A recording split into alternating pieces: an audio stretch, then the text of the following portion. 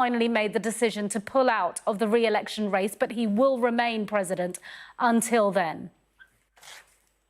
There has been a growing sense of inevitability around the decision that he has now made. We stand in a position where it's pushing 40, the number of Democrats elected have called for him to go.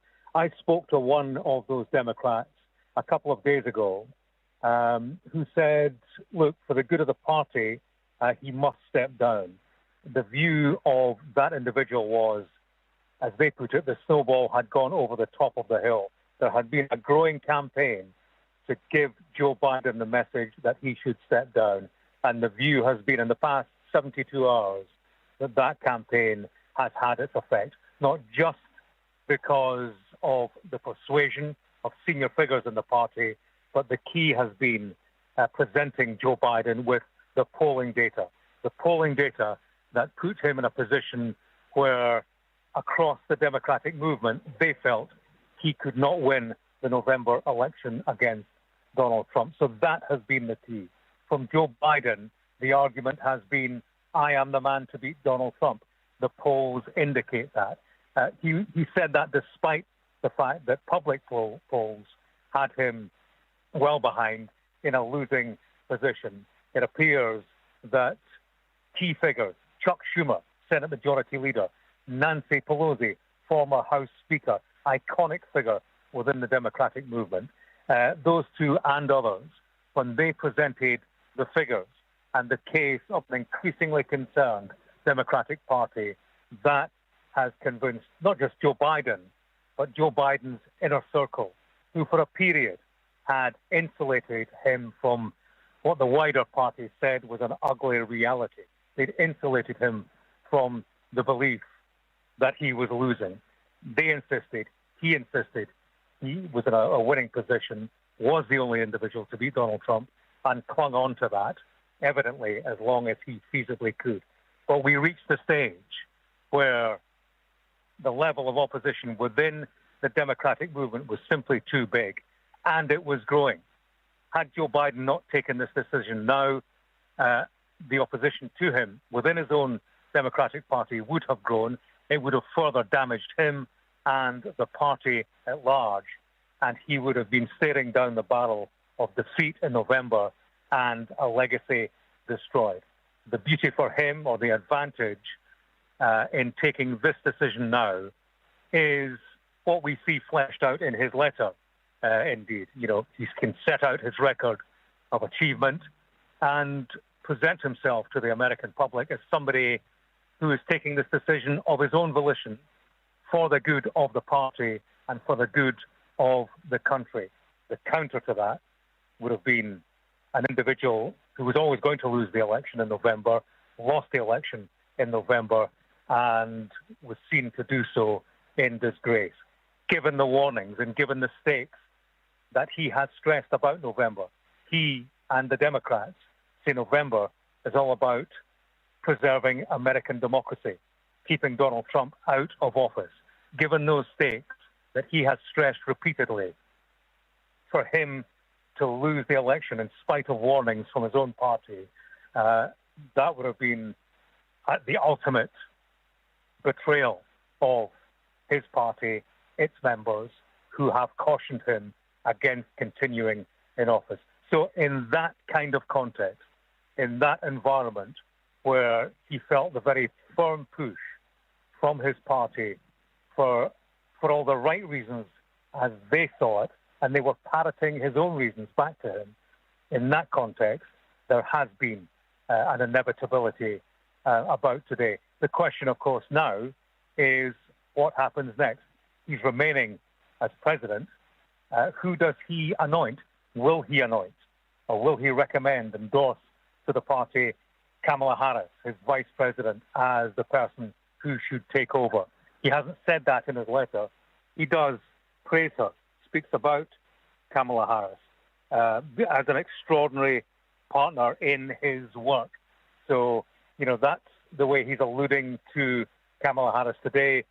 When he addresses the nation again during the week, we'll wait to see whether he endorses her. If he does not, then that opens up the possibility of an open contest come the Democratic convention, and that could be messy. US correspondent James Matthews. For now, thanks very much indeed. We will come back to you. We now have a tweet coming into us from Naomi Biden, that is the granddaughter of Joe Biden, daughter of Hunter Biden, his son. And she says, "I'm nothing but proud today of my pop, our president, Joe Biden, who has served our country with every bit of his soul and with unmatched distinction. Not only has he been and will continue to be the most effective president of our lifetime, but he has likely already cemented himself as the most effective and impactful public servant in our nation's history. He has been at the centre of and had a material impact on literally every single major issue that our country and world has faced for 50 years. Our world is better today in so many ways thanks to him. To the Americans who have always had his back, keep the faith. He will always have ours." That tweet from Naomi Biden as Joe Biden, the 46th US president, announces that he will not be running for re-election and withdraws from the US presidential election race 2024. Joe Biden stepping down from the US presidential election race, but not stepping down from the current presidency. He will stay in place, he says, until the election. That's amid, of course, pressure in-house from the Democrats. We have been keeping a tally here on Sky News. 37 Democrats calling on him to step down. Until very recently, he was determined that he would not. Let's speak now to David Blevins, who's in Washington, D.C. for us tonight. And David, we have discussed Joe Biden's determination to stay in place and then, of course, this focus in his statement on his legacy. But no doubt the Republican election campaign and Donald Trump will make much of this. This is another moment in time that will redefine the election campaign just 4 months from polling. It's unprecedented for a candidate for president to withdraw at this late stage. And it comes, of course, just 8 days after the attempted assassination of Donald Trump had already redefined this race for the White House. And in the last few minutes, we have had a statement from the Trump camp. They say the Washington establishment, the hate America media and the corrupt deep state did everything they could to protect Biden, but your support just knocked him out of the race.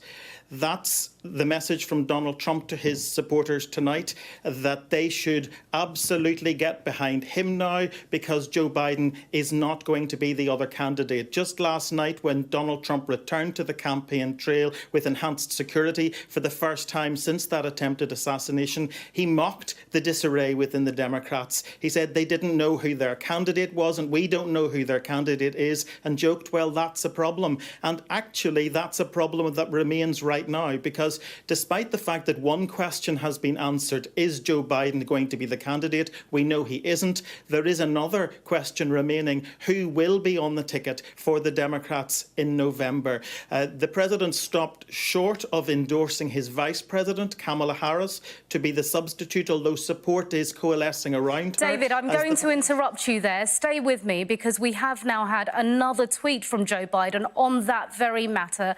I'll read it out, but basically he is now endorsing Kamala Harris. It says, "My fellow Democrats, I've decided not to accept the nomination and to focus all my energies on my duties as president for the remainder of my term.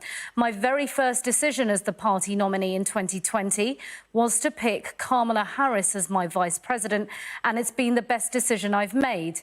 Today, I want to offer my full support and endorsement for Kamala to be the nominee of our party this year. Democrats, it's time to come together and beat Trump. Let's do this." And with that, he has tweeted a picture, as you can see on your screen, of the two of them laughing together, sharing a moment as they walk through the Rose Garden at the White House, is what it looks like. So, David, there we have it. We do now know that Joe Biden is endorsing Kamala Harris. No doubt the first indication of that was the mention of her as his running mate in his statement saying that he wasn't going to run for re-election and he's withdrawing from the US presidential race. He is endorsing Kamala Harris. It will be interesting, David, what the other Democrats make of that, because there's been mixed reviews on Kamala Harris's term too.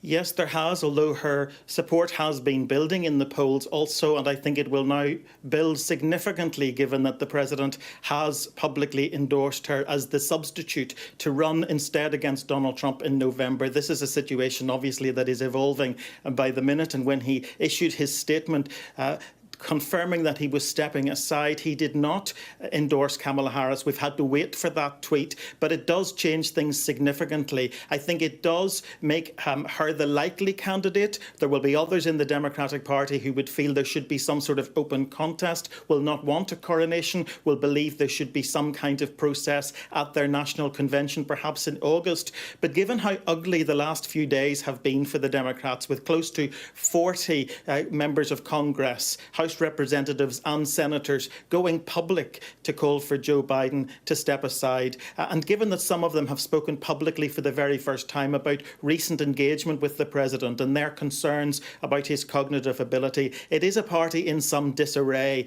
And the president in that tweet appears to be doing his very best to draw a line under all of that, to bring the battle within the party, the tug of war that we've witnessed, to an end, and to give Kamala Harris the best possible chance of securing the nomination and ultimately of securing the White House. We shouldn't really be surprised, as she's been a very loyal vice president to him. He also made history by appointing the first African-American woman to the Supreme Court. So he will be very keen that part of his legacy will be to see the first woman elected president in the United States. Of course, all of this comes after so much battle at the heart of the Democratic Party. There were rumours that Joe Biden was hanging on for as long as possible, resisting calls for him to go because of an old grudge. You'll remember back in 2016 when he was overlooked for the nomination and Barack Obama chose to back Hillary Clinton instead. Donald Trump went on to win the White House, and Joe Biden to this day is reported to be unhappy about the fact that he believes Obama and Clinton and people like the former Speaker Nancy Pelosi were the reason Donald Trump ended up in the White House in the first place. And he felt if he had been the candidate back in 2016, then he would have beaten Donald Trump. And that's why he hung on for so long. He continued to feel that he would be the candidate who could beat him again this year. But at the end of the day, he's 81 years of age. Some in his own party have been concerned about his failing health. And then to top it all off, last week he contracted COVID yet again, which made him appear to be in a very fragile position just days after Donald Trump appeared in the strongest possible position, rising from the platform, blood-stained, shouting, "Fight, fight, fight," after he had been wounded in an attempted assassination. So that contrast really was too much, it seems, for Joe Biden in the end, and he realised the damage that was being done to the Democratic Party and has bowed to the pressure and decided to step aside, and that he will not be the candidate come November. And that absolutely is a game changer for this election. Indeed. David Blevins, for now, thank you. We're getting more response coming into us here at Sky News on this breaking news tonight that Joe Biden has withdrawn his candidacy for the US presidential election. Senate Majority Leader Chuck Schumer has released a statement saying Joe Biden has not only been a great president and a great legislative leader, but he is a truly amazing human being. His decision, of course, was not easy, but he once again put his country, his party and our future first. Joe, today shows you are a true patriot and great American. Gavin Newsom, the California governor, has tweeted, President Biden has been an extraordinary history-making president, a leader who has fought hard for working people and delivered astonishing results for all Americans. He will go down in history as one of the most impactful and selfless presidents. Thank you, Joe Biden. So clearly, a rallying call there for the legacy of Joe Biden to be recognised. Also, just been handed what looks like President Trump's fundraising email has immediately fired up and gone out. It says, "This is a breaking news alert from President Trump. Biden just dropped out." So referring to him in that coarse manner that we know that often comes from former President Donald Trump. He just refers to him as Biden just dropped out. "Make America great again" in that typified capitals, exclamation mark. Biden drops out of race, exclamation mark. "First, Biden's FBI raided my home. Then his corrupt allies had me convicted in a rigged trial. But right now, he just quit the race in complete disgrace. And don't forget, friend, our victories are all thanks to you." So it continues, a longer email there to his camp and supporters from President Trump, returning to that coarse rhetoric we all know that comes with Donald Trump when he is making his rallying calls, a lot of it in capital letters, exclamation marks. Let's talk now to Michael Yaki, US political analyst and former advisor to Nancy Pelosi. Good evening to you, Michael. Nancy Pelosi, of course, also apparently behind the scenes encouraging her friend Joe Biden to seek and heed the warnings of others and step down from the presidential election race. Your response tonight? Well, I mean, I think all Americans, and especially with the Democrats, this is a sad occasion. This is something that hasn't been seen in the United States since 1968, when Lyndon Johnson decided he wasn't going to run, and he did that in February, and here we are in July, just about 3 weeks away from the Democratic convention, and there's a lot that's going to have to be done. But I think that first of all, I join with many of the others who have said this. He's been a great president. He took a nation that was reeling from COVID, where the economy was in deep trouble, and he's brought it back in a strong manner. But now the Democrats are faced with a very difficult decision over the course of the next few weeks. Apologies, Michael Yaki. Yes, and you mentioned there, timing is, of course, everything. Only 3 weeks to go to the convention, the Democrats' convention, and potentially naming and definitely naming the nominee. Where does Kamala Harris stand in this, given that President Biden has backed her? Well, she obviously stands in a better position right now than anyone else, because there's frankly no one else in the race. But remember, when Biden saying that he's not going to run again, he legally releases all of his delegates.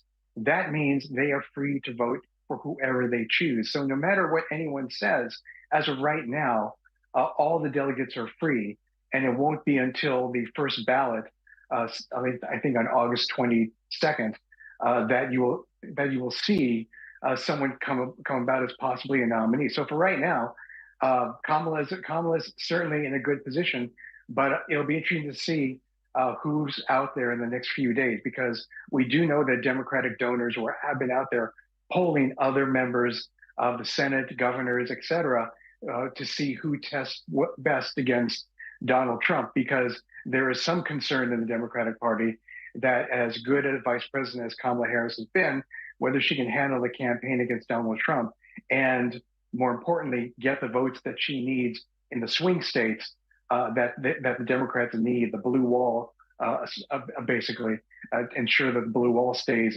intact. That's something that there's been a little chatter in the background about whether or not she has the ability to do that. So the next few weeks are going to be really bumpy indeed for the Democrats, and they've got to figure out a way to pull it out and show some momentum coming out of the convention in August, or else it's going to be a very tough road to November. Michael Yaki, former senior advisor to Nancy Pelosi, thanks very much indeed for your insights. Let's bring in now Frank Luntz, American consultant and pollster. And good evening to you, Frank. It was, of course, the polls that perhaps many of his advisors took to President Biden to show him that at this stage he was being damaged in this US presidential race.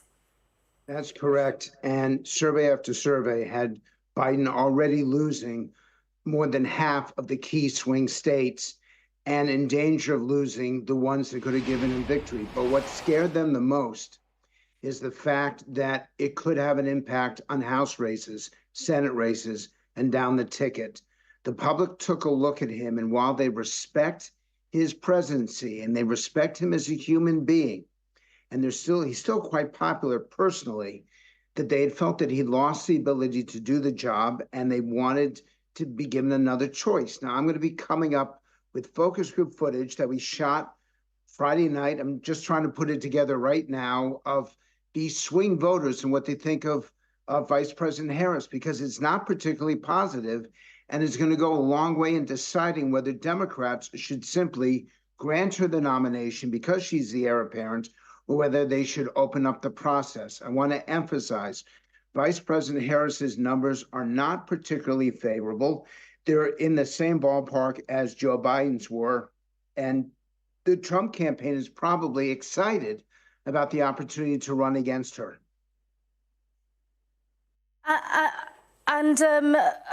Frank, you're saying you're not sure whether it will be a direct coronation or whether there'll be a different process. I have, over the last few weeks, been speaking to a number of people concerned that a direct coronation may not work and there might need to be a better process. James Zogby suggested to me that at the Democratic convention, they should there provide a number of candidates who might want to run for the president and then decide who the nominee should be. What would you make of that? Well, I'm going to stay away from policy because I'm a pollster, but I can confirm what he just said, which is that Democrats would be angry as heck if they were told that even though they voted for Joe Biden, that the person who they did not necessarily vote for, that they still feel favorable towards, is being forced on them. That Democrats and independents who lean Democratic, that they would want to make the choice themselves. Now, I recognize that this is chaotic, that we've never had this happen before, that there is no process right now, but I can also tell you that I've spoken to 3 potential Democratic candidates in varying degrees of making the decision whether or not to challenge for this. And the consensus is that the Democratic Party in general, and Vice President Harris in particular, would get hurt with a coronation, that it's better for her to earn it through debates, through conversations, and through a convention than it is for them to just bestow the nomination on her. OK, Frank Luntz, thanks very much indeed for your insight. We've had another statement from Gretchen Whitmer, Michigan governor, saying President Biden is a great public servant who knows better than anyone what it takes to defeat Donald Trump. My job in this election will remain the same, doing everything I can to elect Democrats and stop Donald Trump, a convicted felon whose agenda of raising families' costs, banning abortion nationwide to settle his own scores is completely wrong for Michigan. You are watching Sky News, and a reminder of the breaking news tonight. President Joe Biden has withdrawn from the US presidential election race. In a statement calling on his fellow Americans, he reminded them of his legacy, of his achievements during his time in office over the past 3.5 years. He then went on to say, "It has been the greatest honor of my life to serve as your president. And while it has been my intention to seek re-election, I believe it is in the best interest of my party and the country for me to stand down and to focus solely on fulfilling my duties as president for the remainder of my term." He then goes on, "I will speak to the nation later this week in more detail about my decision. For now, let me express my deepest gratitude to all those who have worked so hard to see me re-elected. And crucially," he says, "I want to thank Vice President Kamala Harris for being an extraordinary partner in all this work." A swift response then from his opponent until tonight in this US election race from Donald Trump, saying Biden is out if Biden isn't fit to run, he isn't fit to be president. Hundreds of millions of Americans and the world depends on POTUS being of sound mind and body, ! It's no longer a joke, and Democrats can't keep pretending that he's in charge. Enough of this nonsense. So clearly there, President Trump not just satisfied with the fact that Joe Biden has pulled out of the US presidential election race, but also saying he isn't fit to be President Joe Biden, making it clear that he intends to stay in office until the results of the US presidential election 2024. You're watching Sky News. The 46th president of the United States has decided to withdraw from the election race. Let's speak to Niall Stanage, the associate editor at The Hill. And Niall, what an extraordinary moment in US political history. Yeah, absolutely. I think we need to take a breath and just reflect on what a historic moment this is. The first president since Lyndon Johnson in the late 1960s to decide against a run for re-election.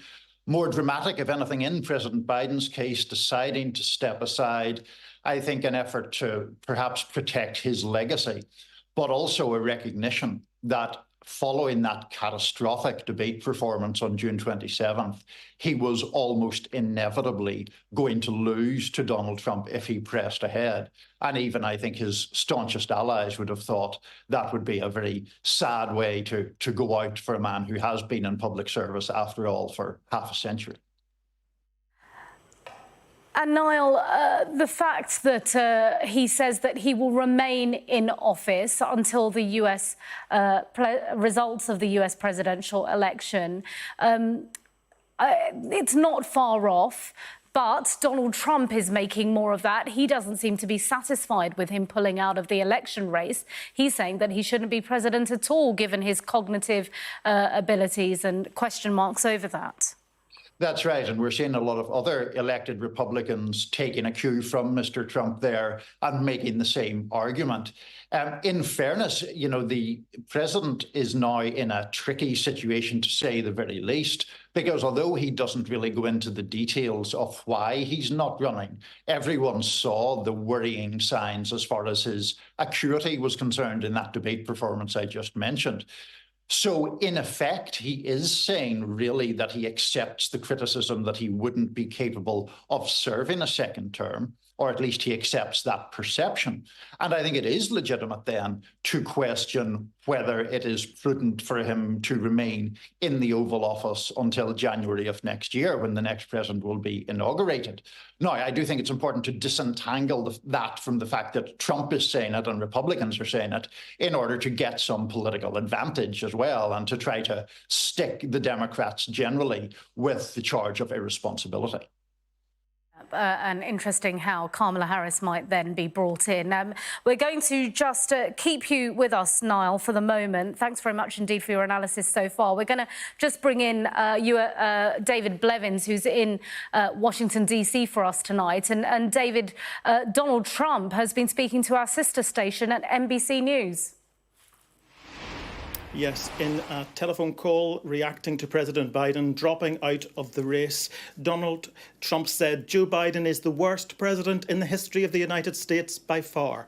There has never been a president who has done such damage to our country, from energy independence to letting in millions and millions of illegal immigrants. We will fix what he has done. Asked if he was surprised by Joe Biden's decision to bow out, he said he should never have been on the ticket in the first place. He should have stayed in his base. So not much sympathy coming from the man who will lead the Republican charge in November's election. We're also hearing in the last few minutes that President Biden spoke with Vice President Kamala Harris today before he made this announcement and before he subsequently endorsed her to be his substitute on the ticket. And as we speak, the responses are pouring in from other potential candidates. Gavin Newsom, for example, the governor of California, Gretchen Whitmer, the governor of Michigan, other people who have been touted as as the potential candidate to represent the Democrats, very quick to pay tribute to Joe Biden, because some will think it's very important that they act as the president has requested and rally around Kamala Harris now, so they bring to an end this infighting we've seen over the last few weeks since that disastrous debate. Others will think there shouldn't be a coronation, that she needs to, I suppose, own this as she goes into the election. But right now, the one thing we do know is that Joe Biden has left the race, that he's endorsing Kamala Harris, and that raises the question of whether or not the 49th Vice President of the United States is on course to become the 47th President of the United States. But of course, to do that, she would have to beat Donald Trump. David, for now, thank you. Let's just go back to Niall Stanage, who was giving us his analysis there before we heard from Donald Trump yet again. And Niall, really all eyes on Kamala Harris now and what happens with her. Yeah, absolutely. I mean, Kamala Harris obviously is the overwhelming favourite to become the nominee. She's not absolutely guaranteed, but she is overwhelmingly likely. Now, I do think there is a question as to whether she could be sort of anointed or whether there will be an open process where other candidates can choose to come forward if they wish to do so. I still think she wins if other candidates come forward. I think it was interesting that the statement you read a few moments ago, Seema, from Governor Gretchen Whitmer was a bit open-ended. Whitmer would be one of the most serious rivals to Harris if she went forward. To my mind, the risks versus the rewards don't quite pan out for any rival to Harris. I think there's a danger that you get beaten by her. And even if you beat her for the nomination, you divide the party. But certainly, this is where a lot of scrutiny is going to be in the next hours and days. Is there going to be any credible or plausible challenger to Vice President Harris for the Democratic nomination? Okay, Niall Stanage, the associate editor at The Hill. Thanks very much indeed for your analysis on this breaking news story tonight here at Sky News, where we are hearing that Joe Biden has decided to withdraw from the US presidential election race 2024. The Trump camp has been on overdrive. We've brought you his tweets. We've brought you his conversation with our sister station, NBC News. And I read out that Trump fundraising email to you. He has now released a statement on Truth Social. Of course, he set that up when he was kicked off then Twitter. It says, crooked Joe Biden was not fit to run for president and is certainly not fit to serve and never was.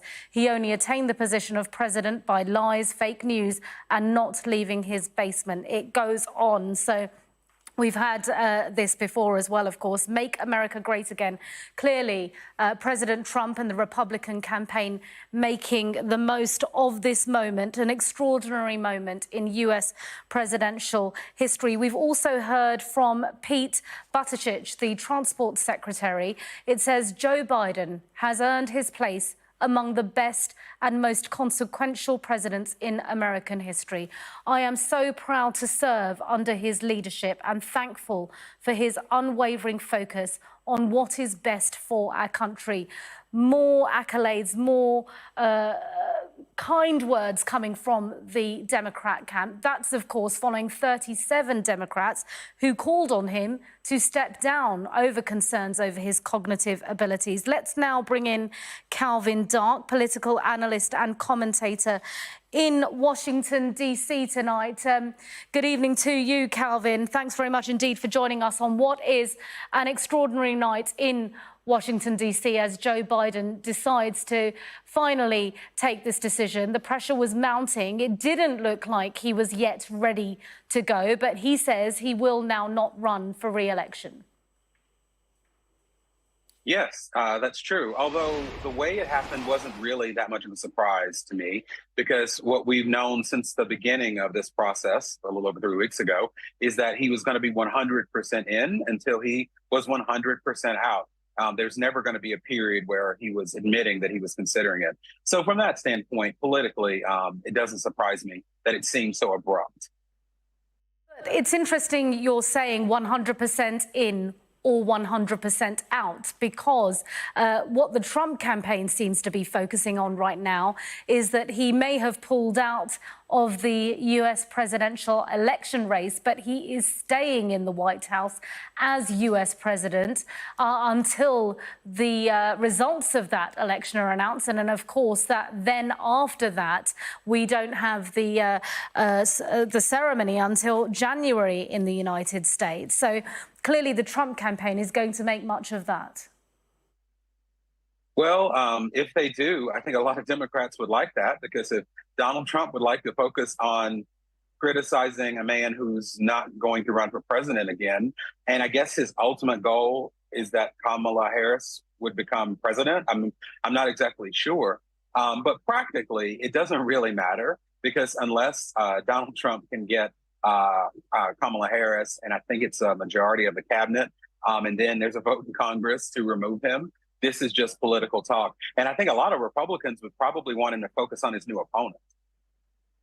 And I wonder what you make, Calvin, of Kamala Harris and that endorsement, that immediate endorsement from Joe Biden.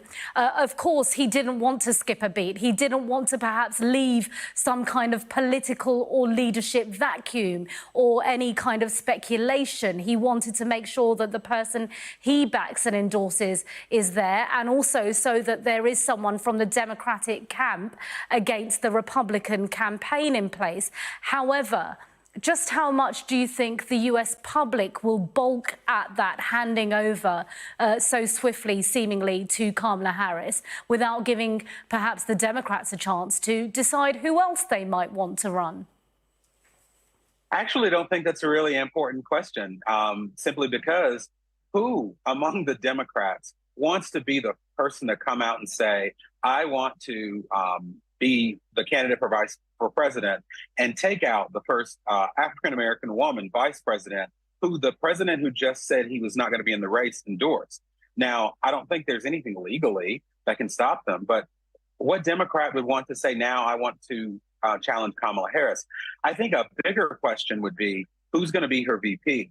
Because when we think about ambition, and ambition is something that politicians, no matter what country they're from, are very focused on, the most viable ambition path is who's going to be her VP.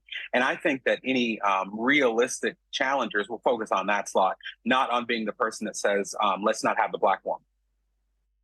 OK, for now, Calvin Dart, thanks very much indeed for speaking to us live from Washington on an extraordinary night in the United States, where Joe Biden has withdrawn as candidate from the 2024 US presidential election. He will remain in the White House as the 46th president of the United States until a new one is elected. Let's bring in Hillary Rosen, political strategist, for her insights and analysis of what we are seeing happen. And Hillary, I want to speak to you first of all about this extraordinary statement from Joseph Biden tonight, dated July 21st, 2024. My fellow Americans, he very much clearly wants the world, wants the American public, wants his party to recognise his legacy from the last 3.5 years, that he was a good president, that he has done his best by his party and the country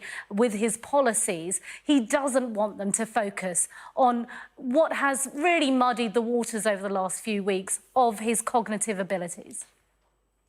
Well, I think that's right. Let's not forget that essentially the reason he is doing this is because he was kind of shamed into doing it, not because he felt that he, really was diminished in his abilities. And so that, he's a prideful man. And I think what he did with this letter was try and take this discussion up a notch into the greater good and try and encourage people to think about the broader picture about him doing what's right for America. I think he did today what is right for America.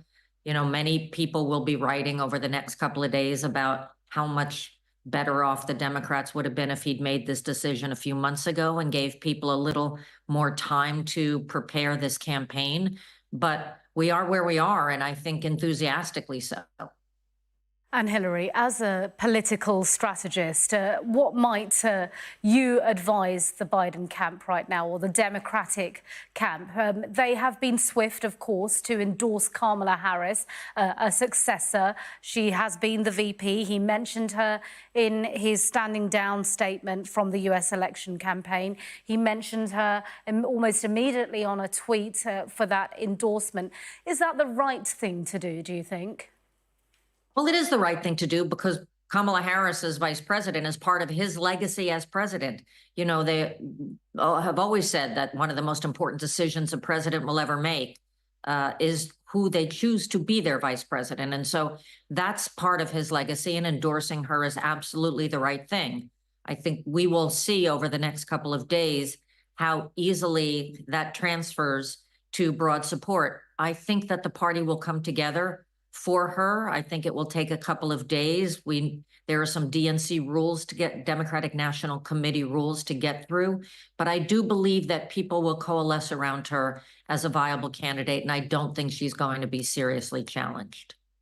As you said that, I was just reading, Reuters are reporting that Democratic Congresswoman Pramila Jayapal has endorsed Kamala Harris for president. So we've had, as you say, and you predicted, swift support for President Biden's endorsement of Kamala Harris. This, the first I'm seeing myself, there may be others, from Democratic Congresswoman Pramila Jayapal. And we've also had a swift flurry of thanks and tributes to Joe Biden's legacy from many senior Democrats, some of whom may well have been presidential candidates themselves. Do you think that is because they are hoping there might be a wider contest at the Democratic convention, or because they're lining themselves up for the next round?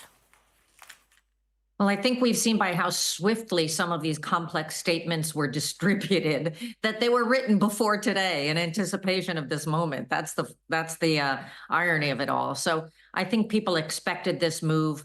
I think that there is going to be a significant reluctance from some of these other leading candidates. And there are a lot of wonderful candidates who, had there been time for a bigger, more open primary, might have chosen to run. I think it's very risky for them to do that now. And I think you're going to see some of them backing off and endorsing Kamala Harris. For the moment, Hillary Rosen, political strategist, thanks very much indeed for your insight. Let's bring in Matthew Littman, former speechwriter to President Joe Biden. He joins us live from Los Angeles. Thanks very much indeed for joining us tonight, Matthew, to discuss all of this. You will have seen that statement, a moment in US history, political history, presidential history. What did you make of what President Joe Biden had to say to his fellow Americans? Well, I'll say first, thank you to Joe Biden for his service. I mean, I can almost cry, but he has done such an incredible job as president. You know, when he came in, I don't think the expectations were super high for the amount that he got done. Certainly the best president I've ever had. You know, the United States was in a very bad place when he came in. He's done an incredible job. There's nothing wrong with being 82 and not being able to continue at the most difficult job in the world. That's okay. And I think that President Biden understands that, but given that he's been so great at it, it's very hard to step away, but he is stepping away. He will continue to be with us, and I'm sure will help the Kamala Harris campaign as we go forward. But I really appreciate the fact that he sent this out today, because we need to get on with it. We're behind. The election is in November. Donald Trump is very unpopular. He's very beatable. We've got to get to it. I want to stick with the statement just for the moment before we look wider, Matthew, and that is because you've spent many hours with Joe Biden, writing speeches with him. How involved does he get? How much do you think he would have put himself into this statement? Oh, no, it's all, you know, when I started with him, and this is a long time ago, there was a group of people around him when there was a big speech who would have to read anything that I wrote, and he would use sometimes one or two sentences of something that somebody wrote for him. You know, you can't compete with somebody who's been at this for that long, who's that smart, who knows all these people around the world. It's a difficult job. I lasted a long time, but he fires a lot of speechwriters because he knows so much more than them. It's all him when something like this comes out. Yeah, I mean, so clearly a statement from the heart and from the soul of a man who has committed much of his life to serving Americans. So let's then look beyond. How hard will it have been to consider this stepping down and then to swiftly endorse Kamala Harris? Or do you think, look, there was no question that he had to go for this? So I think there's no question that he had to go. You know, I run a large entertainment industry group, and you know, we do our best to help the presidential ticket and people around the country. You know, most of those people in the group after the debate believed that the president needed to step down. You know, I speak to the campaign all the time. They're great people who are working on this campaign, doing the best that they can. You know, it's Joe Biden's decision, right? So it's Joe Biden, his wife, his son, and a small group of people around him who make this decision. Try to imagine how difficult this decision is. If you're the president of the United States and you've been doing a great job, to step aside, that is a very difficult decision. So now we have a new candidate, which is going to be Kamala. The person who spoke before me said it all correctly. I believe no one's going to really want to challenge Kamala, I don't believe. And then she'll pick a VP nominee. The Democratic Party bench is incredible. I have my own thoughts as to who that should be. It should be Gretchen Whitmer from Michigan, but it's not up to me. And then people are excited. I just got an email from a very well-known actress who said, me and all my friends are ready to go. They hadn't said anything about the Biden campaign all along. So I think people are going to be very, very fired up and ready to go.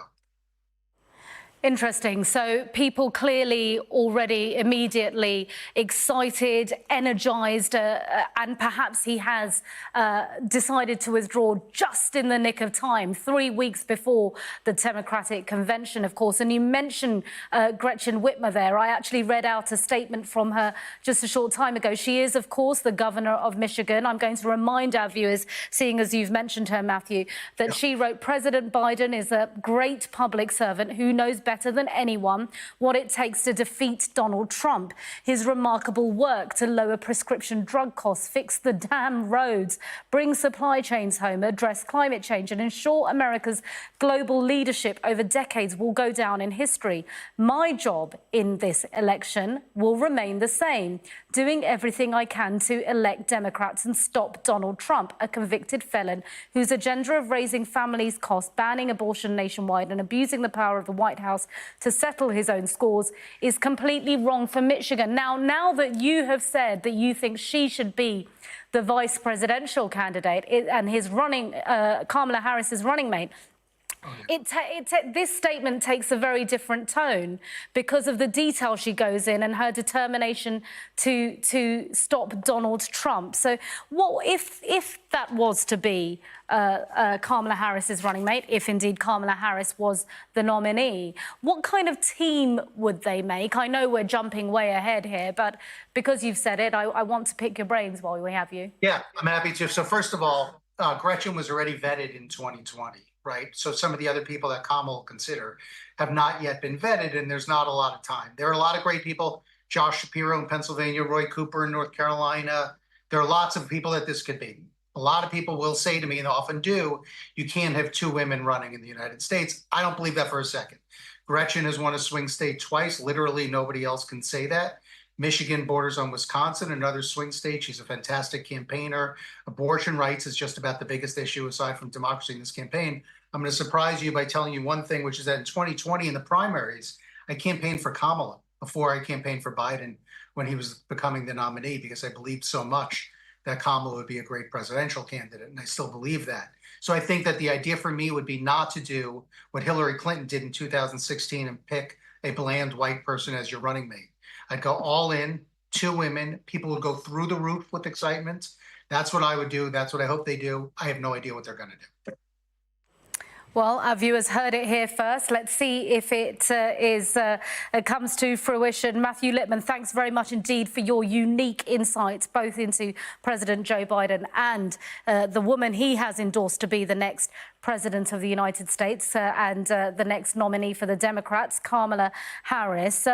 Let's now speak to... Actually, before we do that, I'm just going to bring you some information coming into us from our sister station, NBC. It says...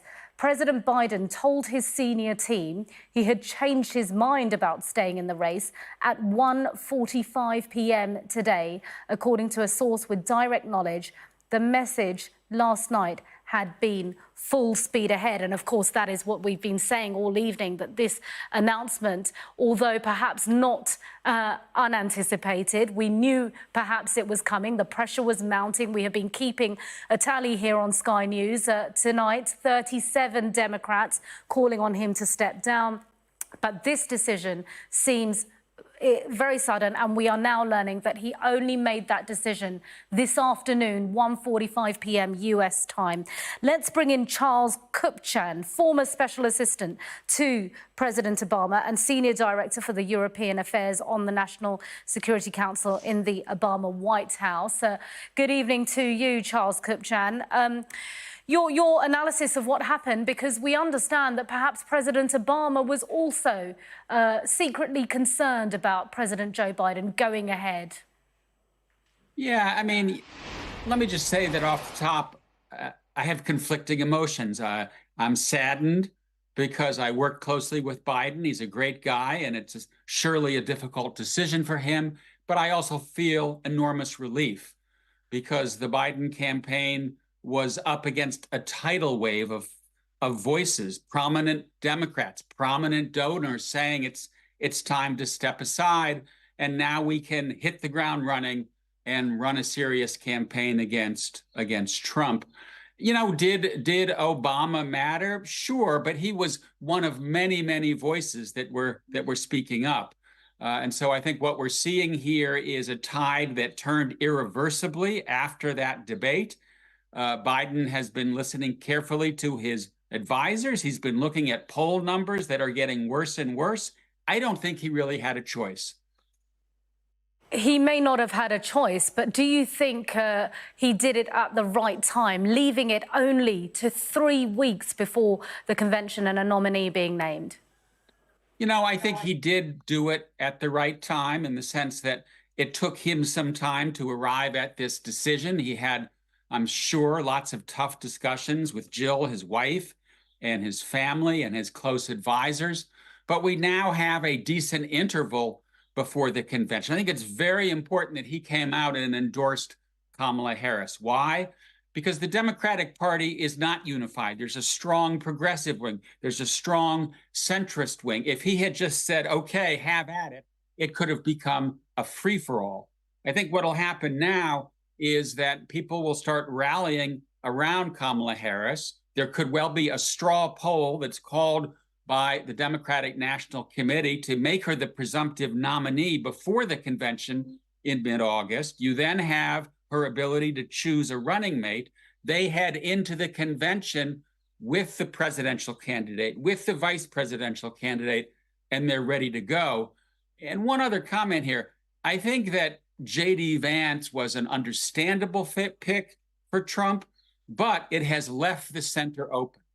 Trump was doubling down on appealing to the disaffected working class in the deindustrialized heartland, but picking J.D. Vance does not give him a lot of pull in those centrist, independent voters, moderate Republicans.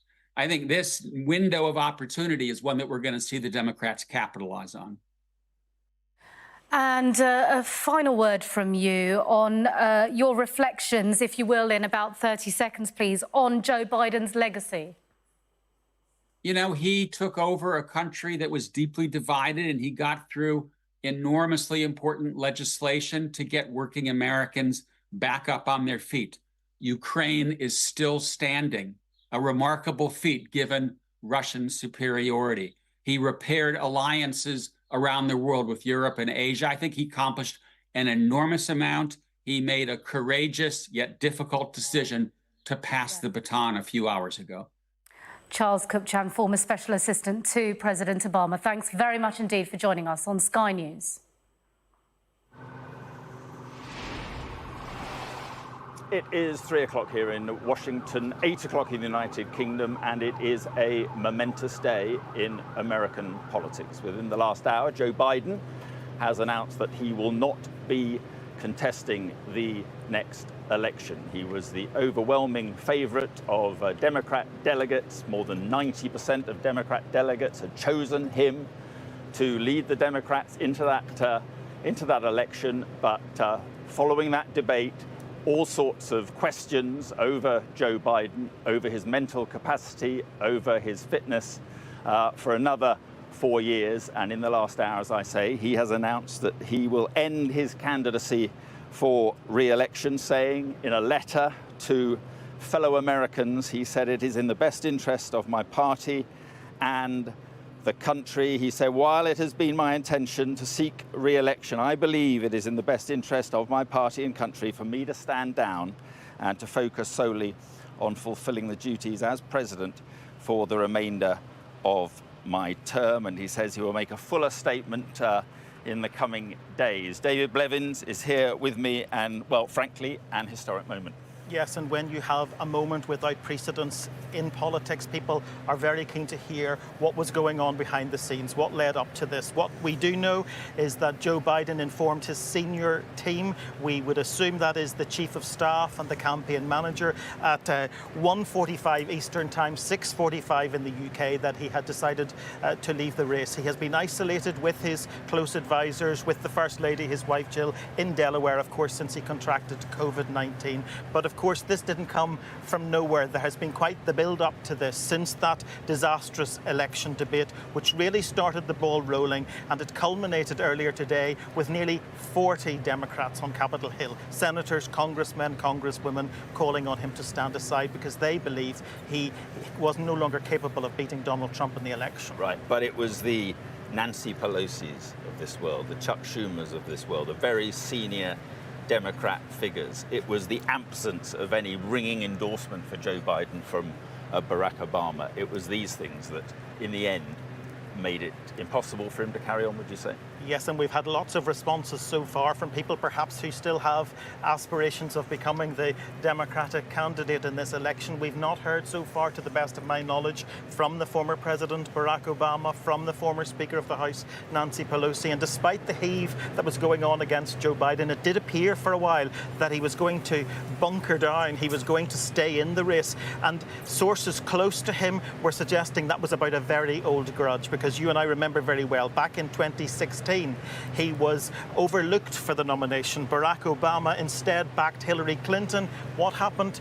Donald Trump ended up in the White House. And from that day to this day, Joe Biden has blamed Barack Obama and Hillary Clinton and people like Nancy Pelosi, who was Speaker at the time, who had previously been a long-time friend and ally, for putting Donald Trump into the White House. And he was sure that that would not have happened if he had been the candidate back then. So he was determined that he should remain on the ticket to beat Donald Trump. But obviously the pressure became too much at some point, and he has today decided he's going to bow out. Yeah, I brought you the details of the letter that he issued. He's also tweeted, and it's interesting what he says in the tweet as well. He says, "My fellow Democrats, I've decided not to accept the nomination and to focus all my energies on my duties as president for the remainder of my term.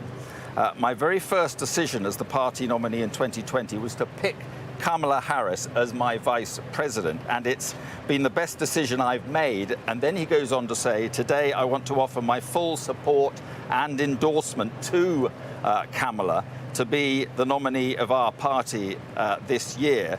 Democrats," he said, "it's time to come together and to beat Trump.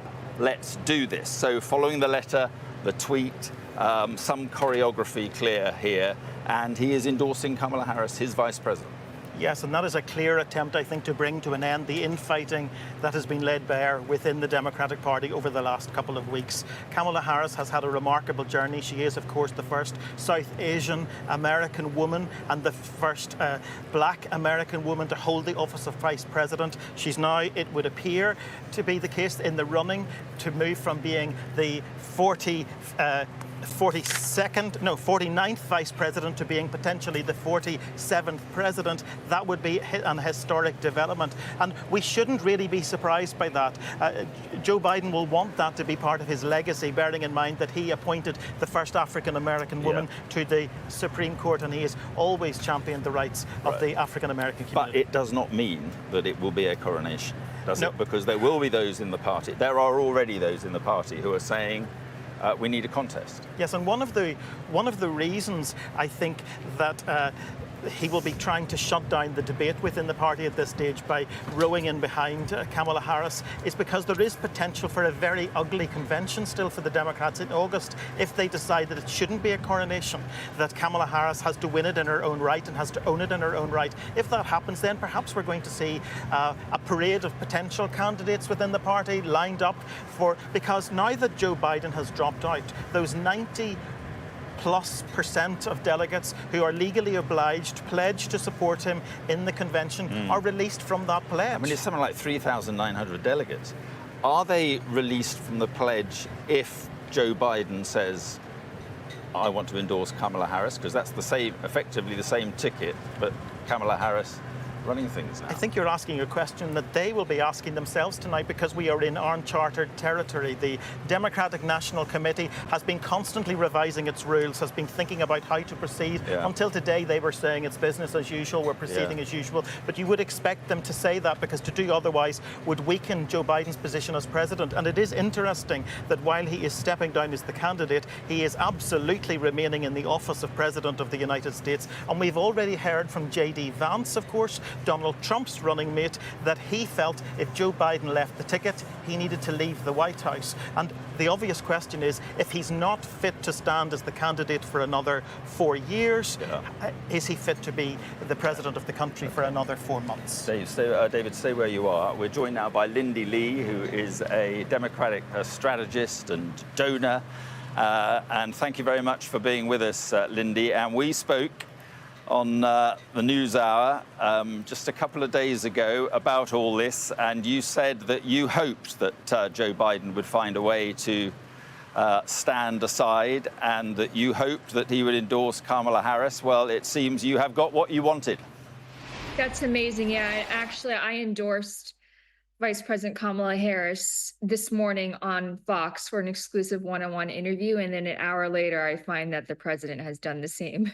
So I'm just in shock right now that it all happened and happened so quickly. And I'm getting messages from donors around the country and they're uniformly relieved. There's not a single person that I've spoken with who disagrees with this very selfless act. President Biden made the right choice.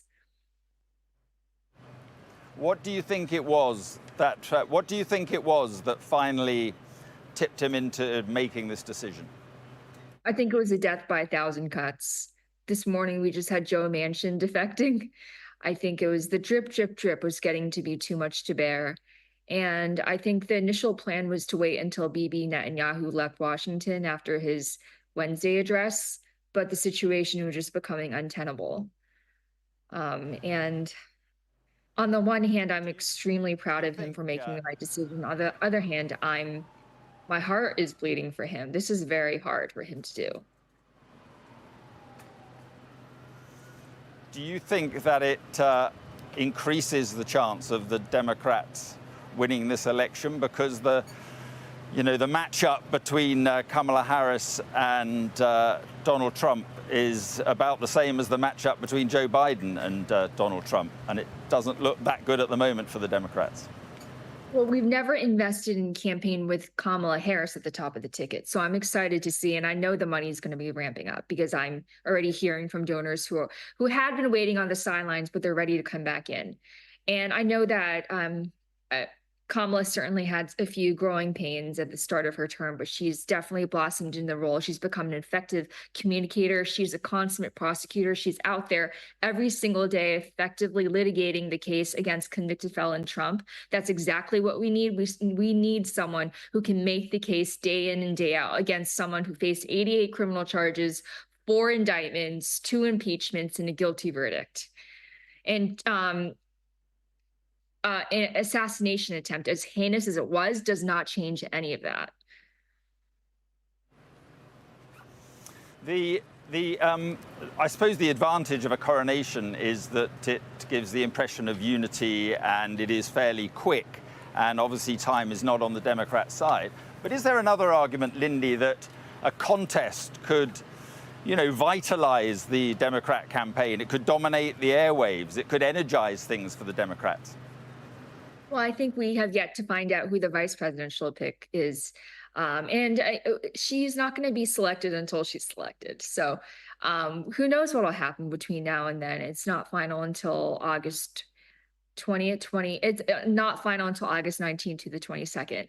But there are some names that have been bandied about that I think the American people can get really excited about. Josh Shapiro, my own governor, for instance, he's dynamic. He's incredibly talented. And then a lot of people are like Gavin Newsom, who seems to be straight from central casting, right? And then Gretchen Whitmer, who's been an incredible governor of Michigan, which is also a battleground state. So there are a number of choices that I think will excite the American people. And I think right now, Trump should be quaking in his boots. This is not the scenario that he wanted. And just finally, I mean, he's been very dismissive of Joe Biden. He's made a very ungracious statement in many ways about Joe Biden. You think the Republicans will be more worried, do you, about fighting someone else? Oh, absolutely. That's why they've been doing everything they could to keep Joe Biden on the ballot. The Speaker of the House, Mike Johnson, was even threatening to take legal action to bar a replacement candidate as a substitute for Joe. So I'm sure this is a blow. This is not what they wanted. But I think this revitalizes the Democratic campaign. I'm actually really excited to see what's to come. And I'm excited to raise money again. I haven't been able to do that, obviously, for the past month. So it's going to be quite a change for me as well. Right. So just finally, do you think that was part of the problem, that you were having trouble raising money for Joe Biden, and you think that you'll be able to raise money for Kamala Harris? Oh, I know I can. I had $250,000 checks that suddenly disappeared after the debate. Like people falling off the face of the earth. You know that kind of scenario, right? And I'm already getting texts from people who are coming back into the fold. All they wanted was a younger candidate. Well, that may well happen. Lindy Lee, thank you very much indeed for your time. Joining me now is the former British ambassador to the US, Sir Peter Westmacott. Sir Peter, thank you very much for being with us on what is, well, it's a pretty historic day, isn't it? It's a pretty historic day. I think we probably are not wholly surprised that the president has taken this decision, but not many people expected it over the weekend while he was doing his self-isolation. There was talk that he would wait until Bibi Netanyahu had been on his visit to Washington on Wednesday before he decided. But, you know, there's an awful lot of Biden supporters who have been saying, if you're going to go, Joe, you've got to go now to give us time to get another candidate ready. So I think in the end, it was a bit of a surprise, but I think it was only really the timing. It had got to the stage when so many people whose judgment he trusted were saying to him that the game was up, that I think he had to do it. So you thought this was inevitable in the end? Inevitable, no, because ultimately this is a decision that had to be taken by the president himself. And right up until a few hours ago, he was saying firmly that I'll be back fighting, I'll be back campaigning as soon as I finish my COVID isolation. It depended on him, but the pressure really was building.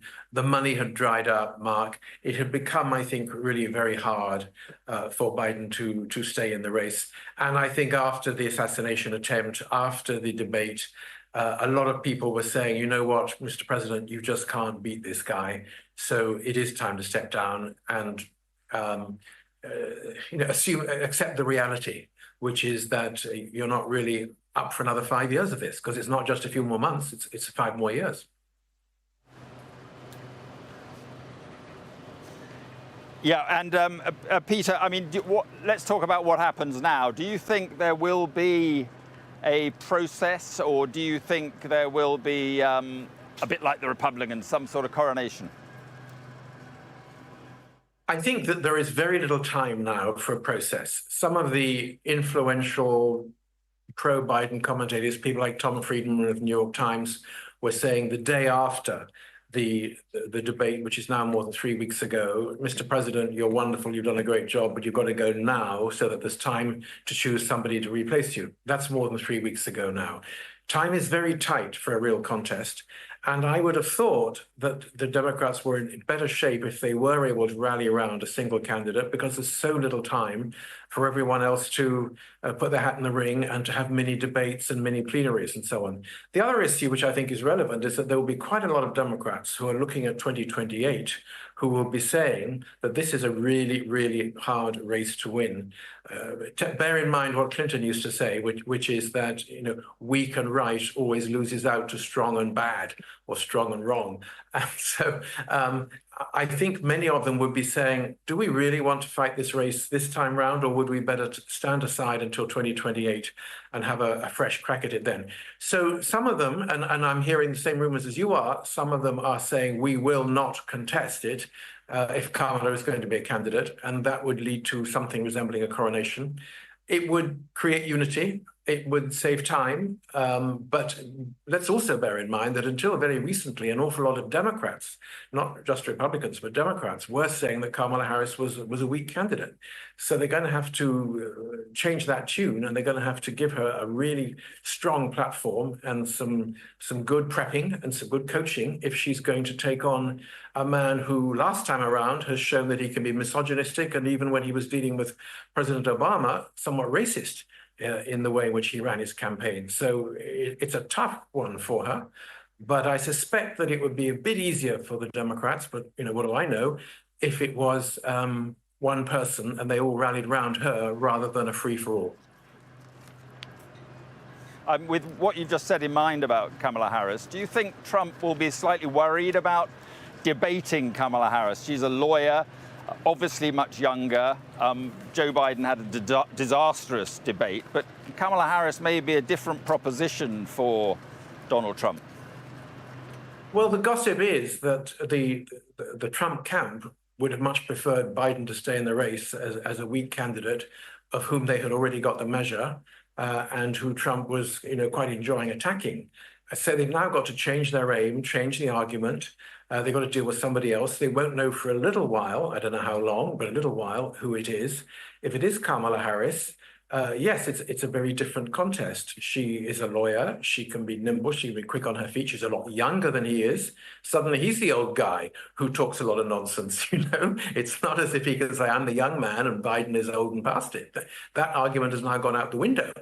So I think it'll be a different tactic for him. He behaved, I thought, pretty unkindly, to put it mildly, when he was running against Hillary Clinton, marching across the stage, occupying her space, almost threatening. I don't think he'll be allowed to do that again if there's a debate with Kamala Harris, and she will be ready for him. I don't think he will be intimidated, but I think it will be a different sort of contest. And it certainly breathes life into what was looking like a somewhat moribund campaign, if we're really honest. Yeah, absolutely. Okay, Sir Peter, thank you very much indeed. David Blevins is still with me here in Washington. And David, lots of statements coming in, but you have two statements from two very important people, including former President Clinton.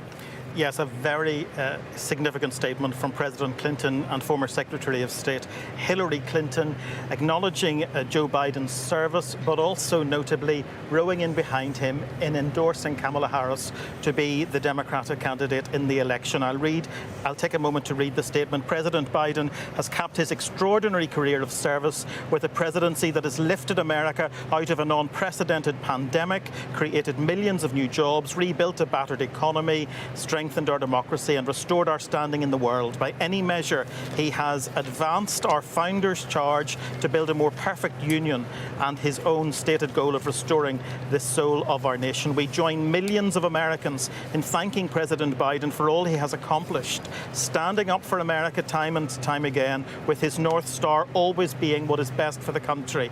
We are honoured to join the President in endorsing Vice President Harris and will do whatever we can to support her. We've We've lived through many ups and downs, but nothing has made us more worried for our country than the threat posed by a second Trump term. He has promised to be a dictator on day one, and the recent ruling by the Supreme Court will only embolden him to further shred the Constitution. Now is the time to support Kamala Harris and fight with everything we've got to elect her. America's future depends upon it. So a very significant statement from the Clintons, and also in the last few minutes, speaking for the first time, the former Speaker of Congress, Nancy Pelosi. She says President Joe Biden is a patriotic American who has always put our country first. His legacy of vision, values and leadership make him one of the most consequential presidents in American history. With love and gratitude to President Biden for always believing in the promise of America and giving people the opportunity to reach their fulfillment. God blessed America with Joe Biden's greatness and goodness. Right, does she endorse Kamala Harris, or not noticeably yet? Not yet, but right. Of course, the Democrats will have to decide how they're going to approach this now, Mark, because some will want a coronation to end the infighting and some will believe it's time for a more open process. But the statement you first read from the Clintons, where they do endorse Kamala Harris, that is a very powerful suggestion of, you know, the rallying round the current vice president. Well, let's put it like this. President Joe Biden is bowing out of the race and endorsing Kamala Harris. President Bill Clinton has endorsed Kamala Harris. The voice that we really need to hear next is President Obama. But it would be very difficult to see how President Obama would not row in behind the endorsement, would not reinforce it, because he was, of course, the first African American to become president. She would be the first African American woman and the first South Asian American woman elected to the White House. And they seriously believe that she has a much stronger chance of achieving that than Joe Biden does, because as you've been discussing with your guests, she's a former lawyer, she's a former senator, she's served as vice president, and she's certainly going to give Donald Trump a very different debate when the time comes. Yeah. I just want to talk about, we're getting statements in all the time. I just want to talk briefly about the statement from Donald Trump, in which he said, in an interview with NBC News, Joe Biden is the worst, and this is subsequent to Biden's letter to Americans. Joe Biden is the worst president in the history of the United States by far. There has never been a president who has done such damage to our country, from energy independence to letting in millions and millions of illegal immigrants. We will fix what he has done. And then he goes on, he should never have been there in the first place. He should have stayed in his basement, a reference, particularly ungracious reference to the previous campaign when Joe Biden stay isolated because of COVID. If people had hoped for some grace in the tone of President Trump's response, I think they are going to be very disappointed, because Donald Trump clearly is now taking on a new candidate, and so he's going to be re-energized to some extent by the fact that he has to face a different Democrat, not Joe Biden. And of course, that rather hostile response comes just days after Donald Trump was calling for Americans to be united. Yeah. But last night, when he returned to the campaign trail, he was already back into the old rhetoric. The bandage on the ear had been toned down, but the rhetoric certainly hadn't been toned down, suggesting that he had taken a bullet for democracy in the United States. The democracy of the United States. Many would argue that he was the threat to democracy, and also he made that statement in his speech that he still didn't believe that it was a fair election. And mocking the Democrats time and time again. He said they don't know who their candidate is. We don't know who their candidate is. That's a problem. And of course, he does now know that it's not going to be Joe Biden. Like everyone else, he's waiting to see if it's going to be Kamala Harris. But whoever it is, I'm not sure we're going to see any different change in tone from Donald Trump. Right. I've just got a statement from the Democratic National Committee Chair Jamie Harrison, who is saying the American people owe President Biden an enormous debt of gratitude for the unparalleled progress he has delivered over the last 4 years, and we will honour that legacy and the decision that he has made today through a firm commitment to nominating and electing nominating and electing a Democratic president this November who will carry that torch into the next 4 years.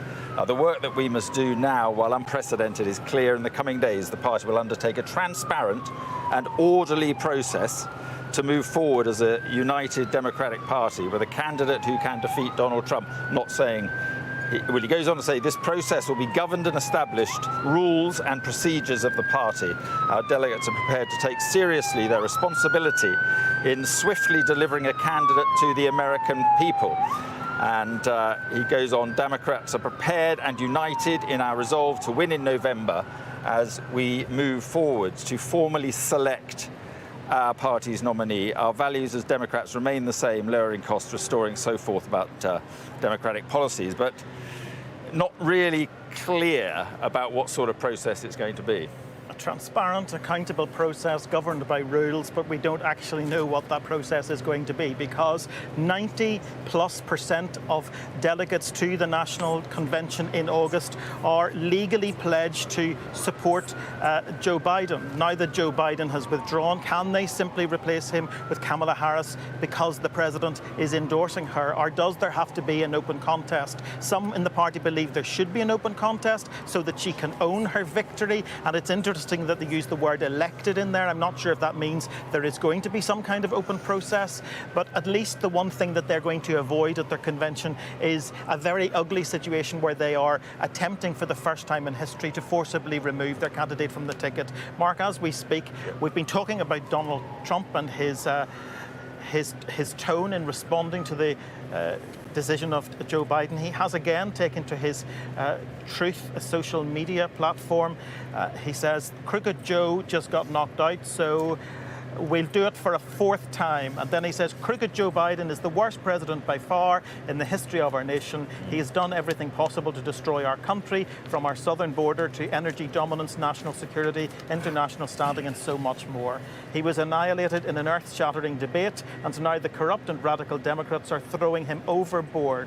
He was not fit to serve from the very beginning, but the people around him lied to America about his complete and total mental, physical, and cognitive demise. Whoever the left puts up now will just make more of the same, and ads make America great again. You see his core support will like that.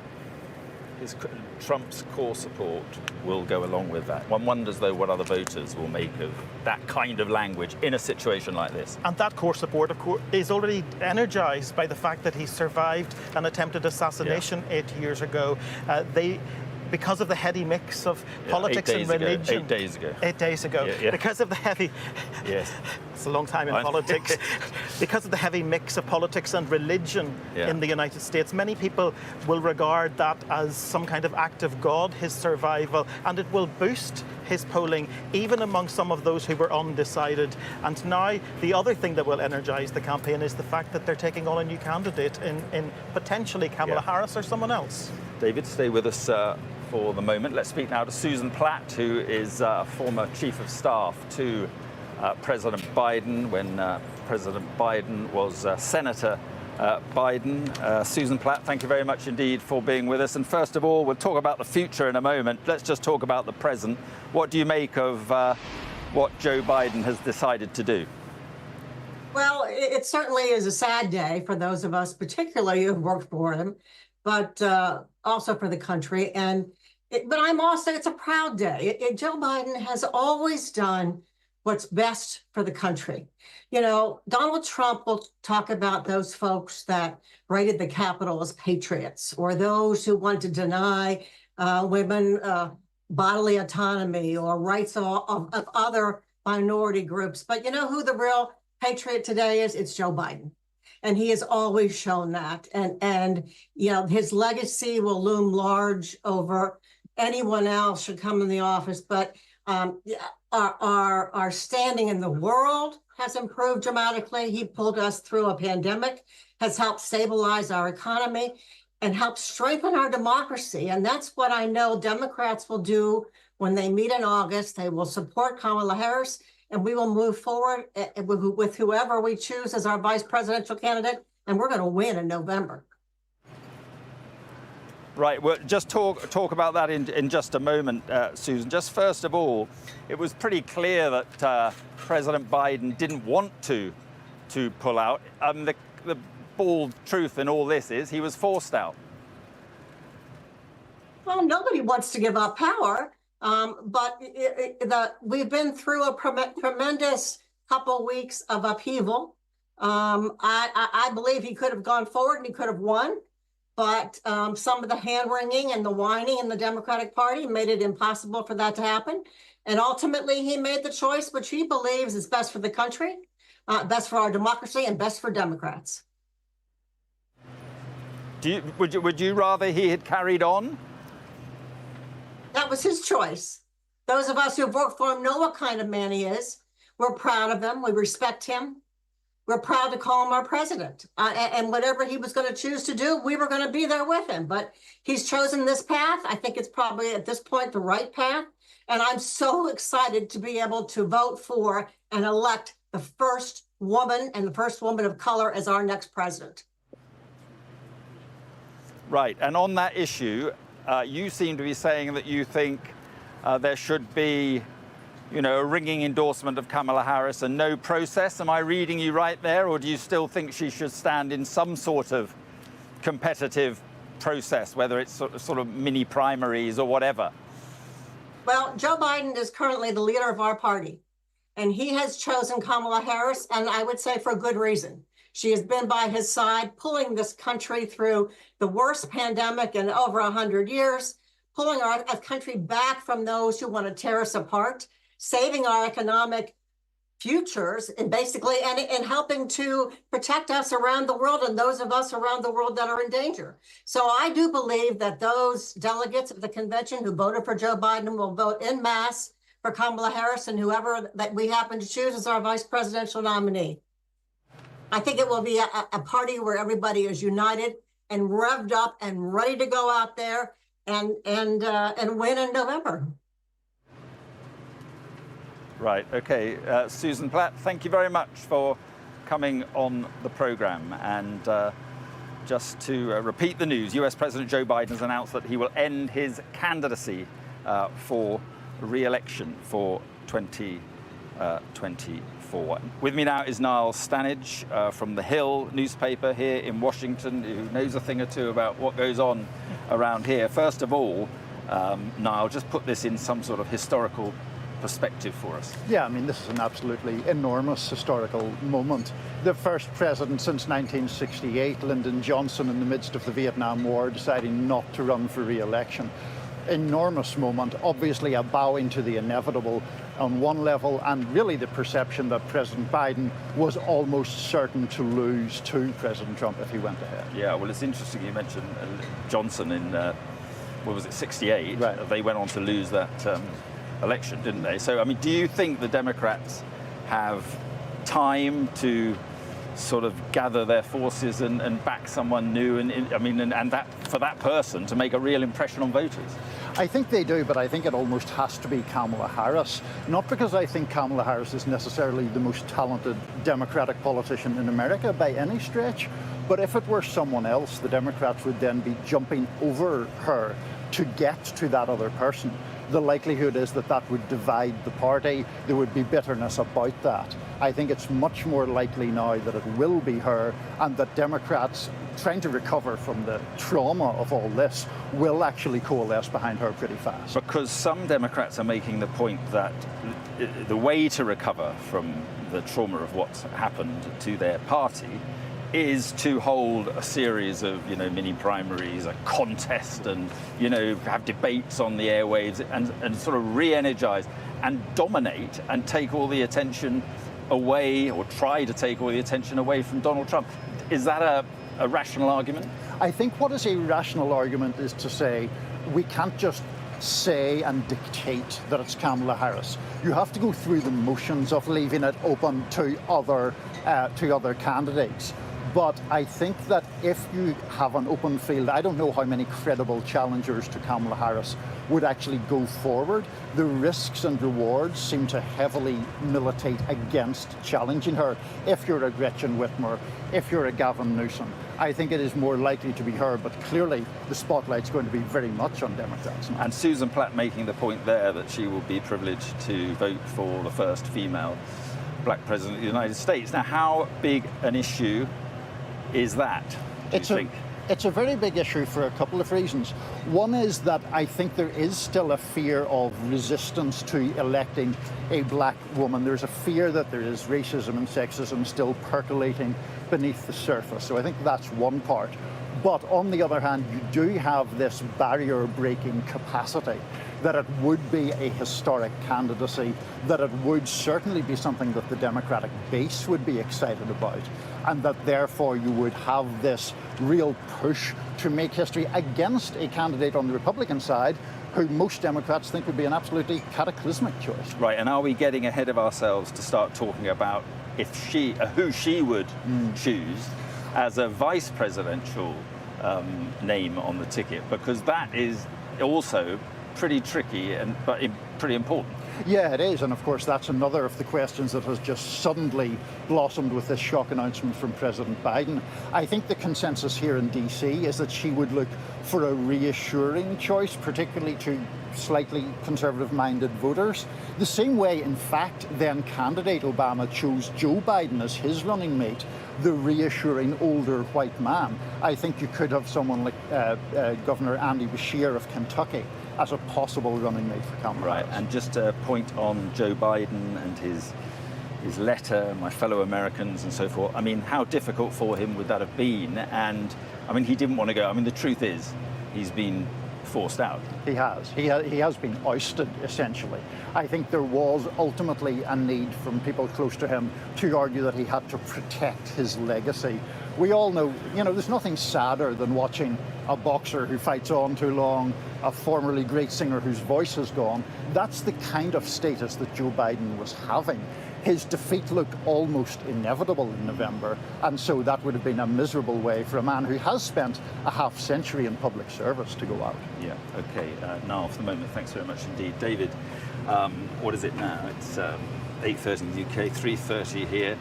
Just bring us up to date with what we know so far on this momentous day. Well, this is the culmination of 8 days that have not just redefined the election, but have changed America. It began with the attempted assassination of Donald Trump just over a week ago, which completely energized the Republican Party, him being able to present himself as the strong candidate who rose from the platform bloodstained, shouting fight, fight, fight, in stark contrast to Joe Biden, who appeared weak and frail. There were questions about his cognitive ability, and then he ended up with COVID, of course. And now it culminates with Joe Biden's decision under pressure and with some inevitability, perhaps, to bow out of the race. And that raises the question of who will be the candidate for the Democrats. Will it be Kamala Harris, the first woman to serve as president of the United States, the first African American and the first South Asian American woman to serve as Vice President of the United States? Is she now on a trajectory to the top job to become the leader of the Western world, effectively? Yeah, and she's already had Some pretty important backing. Yes, she's been backed by the president himself, of course, very swiftly after he announced he was stepping down. She's had the support of former President Bill Clinton and former Secretary of State Hillary Clinton. We have had statements from people like the former Speaker Nancy Pelosi praising Joe Biden, but not yet rowing in behind Kamala Harris. But I think the one we're really waiting for is Barack Obama. What is he going to say about the potential for Kamala Harris to become the nominee? Because let's not forget, it was Barack Obama who overlooked Joe Biden when he backed Hillary Clinton in 2016. And I think that's why some of the grudge around all of that is the reason that Joe Biden's been hanging on over the last few days. I'm not sure he will want to do that again. I'm not sure the Democrats, as Niall's been pointing out, will want to do that again. So I think it is highly likely that he will also endorse her. And then I think the Democrats at that point just have to figure out how they're going to do that in a way that doesn't just look like a coronation, but looks like some kind of a process. Yeah, okay, David, for the moment, thanks very much indeed. We're joined now by the former chief executive of the Democratic National Committee, Jess O'Connell. Thank you for being with us. And your reaction to this decision by President Biden? Well, my immediate reaction is that this is an incredibly selfless move by the president. It highlights the distinction between the parties in America right now. You see the Democrats and the president, the leader of our party, making a very courageous decision. And so I think everybody here is processing this, but he has thrown his support to the vice president. And I think you're going to see people really working hard around that over the coming days and weeks. Was it a selfless decision, or was he forced out? Well, at the end of the day, Joe Biden gets to make the decision, and he's made this call, I think, for his country. He believes this is the best move for Democrats right now. No one in this country doesn't understand what's at stake right now, and I believe that, listen, democracy is messy, and we've seen a messy few weeks, but it's coming to its conclusion with respect to the president's decision. He had the right to make that decision. He's earned that right. He deserved it. And I think you're going to see a lot of people calling him the hero that he is right now, to allow us to coalesce around a candidate that we can get behind and move forward to defeat Donald Trump. Right, and on that issue, what do you expect to happen now? What do you think will be the process, if there indeed is a process?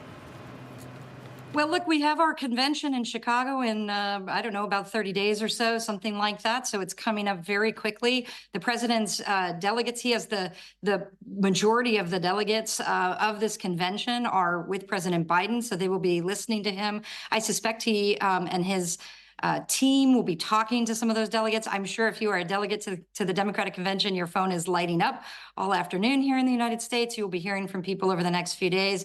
But I do think there is a sense that we need to coalesce around someone. The ambiguity is not good for our party. It's not good for the race that needs to happen here as we zoom towards November.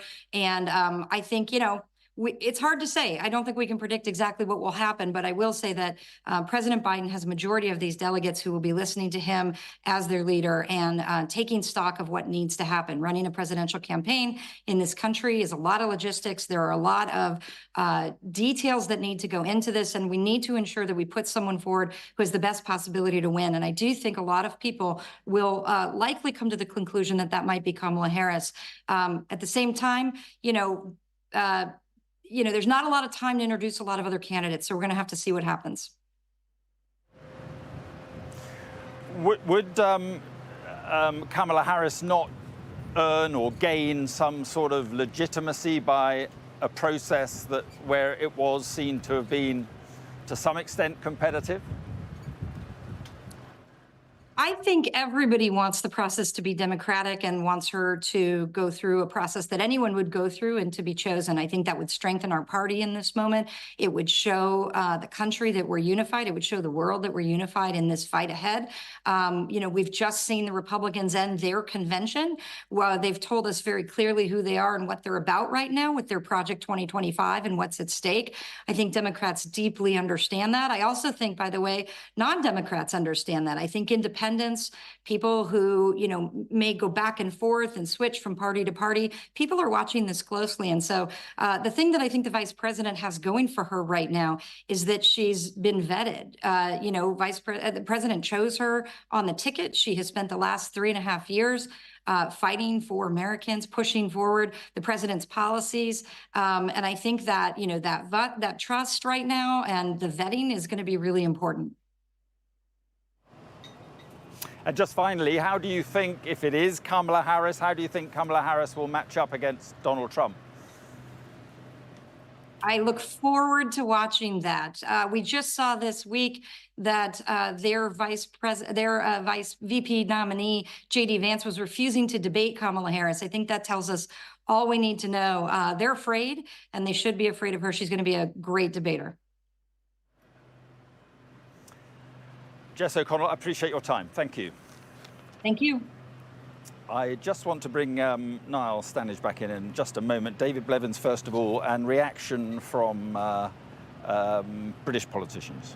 Yes, the Prime Minister, Sir Keir Starmer, who was in Washington, met Joe Biden in the Oval Office just over a week ago, has spoken in the last few minutes. He said, "I respect President Biden's decision and I look forward to us working together during the remainder of his presidency. I know that as he has done throughout his remarkable career, President Biden will have made his decision based on what he believes is in the best interests of the American people." Just before that, we had a brief statement from Rishi Sunak, said, "Working with Joe Biden, I saw firsthand his love for America and dedication to service. Our partnership has led to significant achievements, steadfast support for Israel and joint efforts in defending people from international threat. I wish him all the best." So Prime Ministers past and present commending Joe Biden this evening. And just on that issue, I mean, it was all quite difficult for Keir Starmer when they were at the summit, and he was asked continually questions about what he thought of the fitness for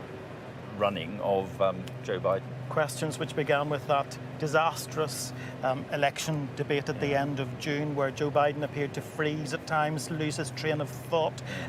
Even Donald Trump said, "I don't think he understands himself what he's saying." Then we had the series of gaffes where he introduced the Ukrainian president as the Russian president, his arch ally, his arch rival, I should say. And of course, ultimately, it came to a head when he described Kamala Harris as Vice President Trump. Those were the sort of gaffes which led to nearly 40 members of Congress, senators, House representatives, urging him to go.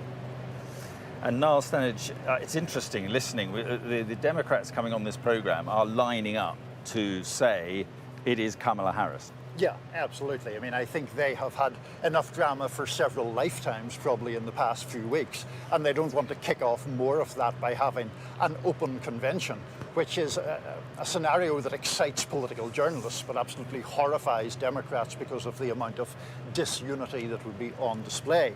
So if they can move as quickly as possible to coalesce around Kamala Harris, I think that is to their advantage. So that's obviously a key point in all of this.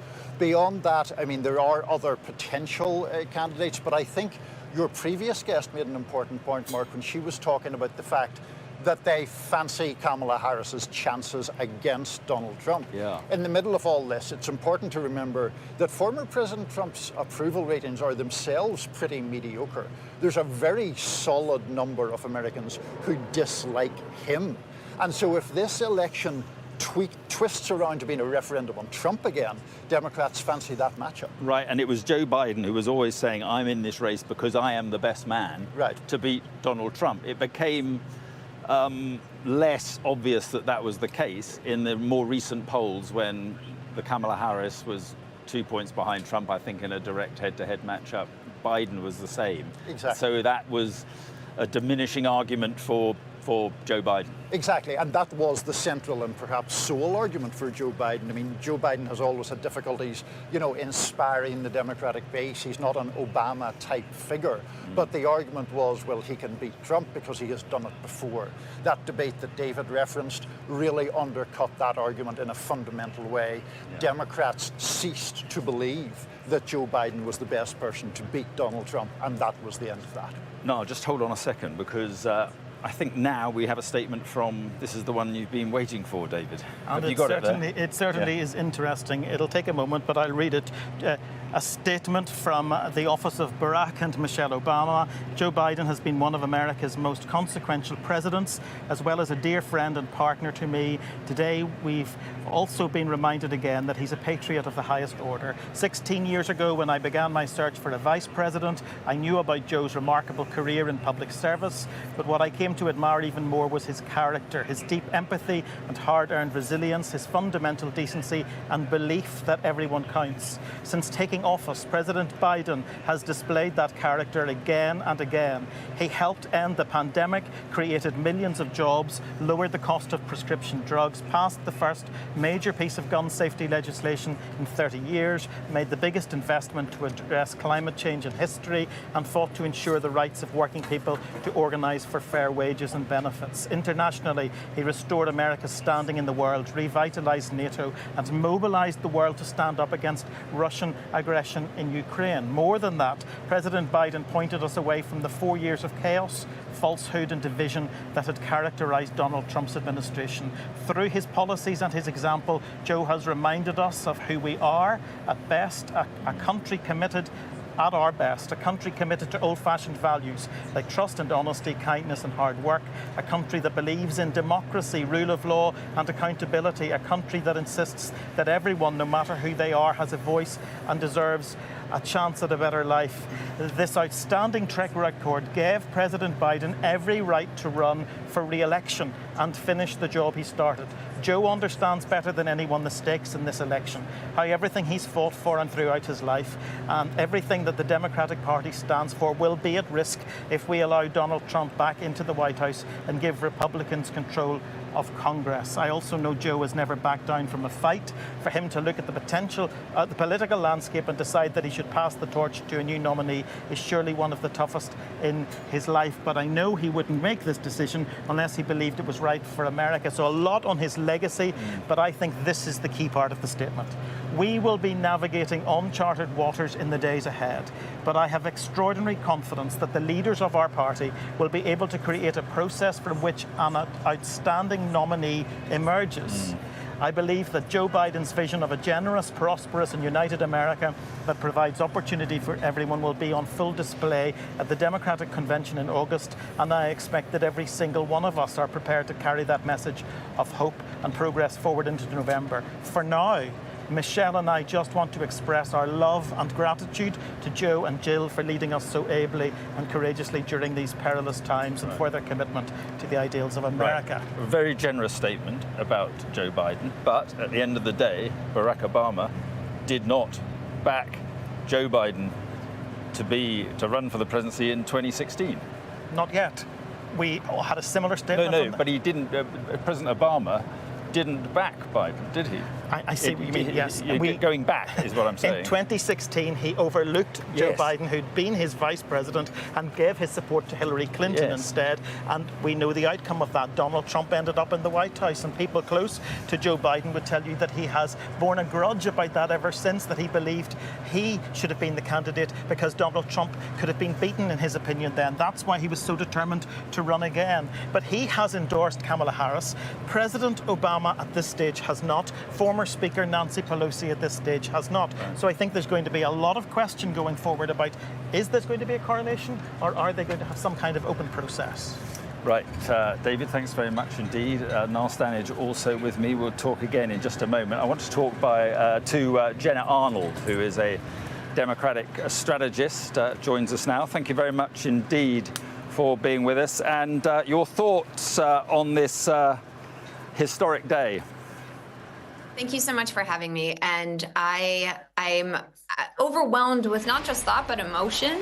Today, I'm very proud that I've just bore witness to this. I am very proud of the 75 million Democratic Americans, et cetera, worldwide who have been forced to flex a muscle in what democracy can and should look like, in being in the state of discomfort for the past couple of weeks, in this state of I don't know. And existing in I don't know-ness is not something that we protect for ourselves and each other. And this communal existential confusion that has existed on Twitter or on Instagram or over dinner tables has really asked us to experiment with what is possible. And Biden is a patriot, and that is why he stepped down, is because he loves this country.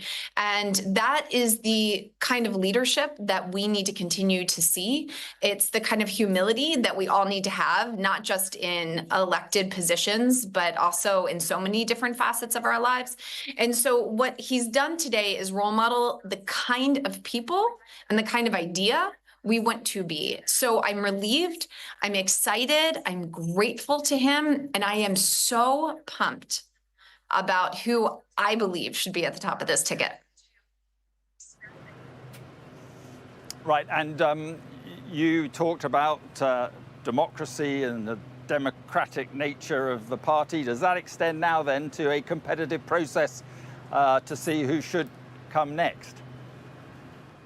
I think throughout the past couple of weeks, everybody has daydreamed about what the different combinations of that ticket might potentially look like. And it has been pretty clear to most folks that Kamala Harris should be at the top of the ticket. She is experienced. She has run amazing campaigns before. She stands at the front lines of reproductive rights, of rights for union workers. She's met with Zelensky 6 times. She knows what she's talking about on foreign policy. She is the most qualified person in the landscape. So whether or not we're all questioning the legalities and the hoops that have to be jumped through and what's going to happen with the Supreme Court, I think there's a lot of grayness that people are still uneasy with, but I entirely trust the Biden camp and my other fellow Democratic experts that we're not going to be faced with some sort of legal challenges that might intimidate or threaten this process. And so putting that aside, Kamala is the most qualified person to be at the top of our ticket. Right. I mean, that not necessarily the way it's going to go, though. There are still Democrats who are insisting on a competitive process going forward. Mark, I have to admit, I'm sitting in a public library on a tiny island in the Pacific Northwest in Orcas Island, and I have heard contradicting information about whether or not the war chest, the resources raised by the Democratic Party, could actually be transferred to another candidate if it's not Kamala Harris. I don't want to perpetuate that as being the reason why she should be the candidate. As I mentioned earlier, I believe she's the most qualified, but I think there are some resource legality kind of challenges that still might need to be navigated. I'm open to hearing all of the different names, and I also trust that whoever ends up being on the ticket is going to surround themselves with the smartest people. So if there's a lot of smart people who could potentially be participating in a significant way, I know they will be. Yeah, the last poll I saw was a problem in the swing states. Trump is ahead in most, if not all, of the swing states. How concerned are you about that? And could Kamala Harris or whoever make a difference? Mark, you and I haven't spent a lot of time together yet, but I don't trust many polls. I also live in Montgomery County, which is about a mile away from Bucks County, which is one of the swingiest counties in the swingiest state of Pennsylvania. Go Birds.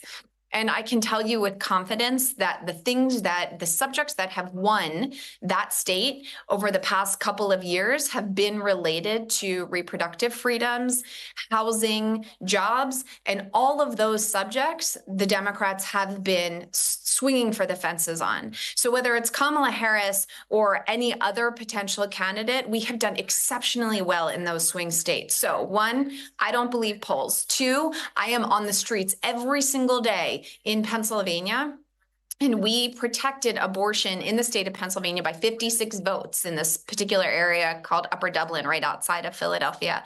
I'm not worried about these swing states whatsoever, and I know exactly why Donald Trump picked J.D. Vance, because he thought he could speak to the Rust Belt of America. But I am telling you, this country wants to see what is hopeful and possible and what the potential might be for us moving forward, not just a bunch of angry white men who want to continue to point fingers at people. Okay, Jenna, thank you very much indeed. David Blevins is still with me here. Now, we were just talking about Barack Obama, who's given a very fulsome tribute to President Biden. I gather you got some more information on the Obamas thinking about what happens going forward?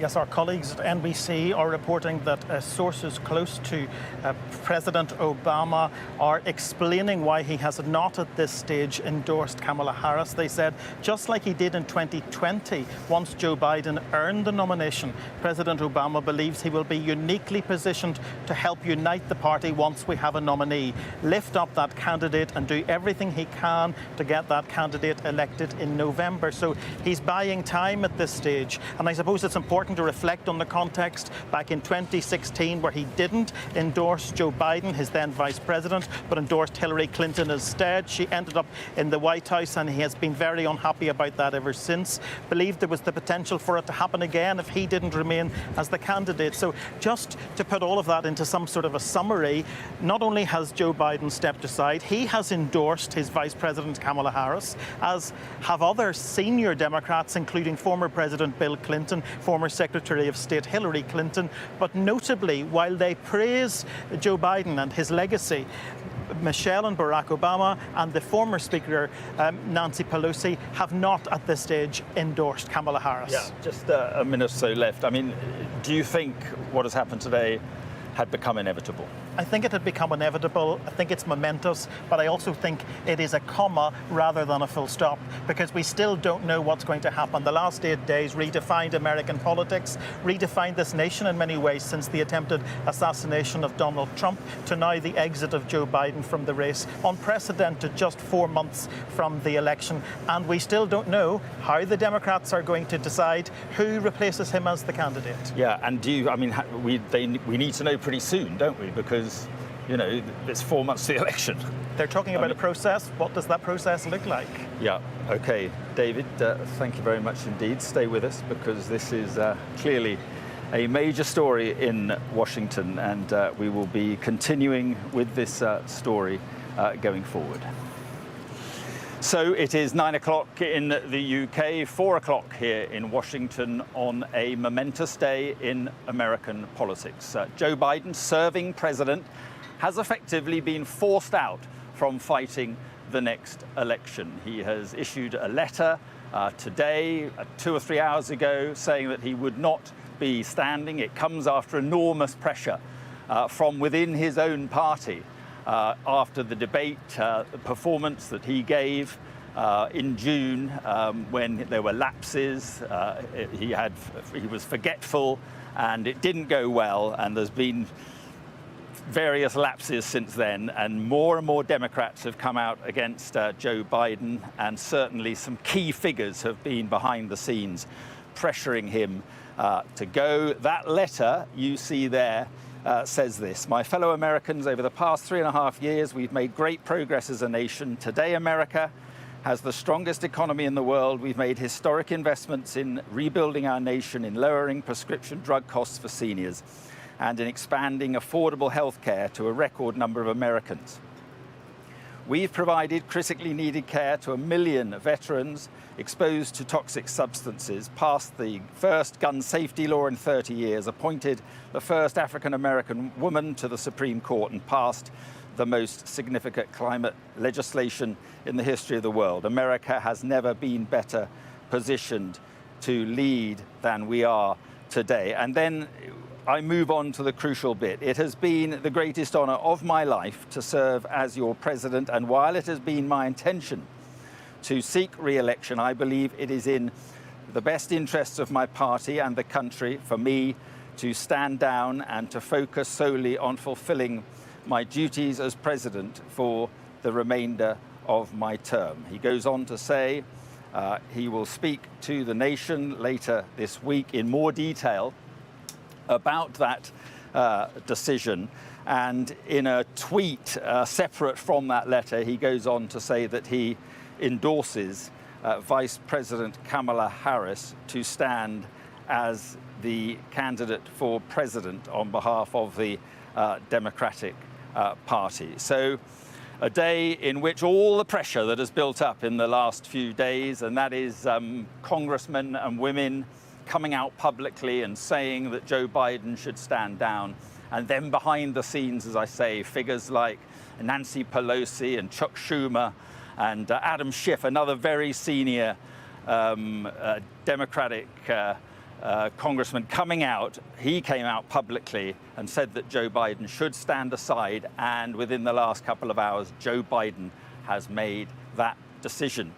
Probably people are saying, Democrats are now saying what a selfless decision it was. The truth is, the man you are seeing on your screen now has been forced out from fighting the next election.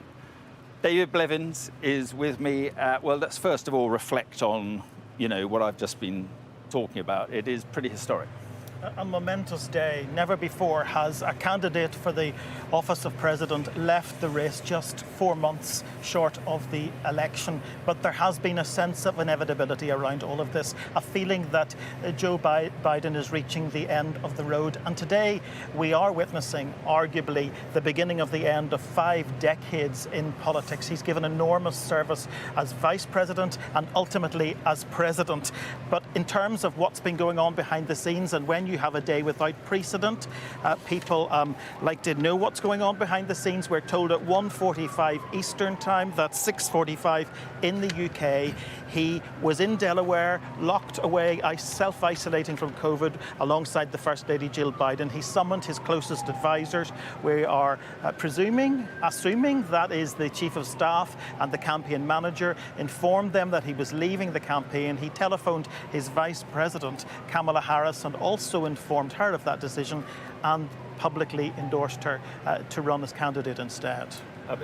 But do you think without doubt that he has been forced out? There is no question. I mean, in the end, it was his decision, but that decision was forced upon him. Yes, it was forced upon him by the growing number of people on Capitol Hill, nearly 40 of them who were lining up, congressmen and women, House representatives, senators, urging him to step aside. And I'm going to pause for a moment. We have the response, the first response from Kamala Harris. She is saying in a tweet, on behalf of the American people, I thank Joe Biden for his extraordinary leadership as President of the United States and for his decades of service to our country. His remarkable legacy of accomplishment is unmatched in modern American history, surpassing the legacy of many presidents who have served 2 terms in office. It is a profound honor to serve as his Vice President, and I am deeply grateful to the President, Dr. Biden, that's Jill Biden, the First Lady, and the entire Biden family. I first came to know President Biden through his son, Beau. We were friends from our days working together as attorneys general of our home states. As we worked together, Beau would tell me stories about his dad, the kind of a father and the kind of a man he was. And the qualities Beau revered in his father are the same qualities, the same values I have seen every single day in Joe's leadership as president. His honesty and integrity, his big heart and commitment to his faith and his family, and his love of our country and the American people. With this selfless, patriotic act, President Biden is doing what he's done throughout his life of service, putting the American people and our country above everything else. I am honoured to have the President's endorsement, and my intention is to earn and win this nomination. Over the past year, I have travelled across the country talking with Americans about the clear choice in this momentous election, and that is what I will continue to do in the days and weeks ahead. I will do everything in my power to unite the Democratic Party and unite our nation to defeat Donald Trump and his extreme Project 2025 agenda. We have 107 days until Election Day. Together we will fight, and together we will win. Right. I mean, is it your impression now then, given the number of Democrats who have come on this programme and said that Kamala Harris should be endorsed, is that the way this is going to go? Well, we're attempting to read the tea leaves a bit, and sometimes it depends what cup you're trying to read them from, because at one hand we've got President Joe Biden and former President Bill Clinton, former Secretary of State Hillary Clinton, endorsing Kamala Harris, the current Vice President, to be the substitute on the ticket. We've also got significant figures like former President Barack Obama, former Speaker Nancy Pelosi, commending Joe, paying tribute to his legacy as president and 5 decades in politics, but stopping short at this stage. So some people clearly believe there should be a straightforward coronation to end the infighting that we've witnessed in the Democratic Party. Others believe there needs to be some kind of open and transparent process. My guess is it's going to be a very interesting national convention for the Democrats come August. Yeah, OK. David, thanks very much for the moment. Let's speak now to Joanna Maska, who served as the White House Director of Press Advance for President Obama, and she joins us live from Paris. Thank you very much for being with us. And are you pleased, are you relieved that President Biden has stepped aside? I am. At the very beginning of that debate, it was evident that we needed someone who was going to make the case for the Democrats. You know, we've got a president on the Republican side, former President Trump, who's calling America a failing nation. America is not a failing nation. It is the best nation on earth. We need a strong Democrat who is going to counter that message. And Joe Biden, as much as I adore him and I'm grateful for him, he was not able to do that. And we cannot risk it this election. Now, on the process, that's a very different thing. And as someone who handled logistics and all of the orchestration of everything you saw during the Obama administration, I certainly have my opinions, and I believe that we can absolutely have an open convention and bring a lot of credibility and confidence in the Democratic Party on who the nominee ultimately is. I mean, you haven't got a lot of time, though, to organise that. You haven't got a lot of time for the candidates to come forward. But you think that could energise the campaign in the Democrats' favour, do you?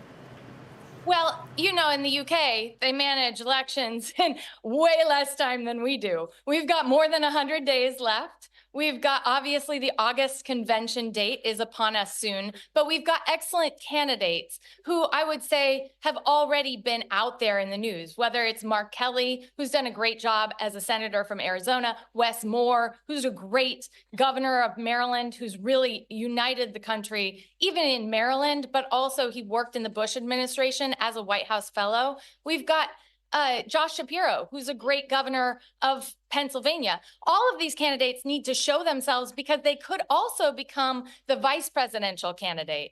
I had heard that Gretchen Whitmer may say that she doesn't want to run against Kamala Harris, but she might be someone who would be in the mix for vice president. So all of that orchestration on energizing Democrats with these fantastic people that the country does not know. The Democrats, we know them, but the country does not know them yet. We have to have the opportunity to introduce them at a global stage to make sure that not only does America's Democratic Party have the confidence, but that America can have the confidence so the world can have the confidence. And I think that's absolutely possible. Right, we've just witnessed the Republican convention in Milwaukee, and by all sort of judgments, it was considered that was unified and successful. Isn't the problem for the Democrats that you risk having a divided convention if you have an open convention? If it's contested, you risk having, you know, giving the impression of disunity rather than unity. What are your thoughts about that? The convention orchestration from the Trump Republicans may have projected a unified front, but that is not the case if you just peel back the curtain. If you look at, I mean, obviously he didn't have his former vice president, Mike Pence, there, but also his former vice president spokesperson, Mark Short, was out saying, this is a different Republican Party than I was part of. And it's true. It is a very much Trump-centric Republican Party, a populist party that a lot of Republicans don't believe is their party. So on the Democratic side, we're going to have a mess, sure. But we're going to have our mess in August, and we're going to unite the Democrats. We're going to give them the chance to save their peace because we don't believe in just going to a nomination with a coronation. I believe fundamentally that we have such excellent candidates. It will only make Kamala Harris stronger if she is eventually the nominee, for her to do exactly what she just said in that statement, which is prove her credibility on the national scene. There are many people saying that given the state of the polls, given what happened to Donald Trump and that extraordinary photograph that appeared afterwards, after the attempted assassination, that it is now the election for Trump to lose. Do you think there is still a chance with switching candidates of beating Donald Trump? There's absolutely a way to beat Donald Trump. Look, Donald Trump will appeal to a wide audience of people who don't normally vote. You know, I grew up in Galesburg, Illinois. Galesburg, Illinois is one of those places that lost Maytag, very left behind, not unlike where J.D. Vance comes from. The message that they're throwing out, that Republicans have been better for them, may come across as one, if it's thin, low information voter. But the truth is, most people would know that Donald Trump spent twice as much as Joe Biden. He added twice as much to the national debt. He had more money spent in fraud and abuse through the PPP program than we've spent in the entire war in Ukraine. He has caused this inflation. Americans are suffering, not least of which the Americans I grew up with in Galesburg, Illinois. And so we need the chance to go unite them, those who are paying close attention, and the Republicans who absolutely feel left behind. They're very troubled with what Donald Trump would do with the next term of an administration. I mean, Donald Trump is telling us he's got an all caps, plan where he's going to have the largest mass deportation in America's history. That is not who America is. And we need the chance to prove to people that America can be both accepting and excellent for the people in the United States of America who feel left behind. Thank you very much for coming on the programme. Thank you very much. Right, let's just catch up to date with the reaction to Joe Biden announcing that he will not contest the next election in the United States. Donald Trump has been talking about it. He said on his Truth Social website, crooked Joe Biden was not fit to run for president and is certainly not fit to serve and never was. He only attained the position of president by lies, fake news, and not leaving his basement. And Donald Trump goes on, all those around him, including his doctor and the media, knew that he was not capable of being president, and he wasn't. And now look what he's done to our country with millions of people coming across our border, totally unchecked and unvetted, many from prisons, mental institutions, and record numbers of terrorists. This is classic Trump campaign stuff, by the way. He goes on, we will suffer greatly because of his presidency, but we will remedy the damage he has done very quickly. And he ends with capital letters, make America great again. That was the former President Trump. Former President Barack Obama said this: Joe Biden has been one of America's most consequential presidents, as well as a dear friend and partner to me. He goes on, today we've also been reminded again that he's a patriot of the highest order. He went on to say, we will be navigating unchartered waters in the days ahead, but I have extraordinary confidence that the leaders of our party will be able to create a process from which an outstanding nominee emerges. Senate Majority Leader Chuck Schumer had this to say: Joe Biden has not only been a great president and a great legislative leader, but he is a truly amazing human being. His decision, of course, was not easy, but he once again put his country, his party, and our future first. Joe, today shows you are a true patriot and a great American. That from the US Senate Majority Leader Chuck Schumer. Prime Minister Sir Keir Starmer had this to say: I respect President Biden's decision and I look forward to us working together during the remainder of his presidency.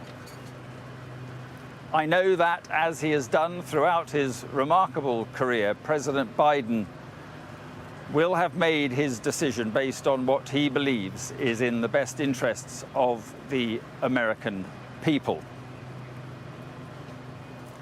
And former Prime Minister Rishi Sunak had this to say on X. He said, working with Joe Biden, I saw firsthand his love for America and dedication to service. And he goes on, our partnership has led to significant achievements, including AUKUS, that's the pact with Australia and the United States, United Kingdom, and steadfast support for Israel and joint efforts in defending our people from Houthi threats. That's talking about the joint mission in the Red Sea. He goes on to say, I wish him all the best. Right, joining us now is the US pollster, Frank Luntz. Thank you very much for being with us. And, does this come as any surprise at all to you? I mean, it comes as a surprise that it happened right now. It should not come as a surprise that it happened before the election. In the sessions that we've been doing, and I do hope to show Sky News viewers this at some point in the next 24 hours, we've been doing focus groups with undecided voters, swing voters. And virtually all of them said Joe Biden was too old or was not prepared to continue on as a presidential candidate. They respected him as a person, but they did not believe that he could manage for the next 4 years. So this is a good decision for the Democrats. It's a good decision for Joe Biden. The issue is he made it so late with only 100 days to go until the election. And the voters do not have the same opinion of Vice President Harris that they have of Joe Biden, although her polling numbers have improved slightly over the last several weeks. And do you think it was the polling numbers that worried Democrats looking forward with a Joe Biden candidacy? Do you think it was the polling numbers rather than the concerns about the mental capacity going forward? Among the elite, the House members, the senators, the donors, I assure you it was the polling numbers and not Joe Biden's mental state that concerned them, that they were afraid that this could be a complete wipeout of the Democratic Party in November. Just 90 days ago, the Democrats were looking at the possibility of picking up the House, the Senate, and just maybe the presidency. And over the last few weeks since the presidential debate, they were now looking at the prospect of losing all three, and that frightened the hell out of them. The people most opposed to Joe Biden, the ones that were yelling the loudest and not afraid at all of being quoted with the donors. The donors argued that we contributed millions and millions of dollars to this effort, and we need a better candidate than this. And now here's my question to them, and we're looking at this right now, at this moment.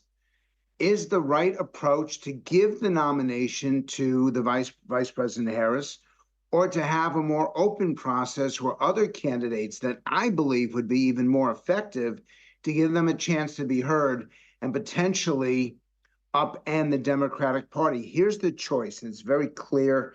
It's crisp and clear. Do you go through an easy process and choose a worse candidate, or do you go through a better process, a chaotic process, and end up with a better candidate? And I don't think the Democrats have decided on that because, quite frankly, we're only a few hours into this, and I don't know what the answer is, but that's what Democrats are asking themselves as we speak right now. Right, Frank, a lot to talk about in what you've just said. First of all, you say it was the polling numbers that worried the Democrats about Joe Biden. What are the polling numbers looking like with Kamala Harris? I saw one poll that suggested she was 2 points behind Trump in a head-to-head matchup, but then so was Biden. What are the numbers look like for Kamala Harris? She still is upside down in terms of her favorability. And Trump still has the ability to go back and say, judge my administration versus the Biden-Harris administration. Her numbers aren't good for a sitting vice president. That does not mean that she can't beat Trump. And it does not mean that the Democrats are heading to a defeat. But I got to tell you, and I can give you the names. Wes Moore, the governor of Maryland, and your viewers should write these down. Mitch Landrieu, the former mayor of New Orleans. Cory Booker, the senator from New Jersey. Gretchen Whitmer, the governor of Michigan. even Gavin Newsom, the governor of California, that when voters see them and react to them, they have a more favorable impression than they do of the current vice president. She did not receive good publicity over the last 3.5 years. She's been criticized for how she handled immigration, which is either the number one or number two issue. And frankly, she did not have a great relationship with Congress.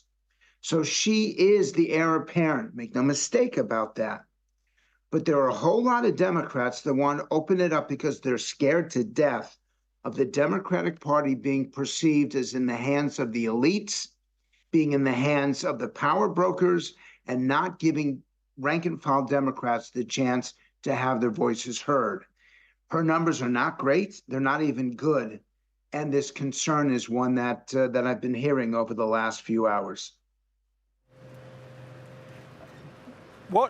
Frank, what do you think the optics are, though, of the Democratic Party saying to Kamala Harris, who could become the first black female president of the United States, what do you think the optics would be of saying to her, you are not our automatic choice, even though you're vice president? It's problematic. But if the ads are going to be run against her laughing at really embarrassing times, and they're going to cut clips of it. I've actually asked the Trump campaign what they're doing. They're going to show her saying that there is no problem at the border, that immigration is not a crisis, as they show video of people running across the border. The Democratic strategists that know this are concerned about her candidacy. And Gretchen Whitmer, the last time I looked, is a female candidate. Wes Moore, the last time I checked, was an African-American. Cory Booker, the last time I checked, was an African-American. So there are people who are out there that represent the constituencies that Kamala Harris represents, but have the potential not to be blamed for the current administration, whose numbers are upside down, are negative. And I'll give you the most recent example. 55% of Americans believe the Trump administration was overall successful. Only 39% feel the same about Biden-Harris. So as a strategist, I'm thinking, is there a better candidate out there that stands for the democratic principles that they hold dear, but don't have the baggage that a Biden-Harris ticket would have? Frank, let me just put this to you. We've just had a tweet on X from J.D. Vance, Donald Trump's pick, of course, as vice president. J.D. Vance has said, Joe Biden has been the worst president in my lifetime, and Kamala Harris has been right there with him every step of the way. Over the past 4 years, she co-signed Biden's open border and green, what he called scam policies that drove up the cost of housing and groceries. She owns all these failures, and she lied for nearly 4 years about Biden's mental capacity, saddling the nation with a president who can't do the job. President Trump and I are ready to save America, whoever is at the top of the Democratic ticket. Bring it on. So there we are, Frank. I mean, it's a brutal attack already underway against Kamala Harris. Yes, and I'd be looking at that 4%, because that's all that's left. 4% of America has not decided, well, between the Biden-Harris ticket and the Trump-Vance ticket. I'd say to the Republicans, calm the hell down. That this kind of rhetoric does appeal to your base. It'll drive up attendance at rallies, but that kind of rhetoric does not get you across the line with undecided voters. And this has always been the challenge with Donald Trump. The 45-minute speech that he had written really worked across the aisle, was incredibly unifying and positive. But the speech that he actually delivered, with all the negativity and all the snarkiness, and the 93-minute speech on Thursday night turned off an awful lot of people. If the Republicans can keep their anger in check, they're going to be the next administration. But if tweets like that does not win a single undecided voter, that does not win a single floating voter, and make no mistake, Trump does not have enough votes. He is ahead, and he should win. because his voters are much more energized, are much more excited than the Democrats that are about to go through chaos. But in the end, he still isn't quite there yet. And that tells me, that tweet, that they're abandoning any effort to win these final undecided, these double haters, as they're called, because they don't like Trump or Biden, that they've abandoned them and they're simply going to go after their base and try to turn them out. They will be successful at that. But I say to your viewers right now, that does not give them quite enough votes to be assured of winning in Pennsylvania, Michigan, and Wisconsin. And a tweet like that is not helpful to their cause. That's a very interesting perspective, Frank. I just want to talk about the Democrats. We're hearing, perhaps no surprise this, that the president and the vice president spoke multiple times in the run-up to Joe Biden's announcement today. So clearly that, no surprise. But I just want to ask you about what happens with the Democratic Party going forward. Do you think that a contest of some sort, either mini primaries or debates or some sort of competitive process, do you think that would help the Democrats, in a sense, draw attention away from the Republicans and energize their own campaign? That's exactly what I think. Yeah, from the Republicans. Yes, that's exactly what I think. I think that it will show people that there is a deep bench within the Democratic Party, that the challengers, and there are a lot of them, I mentioned to you 3, 4, 5 of them, that they are not saddled with the same record that Biden and Harris have. They don't have to defend on inflation. They were not involved in the immigration debacle that Trump likes to talk about. And it energizes people, but it's going to be chaotic. So that goes back to my original point. And I don't know how to recommend here, but I do know that this is the decision they're making. Democrats privately do not believe that Kamala Harris would be the best candidate, but it's the easiest candidate. It's the smoothest transition, and you can simply move forward. They do believe that there are other candidates out there. I didn't mention the governor of Pennsylvania, and there are several other governors who are being considered. It will make things much more confusing, much more chaotic, but they may end up with a better candidate. And I teach people, start at the end, not at the beginning. It doesn't matter whether you have chaos now if it creates a better outcome for Election Day. Focus on what's needed to get voters then and move backwards rather than what's the easy approach right now through the Democratic convention. But I'm not convinced that they're taking that guidance. They may be looking for the smoothest transition possible. Okay, Frank Luntz, very interesting. Thank you very much indeed for coming on this evening. Thank you.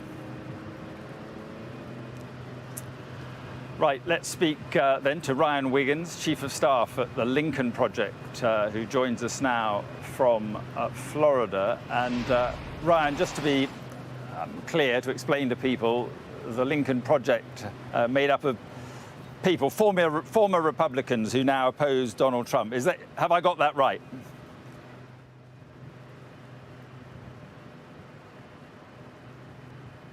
Yeah, I can't hear Ryan, but I'll battle on. What have you made of Joe Biden's decision? What did you make of it? This decision. I felt like what he decided to do today was something you don't see politicians do a lot. They put this is a man who once again put country above himself, put it above his own political aspirations, put it above his party. He did what was best for the people, for the American people today. And that shows you what a patriot Joe Biden has been his entire life. He has given his life to service of the people of the United States.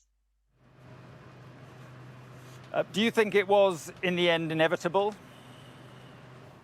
I don't think after the debate it was inevitable. I do think that after his own party has come after him in the press so much after the debate and after his 2 interviews that he did, his national interviews after that, the party could have rallied around him. They unfortunately did not. I mean, what I can tell you is Republicans don't ever air their laundry this publicly. The Democrats did, and they forced this. I mean, I don't think that if he had stayed in after what the press has been like coming from his own party, especially the past week during the RNC, I think it would have been very easy for the Republicans to just say, hey, listen, like his own party doesn't have faith in him. Why should you? And so I think that this was the right call. I know it was a very difficult call. I mean, this is a position that he has been very successful in. He has been very effective in. He inherited probably the worst, administration that anyone could have inherited after COVID and after 4 years of Trump just wreaking havoc on our economy and on our global politics and our local or our internal politics. So I mean, this is the right move. The country needs to move forward. The country has asked for a younger candidate. This is a younger candidate. The country has asked for diversity and not two old white men. This is not two old white men anymore. I think it's a great move. I think it shows the Democrats and the American people, those small numbers that Frank Luntz was talking about. I think it shows them that there are selfless politicians who are willing to do right by the people of this country. I think it absolutely wins them over. Right, and what will the view be, do you think, within the Republican Party, within, Donald Trump's cohorts? I mean, how will they be thinking about a switch of candidates, do you think? Panicking. They're absolutely panicking. They knew how to define Joe Biden. They could play to his age. They could play for the past 4 years. They could play to lies that they've been telling, but they spent the past week at a convention running against the wrong candidate. And they are freaking out right now because they know what the Democrats know and what the Lincoln Project knows, frankly, and that is that Kamala Harris is largely undefined right now. She has been a senator, she has been an attorney general, she has been a state attorney, and she's been the vice president, but she's always kind of been in the background. And so now is her time to shine, and it's now time for her to show off that she is the law and order candidate, if this is the direction that the Democrats end up choosing. But it certainly looks like this is the path that they're going down today. She is the law and order candidate. She has put illegal immigrants in jail. She has put gang members in jail. She has cracked down on crime. And when you're running against a 34-time convicted felon who has also been accused of being a rapist, she is the one you want to come after that. I mean, it is a very, the last night of the convention was so incredibly crazy and so full of toxic masculinity. I think the women of my country are about to come out for Kamala Harris.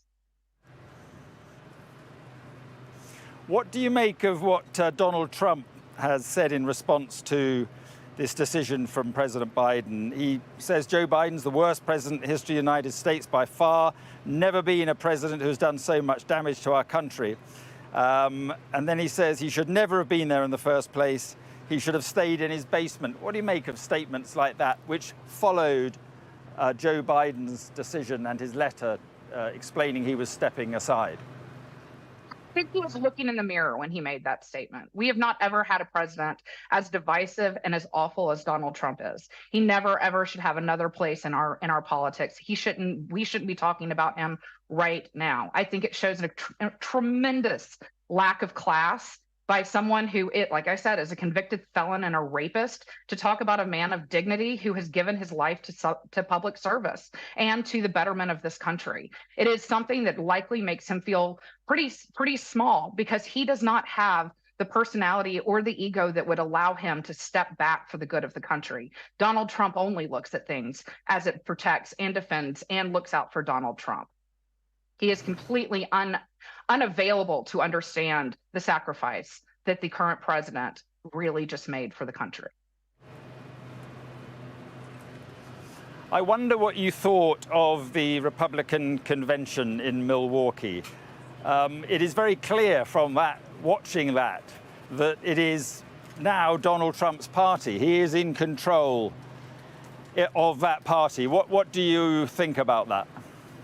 I think he's been in control of the party since he came down the golden escalator in 2015. I think that is why the Lincoln Project, a bunch of former Republicans, have come out of our own party to fight this guy.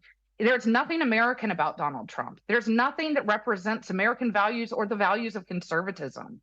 Those are actually right now more reflected. The Reagan Republicans are more reflected in the establishment Democratic Party these days. So yes, I believe he is absolutely in control of the Republican Party right now. I think that is a travesty. I think that what we just saw at the RNC in Milwaukee was a circus. It's a very serious process that when you have Hulk Hogan, who hasn't been relevant since the 90s or in the 80s, and the last time that he was in the news, it was for using the N-word and calling himself a racist. That guy is going to be someone who helps introduce you as the future nominee of the Republican Party. The person who actually came on ahead of him was a Fight Club owner who has been caught beating his own wife. Is this what you want your Republican Party to look like? Is this who you want your leadership surrounding themselves by? It was a very sad day. I would love to say, it was hilarious. And from my side, we looked at this and ha, ha, ha, ha, but we don't. It's democracy, and it's in serious danger right now. Nothing that he is doing as a populist entertainer is good for this country, is good for global politics, or is good, for the voters here. Did we not, though, get an idea at that convention of how the Republicans are going to take the fight to Kamala Harris if it is indeed Kamala Harris? A lot of talk about immigration. He said in his statement today on NBC News, talking about the Biden stepping back, he said, talking about Biden's record, he said, well, he was letting in millions and millions of illegal immigrants. Isn't that what the Republicans are going to hit Kamala Harris with in terms of the campaign on a subject on which she is seen to be quite vulnerable? As I said, she used to be a state prosecutor in California. This is a woman who has actually put illegal immigrants behind bars. This is a woman who has actually done things about gang violence in this country. Donald Trump can't say that. This just became the law and order candidate against an actual criminal, a convicted criminal. It changes the entire narrative. And I think that you're going to see a lot of panic on the Republican side right now because they cannot define this woman.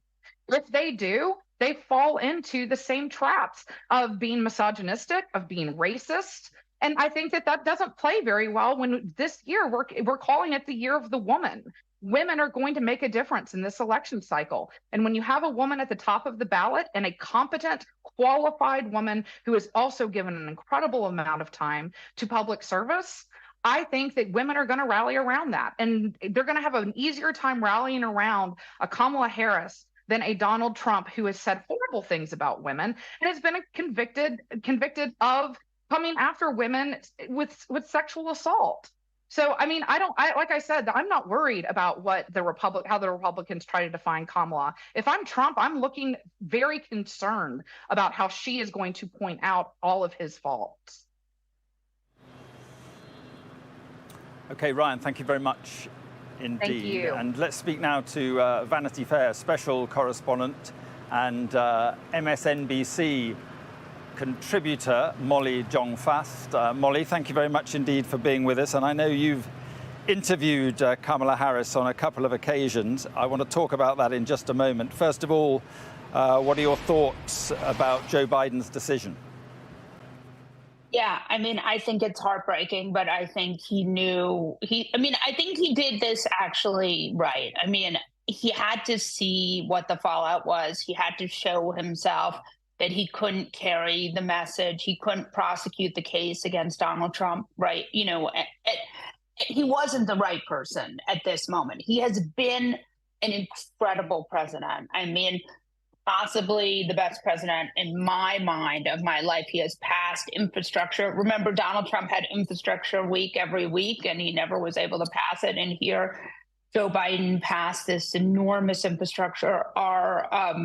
We have of wealthy countries, we have some of the lowest inflation because of a lot of really smart stuff that the Biden administration did. And so I do think, and we have this incredible Goldilocks economy. So there is a lot to run on, but Joe Biden was just having a lot of trouble making the case. And remember, he was never a gifted orator. He struggled with stuttering his whole life. He got better, but as he got older, it got harder for him to, control the stutter, be able to speak in in a very, fluid, the kind of fluid way you need to when you're on the trail. It's being described as a selfless decision by many Democrats. Isn't the truth, though, that he's been forced out? He's been pushed out, hasn't he? Well, I mean, I would say yes and no, right? I mean, I think he doesn't want to lose. And remember, he is a creature of the Senate. So for him to lose Senate seats is a very tough map. And we're seeing that down ballot, a lot of these Democrats are actually really good candidates who have been polling way ahead. So there's a lot of anxiety on the part of Democrats that these poor polls might actually affect these down ballot races. And remember, these down ballot races are the whole thing. So I think there was a lot of anxiety there. I think that, I think he had to get there on his own. So I don't know that he was pushed out exactly. I think it was more, remember, he would have been the oldest president ever by a lot. And, now, and the problem was he was just taking up the news cycle was all about Joe Biden, when in fact the news cycle needs to be all about the guy who was impeached twice, had led an armed insurrection, has 4 criminal cases against him, has been indicted, has been found guilty, is an adjudicated rapist. I mean, if you are, if Democrats can get voters focused on Donald Trump, they can win. If we are having a conversation about how old Joe Biden is, then the focus is not on this anti-democracy movement happening in the Republican Party. Right, now you interviewed Kamala Harris. Would she make a good president of the United States in your view? Yeah, I mean, she's very charismatic. She's a great speaker. And remember, she is like in her 50s. And she's going to be on a stage, hopefully, with Donald Trump if he agrees to a debate, which if he's smart, he won't, because she's going to wipe the floor with him. But, the thing we didn't talk about in the mainstream media after that debate, it was so much Biden sort of stole the narrative. But the reality was Donald Trump did not do great in that debate either. And he seemed really exhausted and really slow and had a lot of trouble keeping up.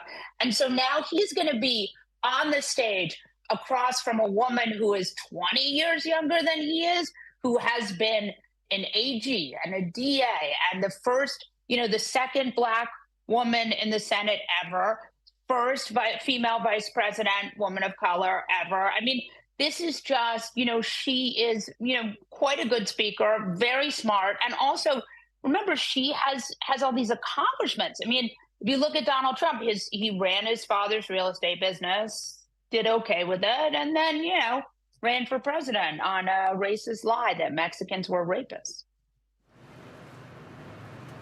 But when she did go for president, the campaign did not go well. The initial stage of the campaign, she pulled out very early.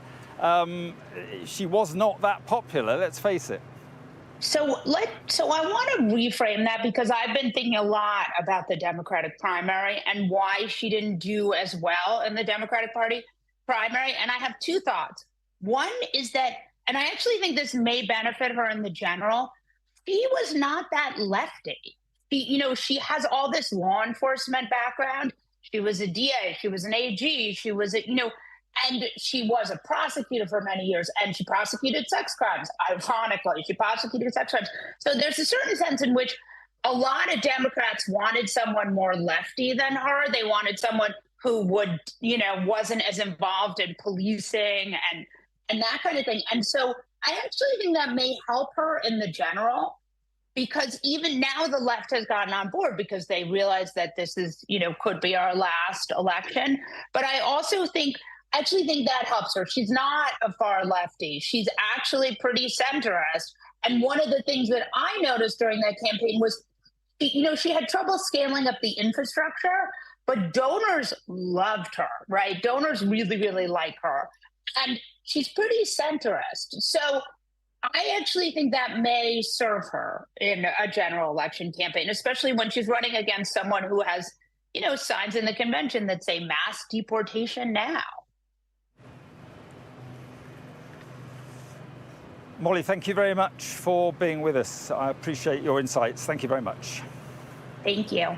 And as we look at pictures of Kamala Harris there on your screen, Niall Stanage is back with me. And it's noticeable how, even as we speak, attention seems to be switching very quickly from Joe Biden to Kamala Harris, and a lot of conversations about Kamala Harris.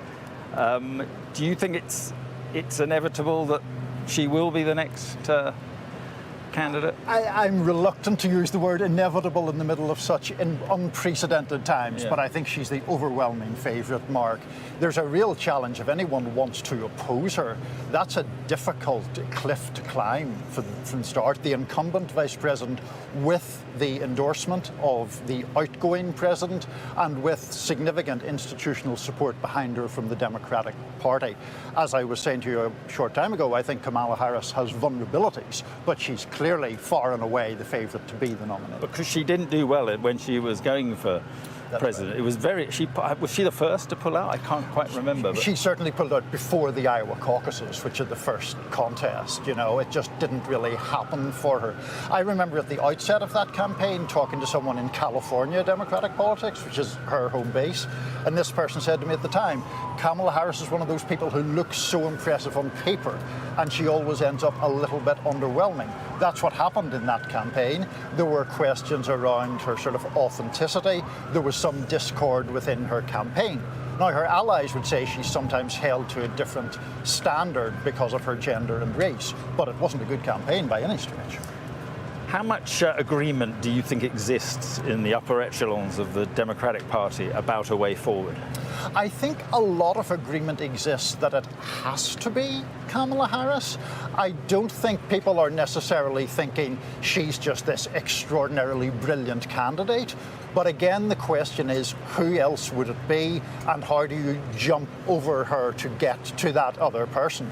And the third point of that, Mark, is do any of those other people actually go for it? If you're Gretchen Whitmer or you're Gavin Newsom, do you really think that it's worth the risk going right now? Well, that's a very good point, because you kind of get this feeling that someone like Gavin Newsom probably doesn't want to go now, and because either because they don't think there's much of a chance, or because they think they'll have a much better chance next time. Is that a feeling? I think it is, and if you just sort of roll the movie forward, so to speak, let's say a Newsom or a Whitmer gets in, they have to then defeat Kamala Harris. That will divide the party even if they win, so they would then have to reunite the party, and then they would have to beat Mr. Trump in November. If you're Gavin Newsom or Gretchen Whitmer, who are by political standards still fairly youthful figures, seems to me to make a lot more sense to wait. Maybe Kamala Harris loses, you're automatically one of the front runners for 4 years hence. Let's talk just a little bit about Joe Biden, because it is just a matter of hours since he made this decision. He will have found that very difficult to do, wouldn't he? Excruciating, I think, for a man whose life has been politics and whose life's ambition has been to assume the presidency of the United States. Remember, Mark, Joe Biden first ran for president in 1988. That's a while ago. Really? Yeah, and he ended up ousted. Your British listeners or viewers may remember, ousted in a plagiarism scandal after he borrowed a Neil Kinnock speech without attribution. Right, yeah. But in any event, the point is, it has been his life's quest to get this office that he now holds, and he has now been, in essence, forced to give it up. Yeah, and there's no question, we should just make clear, that he's going to carry on as president, because of course there were questions. The Republicans were throwing out this idea that, well, if he's not fit to stand for the next 4 years, he's not fit to stand for the next 4 months. I mean, was that ever going to gain traction, do you think? I don't think that President Biden himself was ever going to step aside before his term was up. I think he would find that too humiliating. He would become the only president since Richard Nixon to resign, not the company you particularly want to be in if you're president of the United States. So I think that was never really going to happen.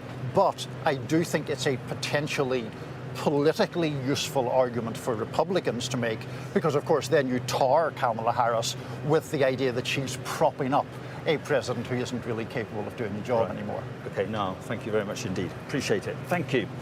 Well, let's speak now to Whitney Tilson, who is a long-time Democratic Party donor who called for President Biden to drop out of the race, and also 10 days ago predicted that President Biden would quit the race. And he joins us from Massachusetts. Thank you very much for joining us. And in fact, you were on the News Hour on Sky News just a few days ago saying exactly that. So what are your views about what Joe Biden has done?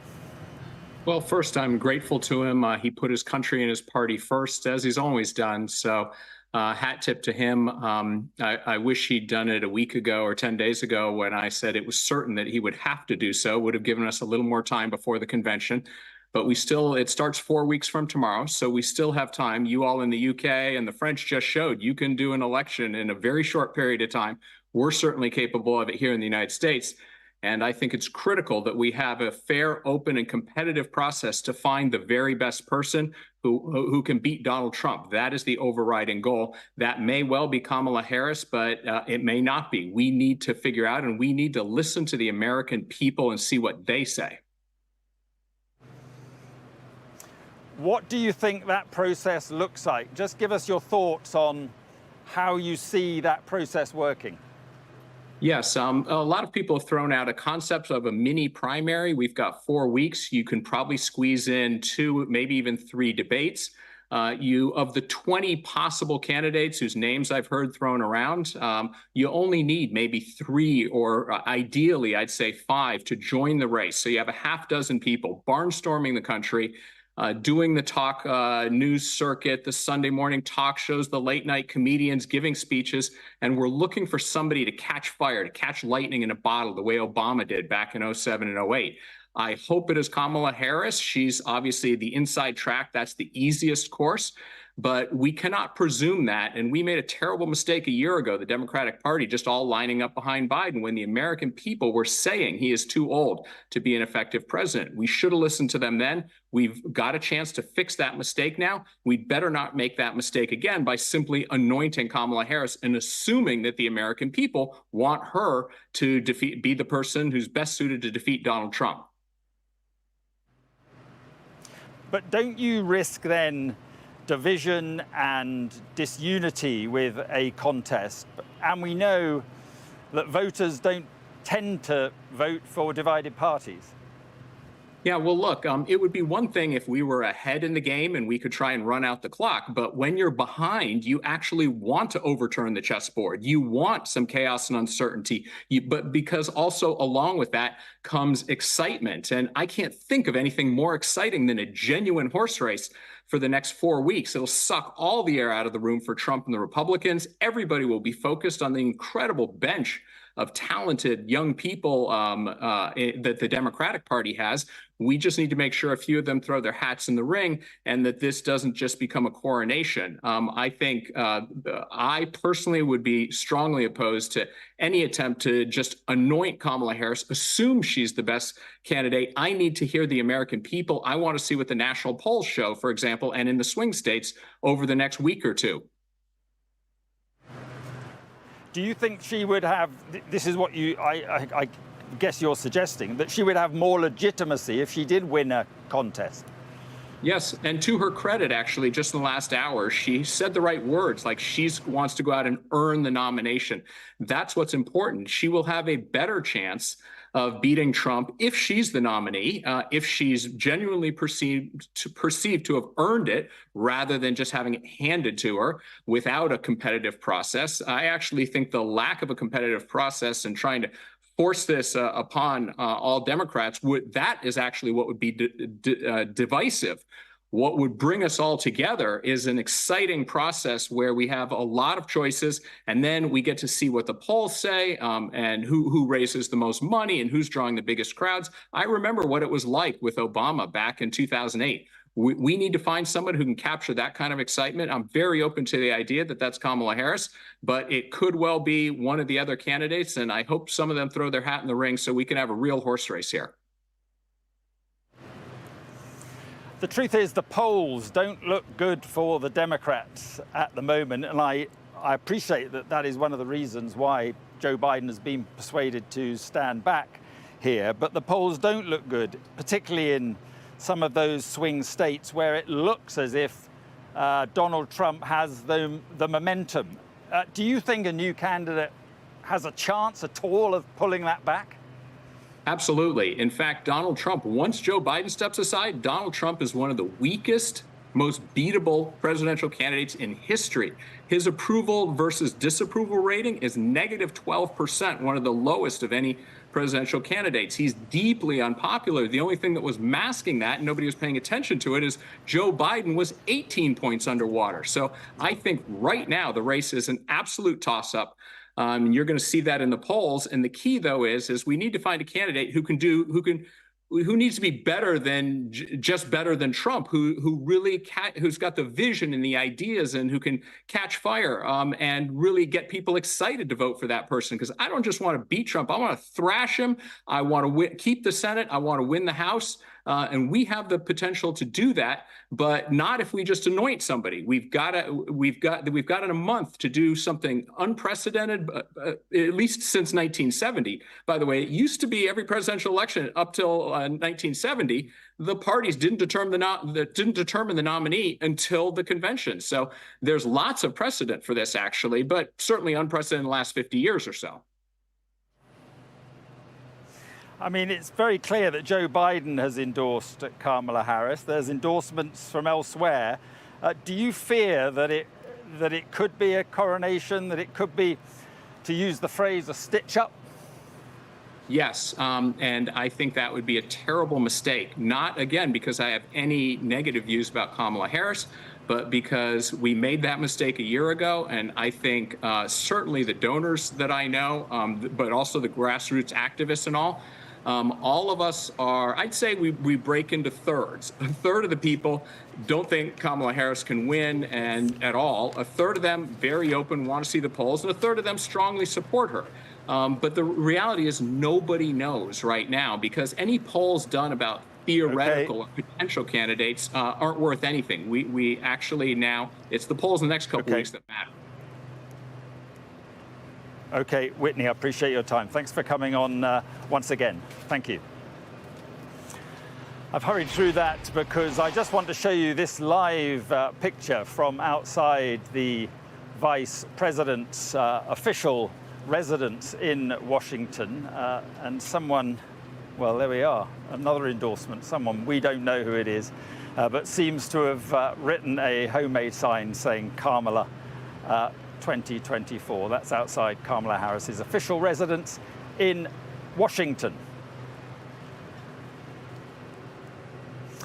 Good evening, it's 10 o'clock. You're watching Sky News. I'm Mark Austin, live from Washington on what can only be described as a momentous day that will certainly reshape the battle for the US presidency in November and could, of course, also have a decisive impact on the future of the most powerful country on earth. President Biden today announced that he will not seek to be re-elected for a second term after days of increasing and growing pressure from within his own party. It was prompted by that disastrous performance in the first television debate with Donald Trump. This weekend, then, 37 or so Democrat members of Congress had publicly called on him to go as that series of gaffes combined with his very frail appearance during a number of appearances and then a third bout of COVID for Biden led to more serious concerns about his ability to serve 4 more years as president. Well, coming up, we'll get the full reaction to the president's announcement. That will be over the coming hour. But it is worth reading what is now an historic statement in full. And here it is. It came in the form of a letter addressed to my fellow Americans. And it says, over the past 3.5 years, we've made great progress as a nation. Today, America has the strongest economy in the world. We've made historic investments in rebuilding our nation, in lowering prescription drug costs for seniors and expanding affordable health care to a record number of Americans. We've provided critically needed care to 1 million veterans exposed to toxic substances, passed the first gun safety law in 30 years, appointed the first African-American woman to the Supreme Court, and passed the most significant climate legislation in the history of the world, America has never been better positioned to lead than we are today. I know none of this could have been done without you, the American people. Together we overcame a once-in-a-century pandemic and the worst economic crisis since the Great Depression. We've protected and preserved our democracy, and we've revitalized and strengthened our alliances around the world. And then the crucial paragraph. It has been the greatest honor of my life to serve as your president, and while it has been my intention to seek re-election, I believe it is in the best interests of my party and the country for me to stand down and to focus solely on fulfilling my duties as president for the remainder of my term. He goes on to say, I will speak to the nation later in the coming week. He'll speak in more detail about that decision. He goes on, for now, let me express my deepest gratitude to all those who have worked so hard to see me re-elected. I want to thank Vice President Kamala Harris for being an extraordinary partner in all this work, and let me express my heartfelt appreciation to the American people for the faith and trust you have placed in me. He says, I believe today what I always have, that there is nothing America cannot do when we do it together. We just have to remember we are the United States of America. And he also then tweeted separately and endorsed Kamala Harris as the next candidate. First tonight, here's our US correspondent, James Matthews. How do you feel? This was the last day we saw Joe Biden in public. A faltering figure, facing increasing questions about his fitness for office. He cut short a campaign trip to Nevada on Wednesday, following a COVID diagnosis. It now transpires this was a president leaving the presidential race. From the seclusion of his weekend beach house here in Rehoboth Beach, he's posted a letter on X. It states, while it has been my intention to seek re-election, I believe it's in the best interest of my party and the country for me to stand down and to focus solely on fulfilling my duties as president for the remainder of my term. Joe Biden. It was a TV debate with Donald Trump that prompted his demise. Dealing with everything we have to do with, look, if a stumbling performance caused fear amongst Democrats that his frailty would cost them the election. and a bad night. Defiantly, Joe Biden resisted increasing calls for him to step down. He just had a really bad cold. But as he continued campaigning, senior Democratic figures warned him he would likely lose the White House to Donald Trump, and the party could lose the Senate and House of Representatives with it. In pulling out of the race, Joe Biden has endorsed the woman he chose as vice president. Joseph Robinette Biden Jr. has been America's 46th and oldest president. What is the message we send to the world if we stand by and we say, we'll let it continue to happen here in this place? A voice at the heart of U.S. politics for 5 decades, a face familiar to Americans for so many years. His journey to Washington began here, 2446 North Washington Avenue, Scranton, Pennsylvania. A modest upbringing that he'd cling to, Scranton Joe. It was the working class man of the people image he used to propel himself upwards. Hi, how are you? Hi, Joe how are Biden's you? my name. It would be quick at the start, elected to the Senate in Washington, aged just 30. Joe Biden! Joe Biden! Joe Biden! But the rise would then be slow, nearly 4 decades, and 2 failed presidential bids to reach that highest office. Biden's departure complicates the Democrat succession with November in mind. Not to mention the 5 months left in the White House with business unfinished, not least in the Middle East. For all Biden wants an exit untarnished, the timing and circumstances jeopardize the legacy of a lame duck president. James Matthews, Sky News in Washington. And James joins me live now. First of all, it is a historic moment, a serving president being forced to quit a future race. Yeah, end of an era, Mark. I mean, Joe Biden is one of America's oldest politicians. He is a firm part of the political establishment here. Senator, a man who ran for president in the past, was vice president, of course, through many years, a very active vice president on foreign policy, known around the world, domestically very important. While he was in the #2 job, Barack Obama lent very heavily on him. Famously, he ran in 2020 on the back of the riots of white supremacists, styled himself as the one man who could beat Donald Trump and won power. He was the stability candidate, a bridge back to a more traditional style, a more calm style of politics in the United States after the turbulence of the Trump years. So he has been front and center of the American and world consciousness in the political landscape. And of course, latterly, this chapter has been almost a Shakespearean tragedy. There have long been questions about Joe Biden's age and ability to do the job, his suitability for office. That came to a head, of course, in that debate. He tried to cling on, and ultimately the forces within his party made him take that jump. Yeah, probably inevitable. What has struck you about the reaction that we've had so far? I think the reaction is entirely predictable.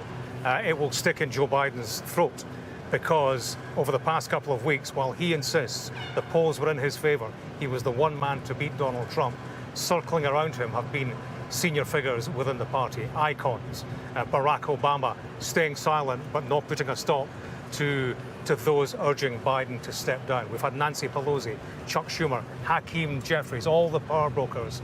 Nancy Pelosi, icon within the party, an old friend, confronting him with the hard reality that he couldn't beat Donald Trump. We have a statement from Kamala Harris, significant clearly on a day like today and moving forward.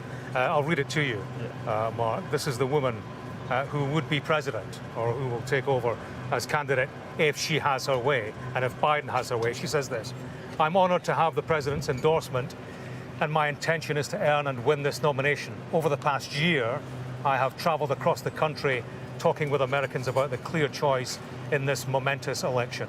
That is what I will continue to do in the days and weeks ahead. I will do everything in my power to unite the Democratic Party and unite our nation, to defeat Donald Trump and his extreme Project 2025 agenda." The key line in that, Mark, I think, is when she says, "It's my intention to earn and win this nomination." Yes. What does that mean? We will find out moving forward. Does that mean there will be some kind of mini primary before the Democratic convention, or an open contest? Well, we've already had a significant donor to the Democrat Party on this program this evening saying there has to be a contest, there has to be an open contest, and that it will be good for the Democratic Party.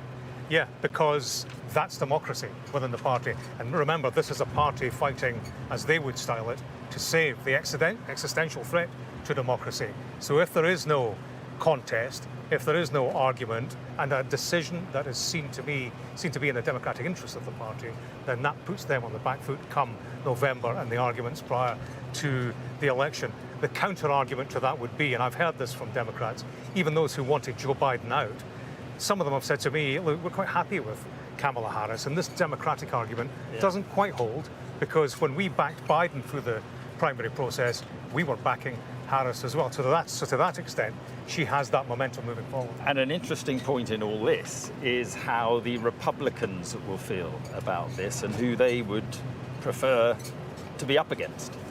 I think there's a simple answer to that. They would prefer to be up against Joe Biden. Yeah. They've been desperate for him to stay in place. So That's does this what throw them into a degree? I mean, we've had Democrats on tonight saying they'll be in panic. I mean, but it does. It's an upheaval to their strategy, isn't it? It's an upheaval. I mean, the Republicans, they have been preparing their attack lines for this very moment, and their chief attack line, of course, will centre on Joe Biden himself. They will say, well, hang on, you've got this candidate who's stepping down because he doesn't have the mental sharpness to be a candidate. Are you now telling us that he has the mental sharpness to remain in office for 5 months when the world is on fire? There's trouble in Ukraine, there's trouble in the Middle East. You've got this lame duck president, unfit for office, and now in a situation where it's actually the responsibility of somebody else. But also, and his vice president, they will say, is linked to all the failings that they are already sort of, talking about the Biden presidency. Yeah, they will seek to tarnish Harris with the same brush. I think the interesting thing with Harris, the more Democrats would say that the more she is framed as a presidential candidate, the more the electorate at large will see her that way. It will change their perception of her suitability for the job, improve her approval ratings, which, of course, are through the floor, albeit she's closer to Trump than Joe Biden is. I think her difficulty will be is that she's not been tested under that kind of scrutiny. When Trump et al. Begin turning their fire on Kamala Harris, we'll have to see how she stands up to that kind of forum, debate and so on, because she didn't do well in the contest to be the Democratic nominee back in 2020. And in historic terms, I mean, this does not happen very often, does it? What's happened to Joe Biden? Which is why it is a matter of extreme significance and extreme concern for the Democratic Party moving forward. I mean, we are at a situation, having just been to the Republican National Convention, where politics has turned on its head. When you look at the primetime address of the man who would be president, and the polls say he will be in November, introduced by Hulk Hogan, ex-entertainer and wrestler, preacher, you have people with their hands in the air on the back, praying. It was almost a religious experience. You have that on the one hand. On the other hand, you have an 81-year-old president deemed to be too frail, unfit for office. We've never seen the like in American politics. And it was just 8 days ago you had this attempted assassination of a presidential candidate, a former president, Trump. And now you have this. This is some week in American politics. Some week, a turning point in American politics. And the story is not over. I mean, it is all about Kamala Harris. That's where the story goes now. And whether or not she can unite the Democratic Party, carry them forward as a party united, and whether or not she can, she is somebody of suitable stature and political clout to win the arguments come November. It will be interesting. You speak to the Democrats. What they like about Kamala Harris is her background. She has a legal background, former prosecutor. They say that will score high when it comes to the TV debate stage. For example, Donald Trump, an individual who is a convicted felon, and just that whole, as they would have it, light touch and loose connection to politics, to concrete politics for Donald Trump. Right. They think Kamala Harris can score big on that, but also her youth, the fact that she is a history maker herself, the first woman of colour to be in that position, to run for the top job, and she will carry behind her, or the belief within Democrats, the Democratic ranks, is that she will carry behind her, the same way that Biden did, the coalition that she will need to pull together the numbers. James, stay with me, because there's a lot to talk about what happens going forward. And as we've been discussing, attention will now turn to who the Democrat candidate to face Donald Trump will actually be. Mr. Biden has endorsed his vice president, as we've been talking about, Kamala Harris, as has former President Bill Clinton and also the former Secretary of State Hillary Clinton. So who is the woman who could now be the first female president, and will she face any challenge to be Mr. Biden's replacement? Here's our US correspondent, Martha Kellner. We did it, Joe. It was the viral video which confirmed the Biden-Harris ticket was heading for the White House. 4 years on, President Biden is now lining up behind his running mate, backing 59-year-old Harris to become America's first female president. We beat Donald Trump once and we're going to beat him again. Well, we've never invested in campaign with Kamala Harris at the top of the ticket. So I'm excited to see, and I know the money is going to be ramping up because I'm already hearing from donors who had been waiting on the sidelines, but they're ready to come back in. Harris had led her own presidential campaign in 2020. I am running for president of the United States. Well, and I'm very excited about it. It was short-lived, but enough to convince Biden to pick her as his running mate. It was this grilling of Brett Kavanaugh, a Trump appointee to the Supreme Court. Yes or no? Well, is there a person you're talking about? I'm asking you a very direct question, yes or no? That propelled Harris, then a senator, into the national spotlight. She was, supporters said, forensic, ferocious, and a breath of fresh air. Her upbringing had always marked her out.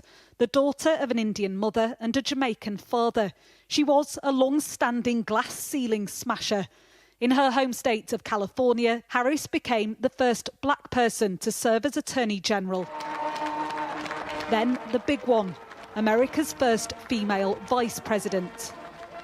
But in office, some even in her own party have viewed her as a political liability, unable to assert herself or her policies. And there is a direct nexus between where we are on this subject and elections. But abortion and the overturning of the constitutional right to choose has given Harris a golden political opportunity.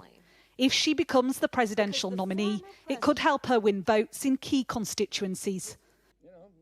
Others in the Democratic Party, though, favour an open nominating process. California Governor Gavin Newsom is a name on some shortlists. And Gretchen Whitmer, the Governor of Michigan, could appeal to swing voters in blue wall states. For now, though, Harris seems to be the most likely pick. She would have among the toughest and certainly the shortest presidential campaigns ahead. Martha Kellner, Sky News.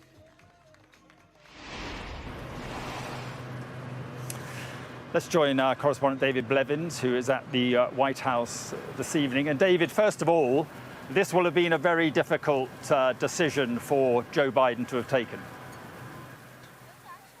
Yes, effectively signalling the end of half a century of service in American politics. But just the latest of 8 days, it has to be said, that have completely redefined the race for the White House. I think the announcement this afternoon has swollen the number of tourists on Pennsylvania Avenue, clearly keen for a selfie with the White House behind them at such a momentous moment. And that week that changed America began with the attempted assassination of Donald Trump, rising bloodstained from the platform, imploring his followers to fight, fight, fight. At his first campaign rally since the shooting last night, he told them he had taken a bullet for democracy, and then went on to mock the disarray among the Democrats. He said they don't know who their candidate is, we don't know who their candidate is, and that's a problem. And against their celebration of his survival at the Republican National Convention in Milwaukee, we had Joe Biden isolated politically here in Washington by nearly 40 Democratic members of Congress, expressing concern about his health and publicly calling for him to go, and isolated physically by COVID in his beach house in Delaware with the First Lady Jill Biden, where at 1:45 Eastern Time today, that's 6:45 p.m. in the UK, he informed his advisers that he had taken the decision to step down. He'd spoken previously with Kamala Harris, the Vice President, and I suppose that now shifts the focus to her, because Kamala Harris is front runner, it would seem, to be on the ticket for the Democrats in November. She has the endorsement of the President, Joe Biden. She has the endorsement of a former President, Bill Clinton, but she does not yet have the endorsement of former President Barack Obama or former Speaker Nancy Pelosi, other significant figures within the Democratic Party. So we are coming to the end, I think, of 8 tumultuous days in US politics, and we're still 4 months from the election. The one thing we can say is that the race for the White House is never dull. That's absolutely right, David. Just on the sort of logistics of Joe Biden, he's in Delaware, I understand. I'm not sure when he's going to come back to the White House, but he's going to stay on. Let's be clear about this. He's staying on as president for, well, until effectively till January. Yes, I think we're guessing at the moment that he will return here to Washington early in the week. He says he will address the nation at some point. We know he's scheduled to meet with the Israeli Prime Minister Benjamin Netanyahu, and that meeting is going ahead. But we don't know an awful lot beyond that, apart from the fact that he is determined now to protect his legacy by finishing his presidency well, which is what many senior Democrats were calling upon him to do. But that will raise many questions. Even before this announcement today, Donald Trump's running mate, J.D. Vance, had already expressed his view that if Joe Biden bowed out of the election, he needed to bow out of the White House altogether. Because in his opinion, he said if Joe Biden isn't fit to run for another 4 years, he isn't fit to govern for another 4 months. And I think that is a question that will linger for many people, because the United States really has been dealing with an incredible amount of political drama in recent days, and it's not over yet. David, thanks very much indeed. Let's cross straight to the west coast of the United States now to speak to our US correspondent Martha Kellner, who is in Los Angeles. And Martha, clearly a lot of attention now on Kamala Harris, but the way the Democrats handle all this going forward becomes very important now. Yeah, we could be on the brink, Mark, of a historic moment, of course, potentially a run for America's first female president. Now, logistically, Kamala Harris makes a lot of sense for the Democratic Party. She's already surrounded by the Biden-Harris infrastructure. She could inherit immediately that donation money from the Biden-Harris campaign. President Biden could instruct his delegates to vote for Kamala Harris. So logistically, she makes a lot of sense. But I was speaking to a Republican strategist just last week, of course, at the Republican National Convention, when clearly there were a lot of questions already about President Biden's political future. And he was saying, remember, within great vast parts of America, Kamala Harris will be viewed as interchangeable with President Biden. She is number 2 in an administration which has very, very low polling numbers, is lagging behind Donald Trump on almost all metrics. She's also the border czar at a time when America has a major immigration crisis. So she's not necessarily the perfect candidate, but it comes back to what President Biden always says, which is judge me against the alternative and not the almighty. And he clearly thinks that she has enough to prevail over Donald Trump. So I think she is now clearly the most obvious frontrunner for the Democratic Party's nomination. And I think now attention will turn to who Kamala Harris may pick for her running mate. I think it is likely, if she does get the nomination, to be a governor, perhaps someone like Josh Shapiro in Pennsylvania, Andy Beshear, who's very popular in Kentucky, perhaps even Gretchen Whitmer in Michigan. How historic would that be, potentially having 2 women on a presidential ticket? But of course, there are lots of questions, lots to work out for the Democratic Party in the coming days. Yeah, and in terms of her weaknesses, are there concerns within the Democratic Party about the last time she ran, which was for president, in which the campaign did not go at all well, and she was forced out of that campaign, or she withdrew from that campaign very early? Are there concerns about how she will go down with the voters? Yeah, there's concerns that she's not a particularly good politician, Mark. She rose to prominence, as I was saying in my piece there, with that grilling of the Supreme Court nominee Brett Kavanaugh at the time she was running for Senate. She then took a brief run for the presidency herself. It was a very short-lived campaign back in 2020.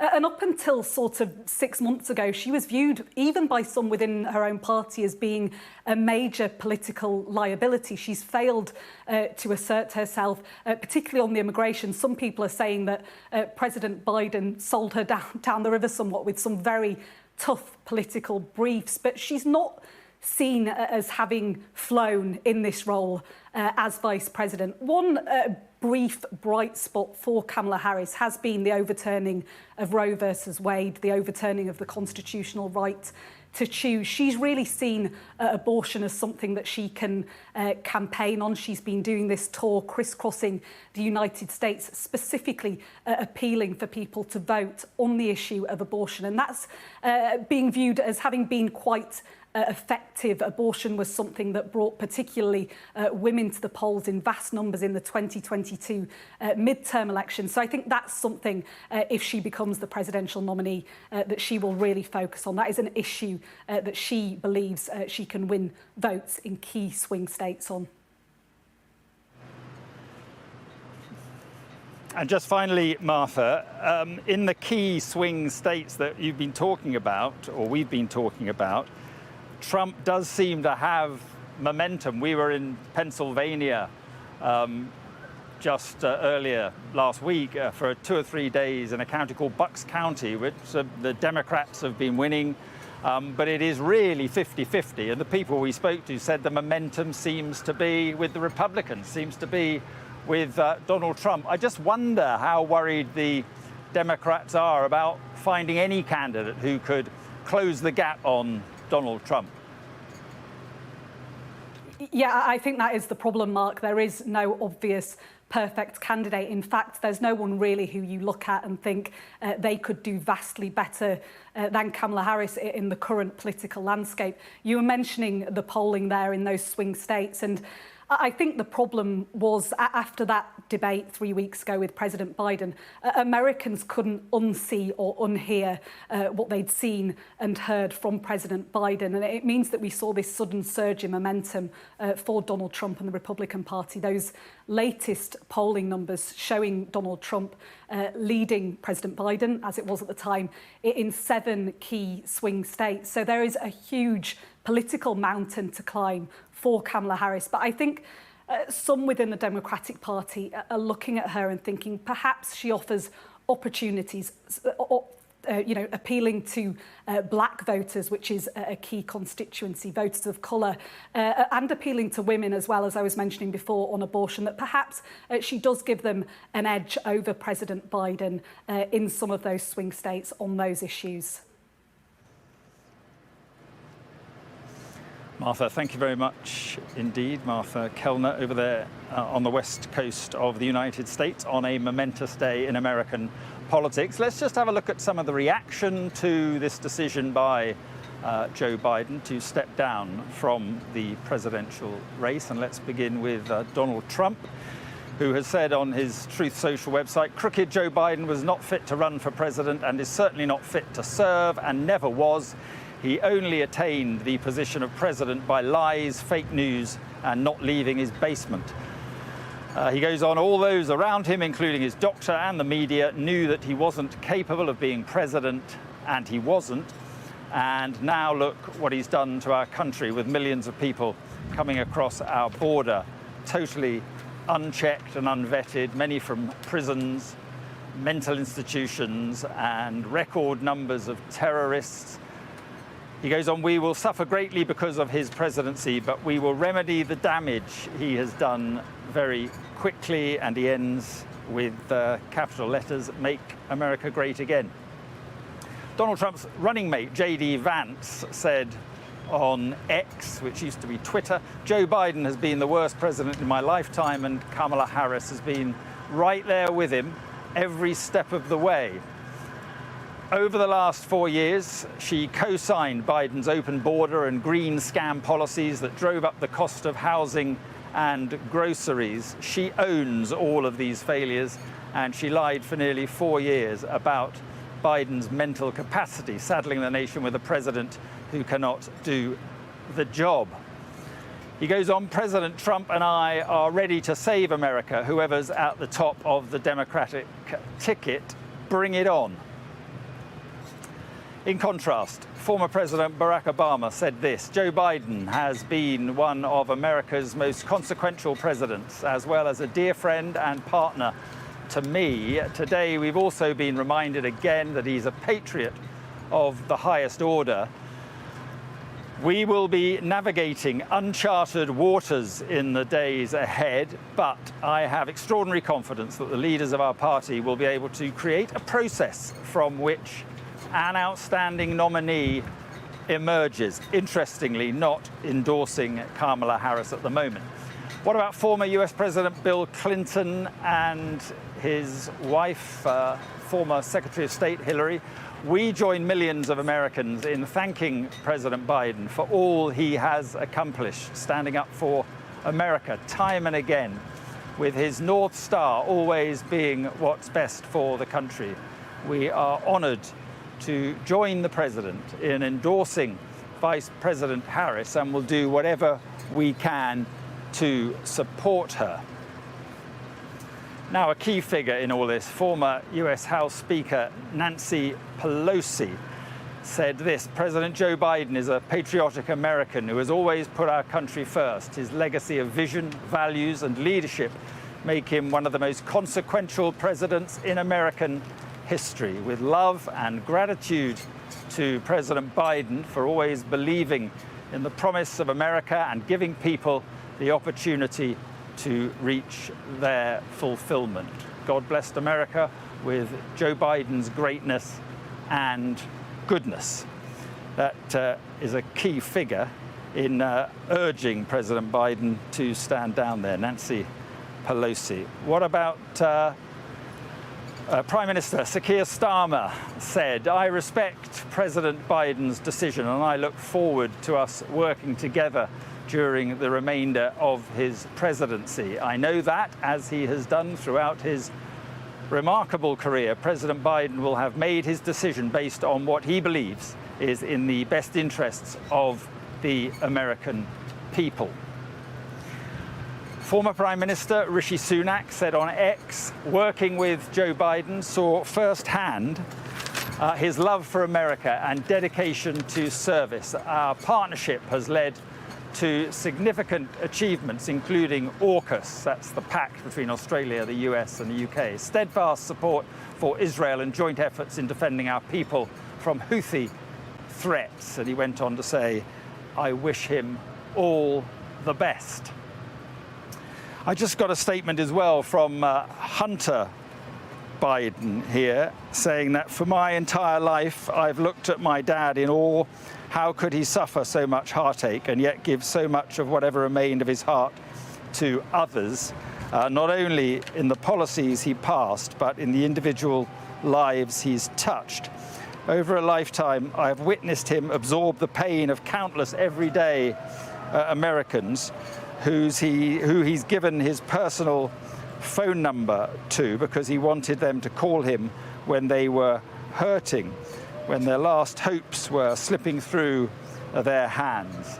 That unconditional love has been his North Star as a president, and as a parent, he is unique in public life today in that there is no distance between Joe Biden, the man, and Joe Biden, the public servant of the last 54 years. And he goes on, I'm so lucky every night I get to tell him I love him and to thank him. I ask all Americans to join me tonight in doing the same. Thank you, Mr. President. I love you, Dad. That the latest in a long line of statements we have had in reaction to all this. That one from Hunter Biden, Joe Biden's son. And there's also been many other tributes to Joe Biden, but equally those responses from the leadership of the Republicans, Donald Trump, J.D. Vance, who are very critical of Joe Biden. Let's speak to Martha Kellner, who's in Los Angeles. And, well, Martha, this could all move very quickly, couldn't it, in terms of Kamala Harris and what happens next? Yeah, and I think it's within the Democratic Party's interest that this does happen quite quickly. President Biden it's the longest that there's ever been that a sitting president has dropped out of the race. Apologies. It's the latest that this has happened. So it's in the Democratic Party's interest that they have an heir apparent assume that position as the presidential nominee as soon as possible. And it could happen very quickly indeed. I think it's interesting that so far no major donors have rallied around a candidate, an alternate candidate to Kamala Harris. And as I was saying earlier, logistically, she makes a lot of sense, not only because she has the Biden-Harris infrastructure around her, but that she can immediately inherit those tens of millions of dollars in campaign donations that they've so successfully raised as a pair. So if no alternative emerges, then Kamala Harris could assume that position as the Democratic Party's nominee very quickly indeed. Interestingly, I wonder if it might be better for her in terms of how she looks to the general electorate if she were to go through an open nomination process. It's something that we know that the former House Speaker Nancy Pelosi favours. So potentially Kamala Harris could fare better if she's seen as having prevailed in an open process rather than just being smiled upon kindly by President Biden. Martha, thank you very much indeed. Joining me now is Nicole Brenner-Schmidt, a Democrat strategist who is here in Washington, D.C. Thank you very much for being with us. And I want to talk about what happens next, or what you think should happen next, in just a moment. First of all, what do you make of President Biden's decision? I mean, look, this was the decision that was rumored to be happening today for a while. There were obviously some leaked donor calls from Friday that alluded to this. I don't think it comes as a surprise. I think there are a lot of people within the Democratic Party who are very happy to be out of what we sort of call a purgatory. This is will he, won't he? It's a forward motion. The decision has been made. It's not unexpected. A lot of big donors were sort of demanding it, so it's not a huge surprise. And, you know, following his statement, he endorsed Vice President Kamala Harris. We've seen a number of organizations that are extremely important within the Democratic organizational apparatus immediately follow suit, saying we're behind her. So it's really a movement to make sure that there's not a contentious situation at convention in Chicago, that this is the forward moment and movement of the Democratic Party, and this is where we're going to get behind. But could not a competition and a race and a process with some element of a contest, could that not be good for the Democrats? Could that not energize the Democrat campaign?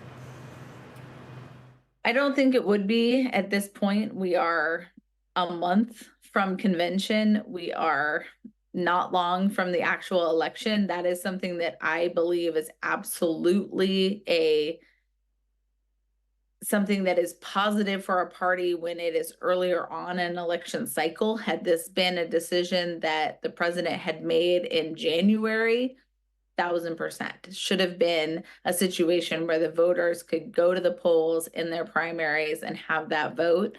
But they voted for a Biden-Harris ticket. The president has decided he's going to step aside. It's a very natural progression for the VP that they also cast a vote for, because we run as a ticket to become the nominee. And I don't think it would help the Democratic Party to have a contentious fight come convention in August, when our ultimate goal is to make sure that Donald Trump, who lied throughout a debate, continued to, throughout his convention, tell a lot of misinformations and lies, become president. Our goal is to make sure that doesn't happen. Right. I just wonder whether Kamala Harris might herself feel that she would have more legitimacy if she took part in some sort of process. I mean, I don't think so at this point. Again, it's a timing situation. If this was January or February, that seems like a conversation to have, but we are July 21. Our convention starts August 19th. This is a ticket that people voted for. They did not just vote for Joe Biden. They voted for a Biden-Harris ticket, which means she is number 2 and a heartbeat away from the presidency. And it feels that Democrats need to unite behind somebody and move forward with an agenda and a message about why Donald Trump is not right to lead our country, and Democrats are under Vice President Harris. So it does seem like that's the smartest thing for the Democrats to do, and where organizations and whatnot are falling behind. I am sure there will be people within the party who weigh in and say there should be some sort of debate and process, but it feels unfortunate that that would be a debate that we would have again in public, the way we just had the one about President Biden. Instead of having it within the family, we're having it in front of the whole world. Right, but you are literally the Democratic Party. This just doesn't sound very democratic. But again, they voted for the ticket. This is a ticket that they voted for. This is the ticket that they said they were going to support. And people are not without the right to say, hey, I want to jump in, I want to try. So we'll see. We'll see where people fall. There are a lot of people, a lot of names, a lot of amazing Democratic electeds who clearly have an interest in being president of the United States. They're more than welcome to throw their name in and their hat in the ring and have a conversation with the voters and the donors and see where that lands.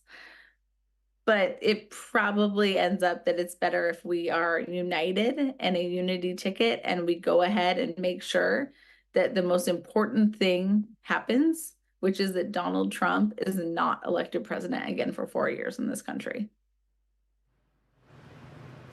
We've just been talking about the polls, the latest polls from the swing states and so forth, and they don't look good. What is interesting is that Kamala Harris, a poll I saw yesterday, Kamala Harris is 2 points behind Donald Trump in a sort of head-to-head matchup, as was, I should say now, Joe Biden, 2 points. So there's not much difference there, but there is this polling deficit in the swing states. How worried are you about that? Yeah, I mean, there's no doubt that the polling has not been on our side right now. I think it's a shame that the administration did not spend some time of the past 4 years really introducing the vice president to the American public. There are a lot of people who truly believe she is a really super lefty from San Francisco, which could not be further from the truth of her politics. So this is a time for America to get to know really who she is, what she is about, why she should be the person to lead this country for the next 4 years. And that's the case that we're going to make over the next few weeks and at convention and until November to the American public. This is the person who is ready to make sure that the American economy is going to be strong, that you are going to be able to support your family, send your kids to a good school, have a vacation, have working people, have jobs. That's what she's going to make the case for. And she's going to make some of that case as she was part of the last administration. And she's going to share with the American public what her vision is for the next 4 years. Nicole, thank you very much indeed. And now usually on Sky News is around this time, we look at the papers. So let's do that. Let's look at how the British newspapers are handling this story, and let's look at tomorrow's editions. And the Metro has the rather simple headline, Biden bows out. The Guardian's splash is also, it gets straight to the point really. Biden quits the race. The Telegraph has an identical headline. The Eye says White House staff had no idea that the announcement was coming, which is quite an interesting take on the whole story. The Times highlights the enormous amount of pressure the president has been facing from within his own party to withdraw from the election. The FT points out that Mr. Biden has endorsed his Vice President Kamala Harris as his successor.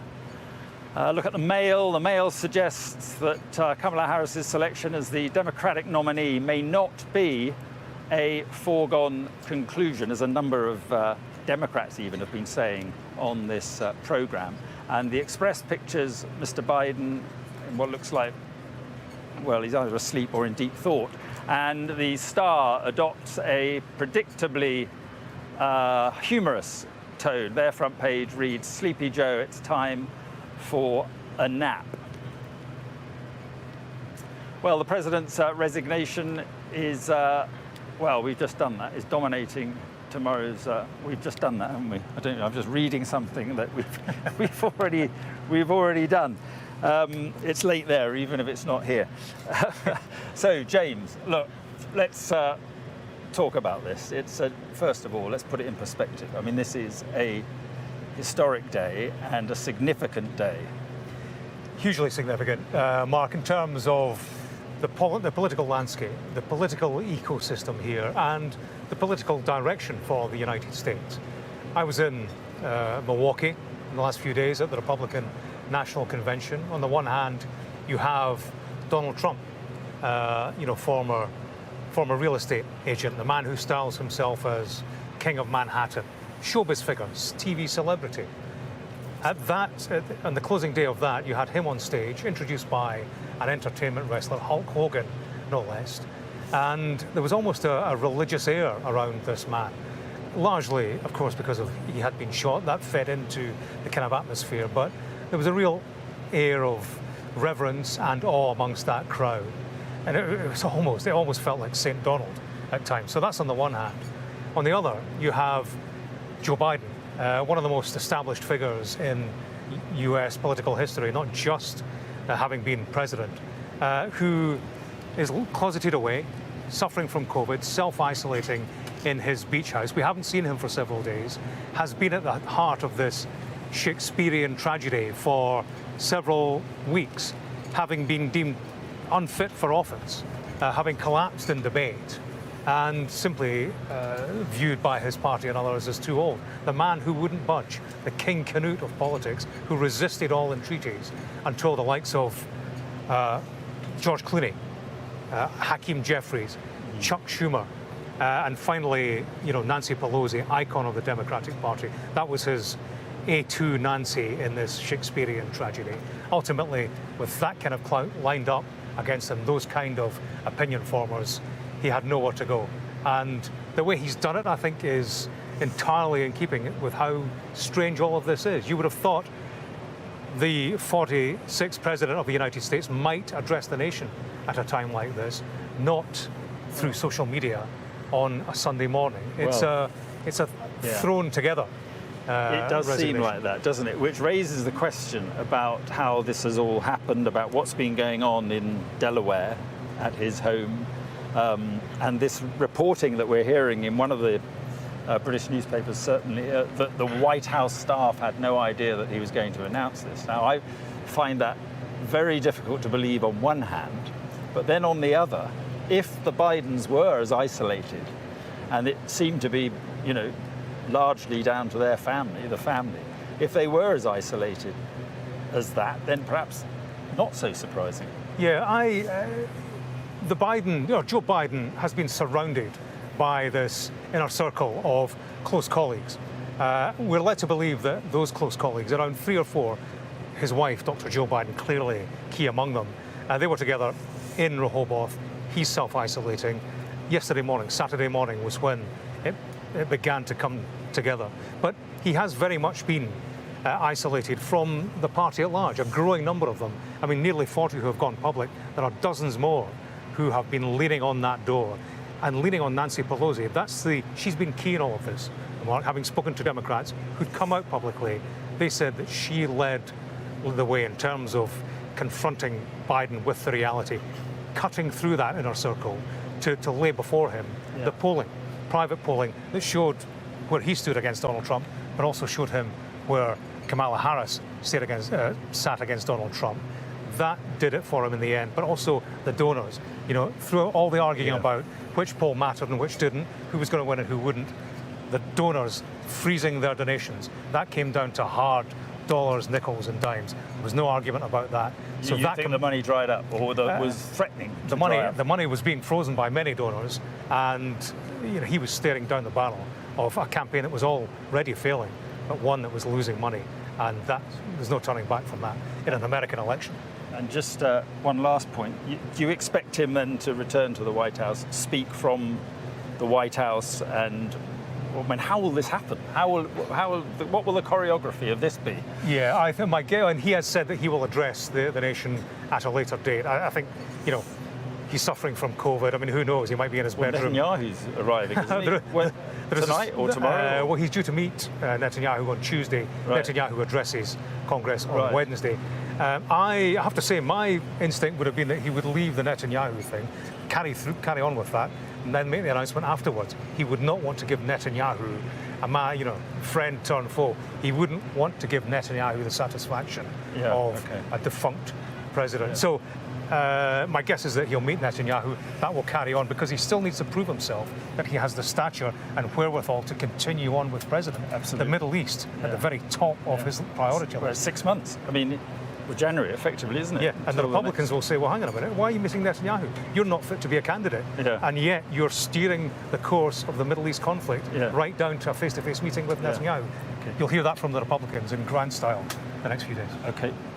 James, for now, thanks very much indeed. Well, we saw the British newspapers, what the UK newspapers are thinking of it. Let's talk to some of the journalists now. Associate editor and columnist for the Financial Times, Stephen Bush joins us, and also the Spectator's economics editor, Kate Andrews. And thank you so much for being with us. And this is not a traditional paper review, as I'm sure you'll imagine, but I do want to get your views. First of all, Stephen, what do you make of it all? Well, it's remarkable, isn't it, really, just the timing, watching a presidential party have to navigate the kind of situation which is very common if you're a parliamentary party, where the legislators get panicked and they call for a change of leader, but in a time when they can't do a full primary with the election, very far away in terms of how long, you could fit the whole UK election campaign twice over in the time between now and election day, but in the context of American elections, it's a very short amount of time. So it's a fascinating story organisationally, and one, of course, with huge consequences and repercussions for all of us here in Europe. I mean, in many ways, this election is much more consequential for most people in the United Kingdom than the election we just had, or indeed the next election we'll have. Yeah, and I want to talk about what sort of process you think will or should take place. Kate, just your initial thoughts on this moment in American politics. Remarkable, historically unprecedented. You have had presidents that have decided not to stand for another term, but by no means so close to the election. As Stephen points out, in American terms, we are now very close to the election, and you've had 50 states of Democratic primaries where people have largely voted for the Biden-Harris ticket. This puts the Democratic National Convention in a really tricky place because, of course, the Democrats want to be able to say they are going up against a candidate who rejects the Democratic results of the previous election. But they have a primary process of their own, and I think not just Joe Biden's endorsement of the Vice President Kamala Harris tonight, but also that primary process puts her in a very strong position to be the next nominee.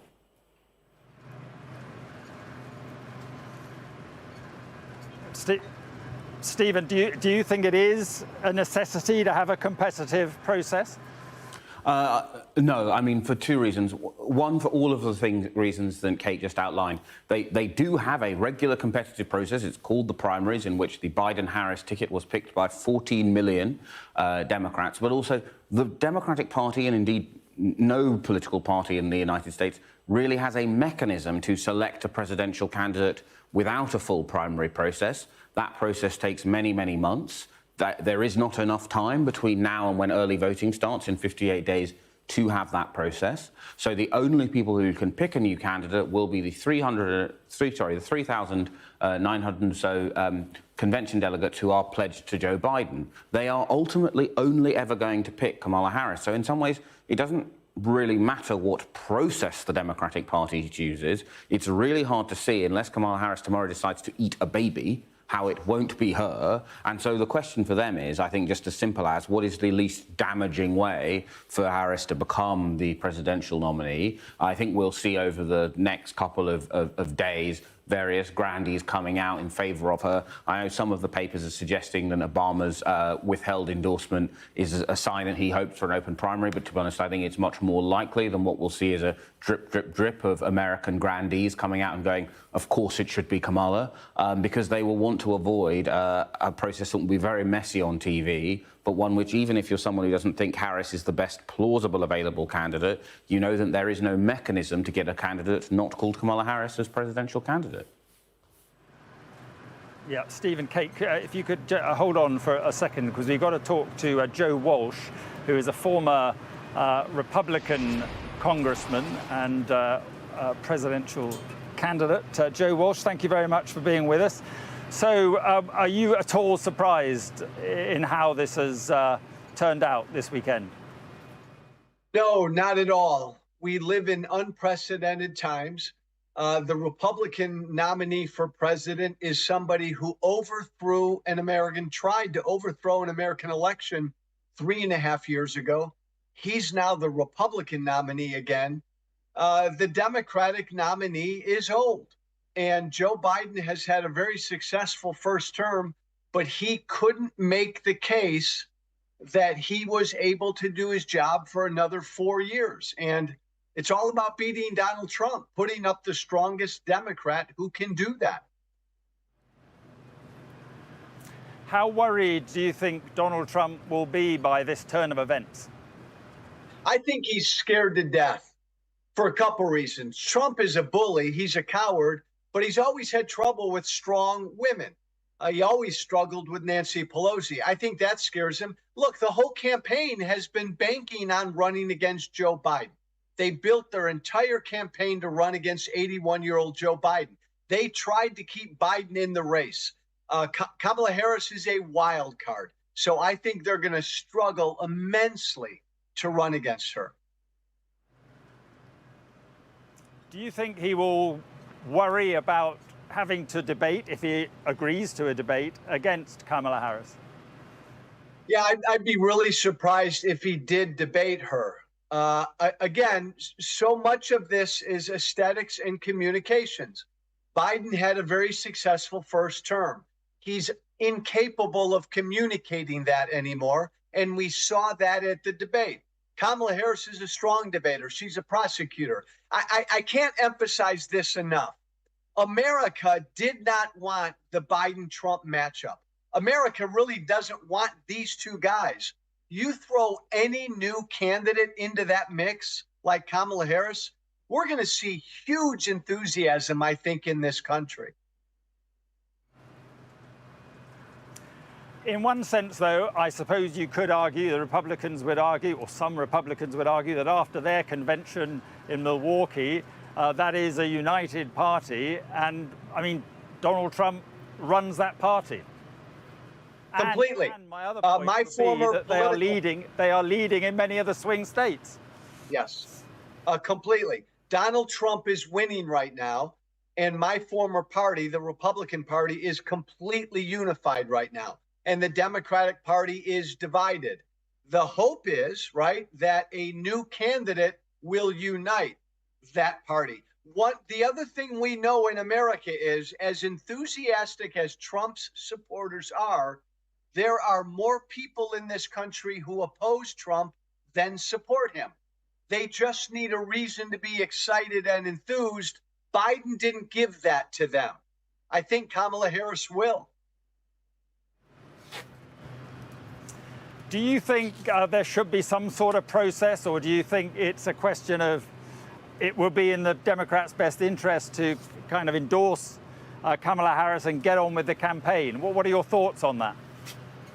Well, I think there will be a process. What did Kamala Harris say today? Kamala Harris today said, I'm honored and I'm going to earn the nomination. So Kamala Harris threw her hat into the ring.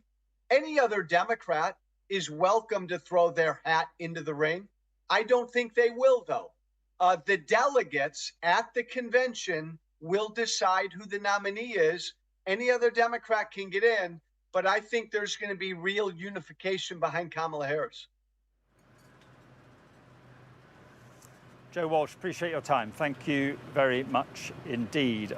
Quick look at the clock, and it is, well, it's just turned 11 o'clock in the UK, and you are watching Sky News. I'm Mark Austin, live from Washington this evening on a momentous day that will certainly reshape the battle for the US presidency in November, and could also, of course, have this decisive impact on the future of the most powerful country on earth. President Biden has today announced he will not seek to be re-elected for a second term after days of increasing pressure from within his own party. And it was prompted by a disastrous performance in that first television debate with Donald Trump, and then pressure grew. This weekend, 37 Democrat members of Congress had publicly called on him to go, as that series of gaffes combined with his rather frail appearance and a third bout of COVID led to those concerns about his ability to serve 4 more years as president and to beat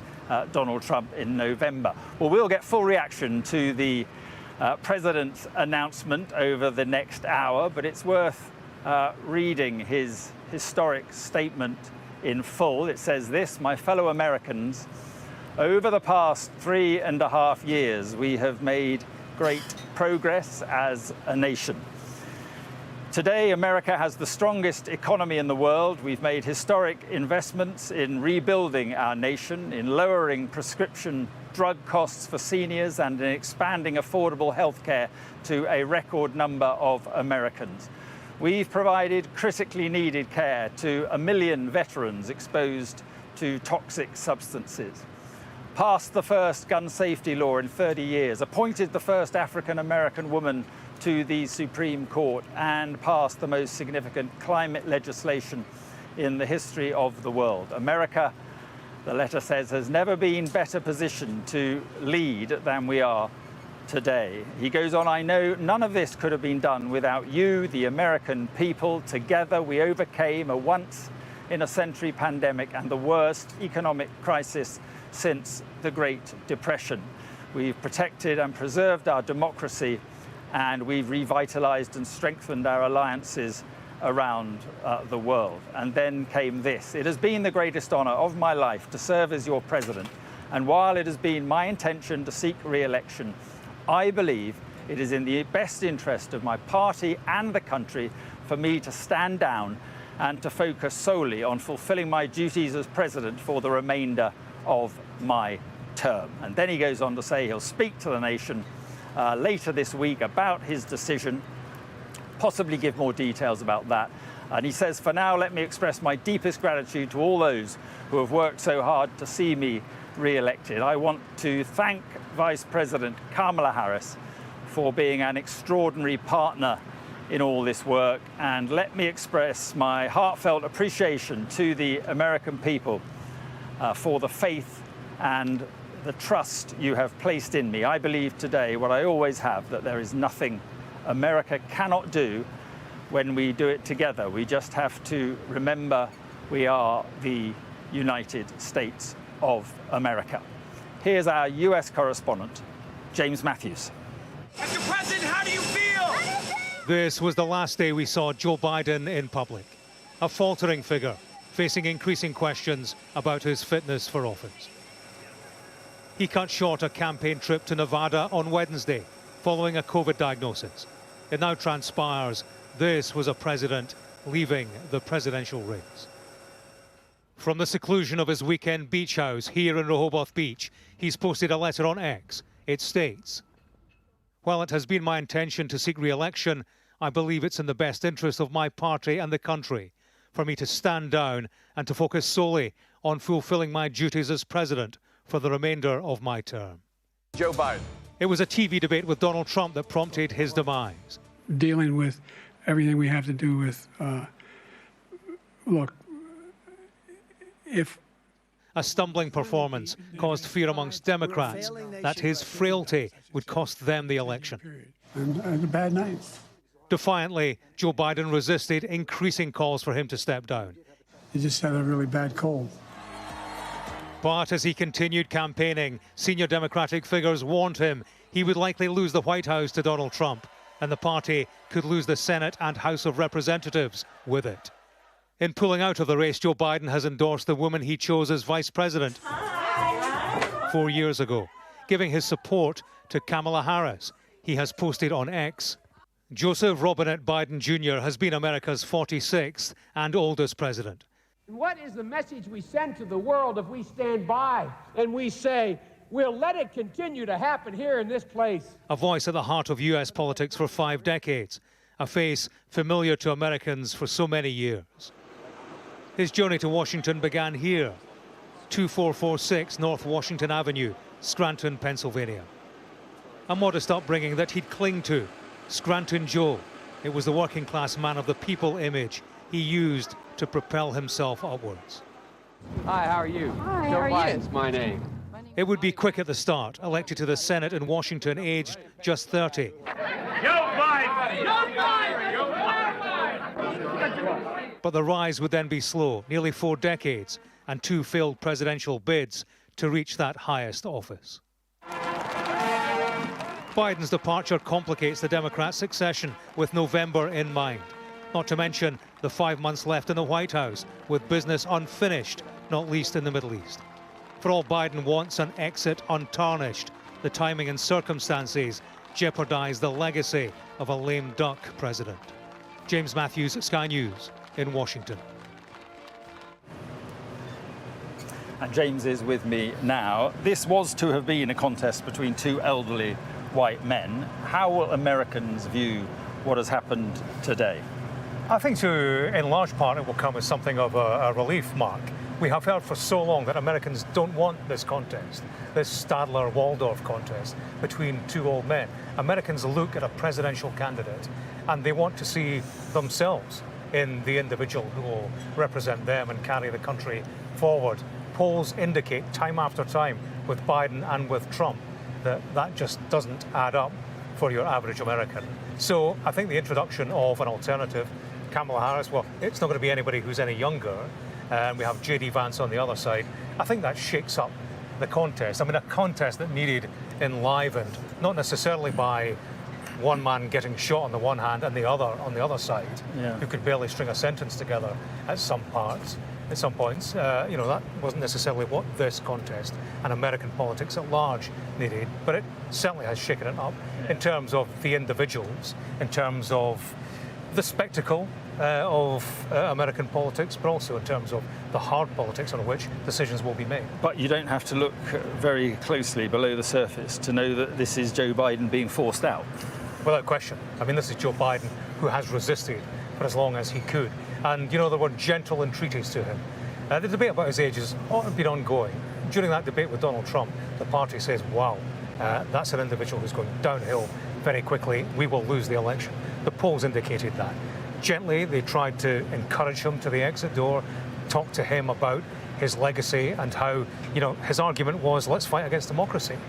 They said, well, you're in no position to articulate that argument, but also you're going to lose the election. And where does democracy stand then? So that was the argument. Gentle pushing at the door. Senior figures in the party went to him, Nancy Pelosi and others. They showed him, presented the showings in the private polling. They showed him what donors were saying, and donors were holding back their money. So, you had Pelosi, Schumer, Barack Obama in the wings, didn't say anything publicly, didn't stop his big pal George Clooney telling Biden to take a jump. So they were standing all ranked together against Joe Biden. He was listening to his inner circle for so long, for as long as he could, isolated in his beach house in Rehoboth. We're told that yesterday morning that finally, it got to him, the reality that he wasn't going to beat Trump, and that Harris, polls with regard to Harris against Trump were shown to him, and these are the figures that probably did for him in the end. One of the issues that cropped up, and the 37 Democrat congressmen were worried about what would happen to this place, and worried about what would happen to the House and the Senate, and as well as the presidency. That was a concern of many. Yeah, many polls showed that in House and Senate contests around the country, you had Democrat candidates who were ahead in the polls of their rival, and yet in that same place, Biden was behind Trump. So it was a drag and not just in terms of his own presidential hopes, but also in House and Senate races around the country. And that was the big concern, articulated publicly by senior members of the parties. Look, you're going to lose the White House.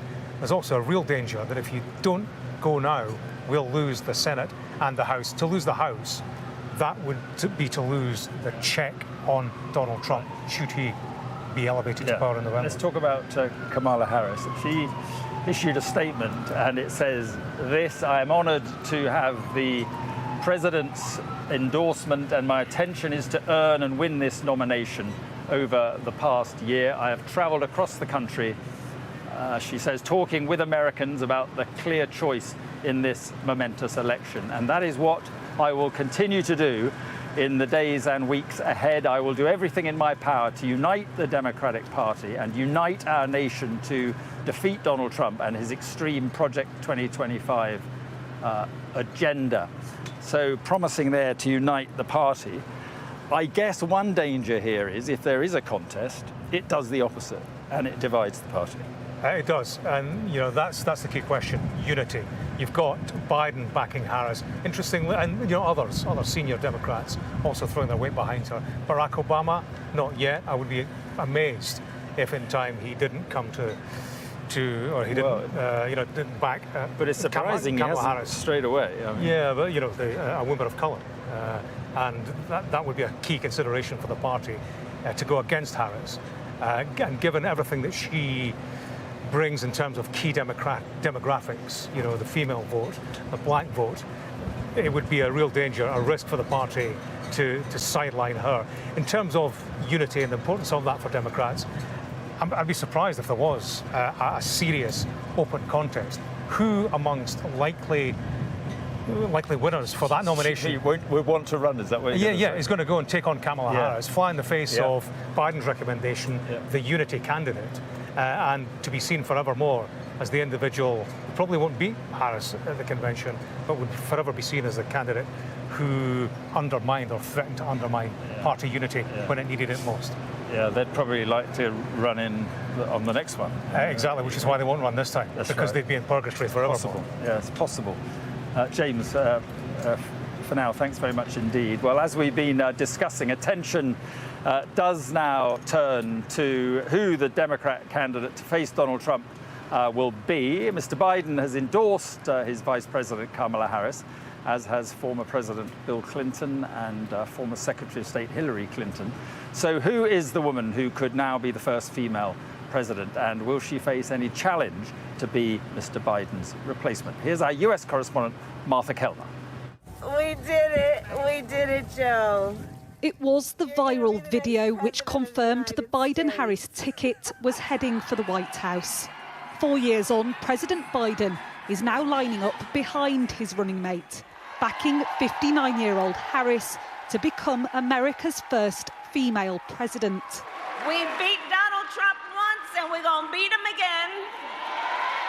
Well, we've never invested in campaign with Kamala Harris at the top of the ticket. So I'm excited to see, and I know the money is going to be ramping up because I'm already hearing from donors who had been waiting on the sidelines, but they're ready to come back in. Harris had led her own presidential campaign in 2020. I am running for president of the United States. Well, and, that's a big announcement. and I'm very excited about it.